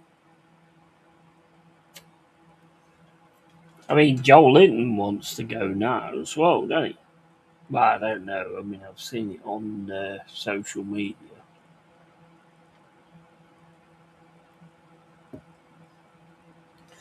I've seen it on social media. So apparently, Joel Linton wants to go now. So it's just all coming. It's just all coming apart. It's sad because I mean he built a really good team there, but if you don't like get to that point of the top guys, then you know you're going to get picked off, aren't you?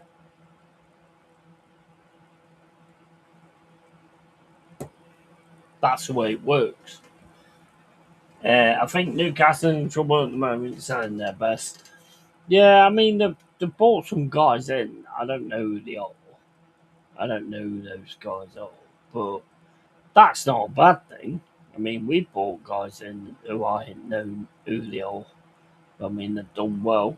So I don't blame Hal for leaving, but he was obviously thinking it for a while. So why leave the club in the lurch by completing pre-season and then leaving? Mate, sorry, but on X, he's getting told to leave and all that kind of stuff. He's going to be the front man for all of it. So why wouldn't you? I mean, I think he's made exactly the right decision, to be honest. He made the absolute right decision. But you've got a good manager now, yeah. I bet Jack is fuming with that Glasner going. Well, yeah, I mean, there's obviously going to be tension there.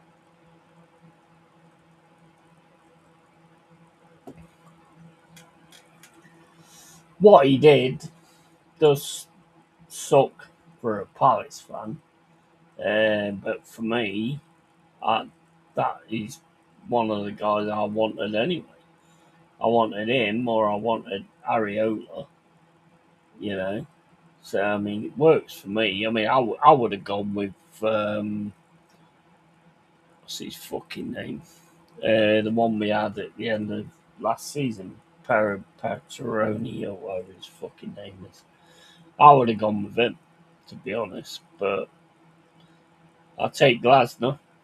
Maybe it was after hearing that Bruno G wants to leave, he's probably thought, fuck it, I'm off. Yeah, well, they also lost like 4-1 as well, and he's got things on X saying, get out, resign, go away.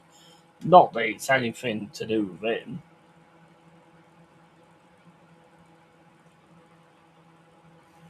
I don't blame him. I don't blame him because the thing is, owners make decisions and then managers have to fucking foot those decisions and they have to fucking be put in a situation of a decision that they didn't make. So I don't blame them. I don't blame them at all for leaving.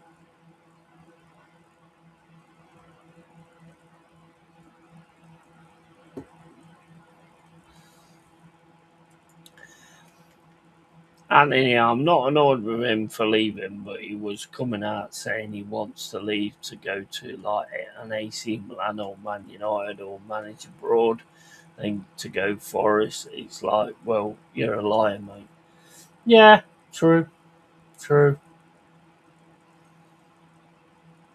true. But we are a big club. But yeah, I hear what you say. I hear what you say. He must. I mean, he's on what 13, 14 million a year, mate. He might be gone in 6 months. Let's face it, he might be gone in 3 fucking weeks. And when the season starts, I'll be booing him on return. Yeah, I get it. I get it. I get it. Why is it the teams are getting rid of their best players and not replacing them, which causes an hard job for the managers to make the team play better when these players have gone? Makes no sense. Well, it's not down to the manager, though, is it, Anthony? It's down to the people. It's down to the owners. If the right kind of money comes in, it don't. I mean, apart from Arsenal, it don't matter who you are. If the right kind of money comes in, then they've got to go.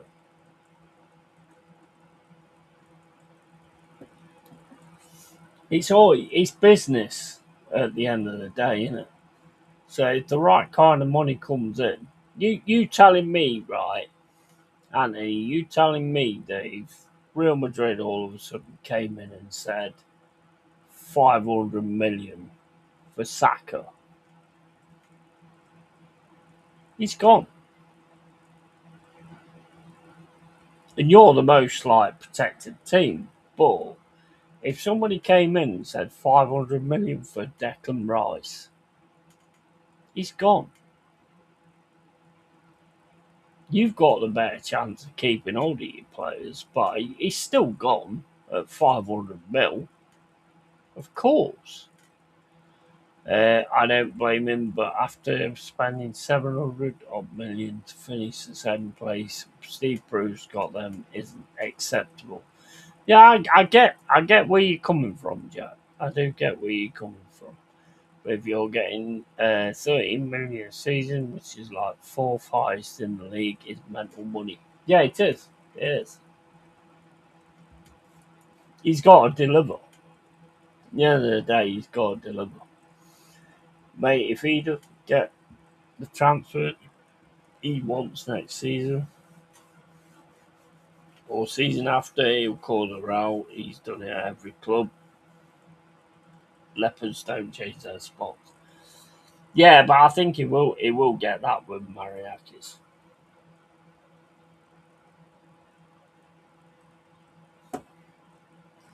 He'll get that with Marinakis until it don't work.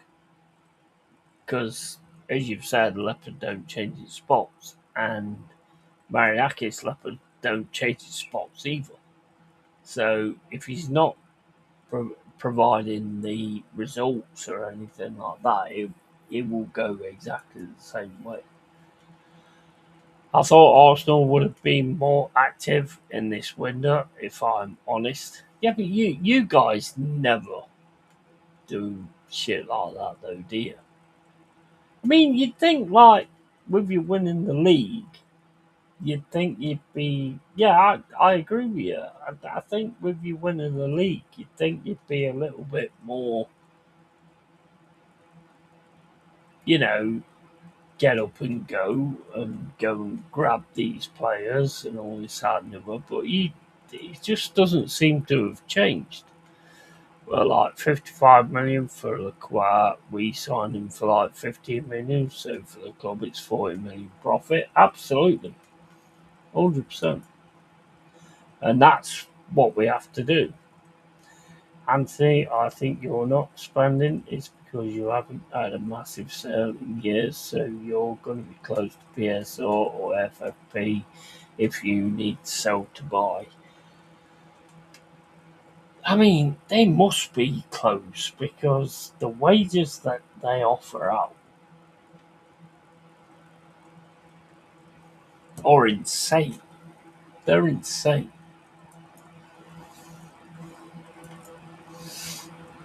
Anthony, look at your Instagram, mate. Plus the 100 plus million for Anderson helps on FFP, so you can spend, but that money won't last forever. Diamandi takes like 40 mil of that already. Yeah, absolutely. Yeah, 100%.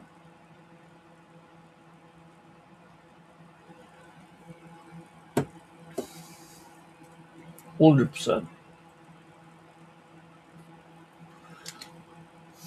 The thing is, like, what, like, with Glasner, right, basically, the money's brought him in. Let's not get it twisted. The money has brought him in. The money's brought him in big time. There's no doubt about that. He was looking at like going on to this, that, and the other. Am I bothered about that? No, because he's at my club and he's one of the managers that I wanted to be at my club. But at the same point, I also have the point of view as how long does he last? Because if we start the season and we say lose to, I mean, what we've got Leeds at the City Ground and then we've got Liverpool Anfield. Yeah. If he starts the season and it's not going well, he's fucking gone. Come on, let's face it, he's gone. If he starts the season, Jack, and he's not doing well, he's gone. You know that, I know that. Yeah, Kenny Ken reckons they're close to FFP, so you need to sell to buy. I would say they probably are with the wages that they offer out. It'll come to situation, mate, like you did at Paris when the money runs out and you'll have to sell one. Your biggest players, it'll kick off like you did Gay. Yeah, I don't disagree with that. Could be right, Jack, but we do need to get rid of players. I mean, we still got Fabio Vieira at the club, and Hamburg don't want to pay the 20 million for him. We got him for 35 million. You guys cannot sell for shit. I don't, mate. You guys cannot sell for shit. If he's not, well, I think he's using Forest to keep ticking over and still be on the lookout for a bigger job. Yeah. I agree with that. Anthony, I think you'll need a bigger sale than that. I'm talking maybe a bigger to recoup money fast if you buy a big name. The thing is, Arsenal can't sell players. And do you know why Arsenal can't sell players? Because as soon as they get a player in, they put them on massive wages. Massive wages. No other club's going to pay those wages. So in order to pay those wages, they're going to take it out of the transfer fee. You'll go, well, maybe we can pay these wages, but we're going to have to take it out of the transfer fee. So the transfer fee's got to go down.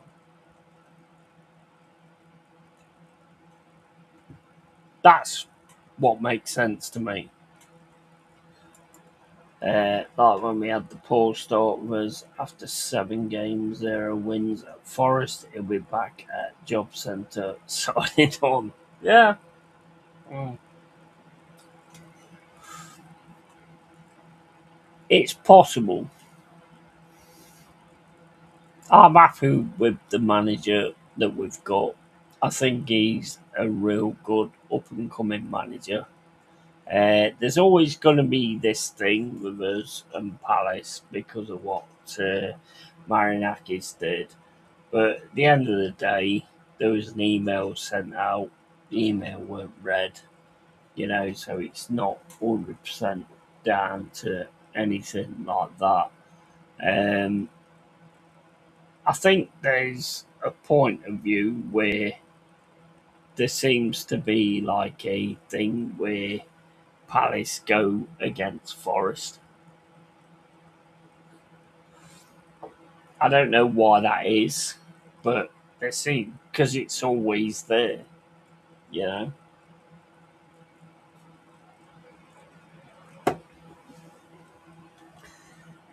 And he says, I think we should sell Martinelli and Odegaard, Jesus, Norgard, Kepa, exactly. Yeah, yeah, etc. Sorry. Um, you might be okay if you sell Vieira for 20 mil. Reece Nelson 50 mil, and a threshold money of 20 mil, but that's only 55 mil. Bruno G will cost more than that on his own. Yeah, true, true. We're back in a second, guys.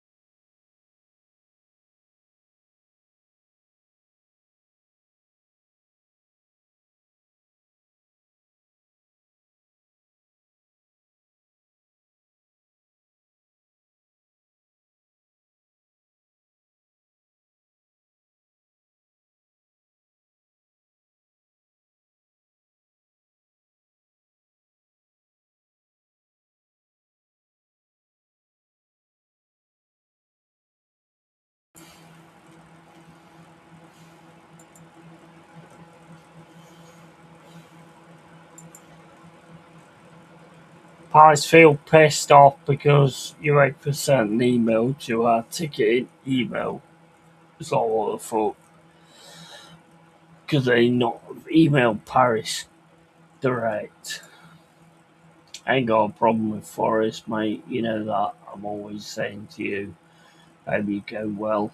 I just hate the Forest asking for clarification. It's like sneaky, but that's how football is. I don't think the decision was made by that though.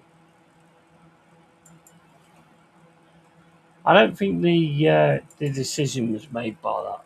To be honest, I just checked Insta. Yay, nice.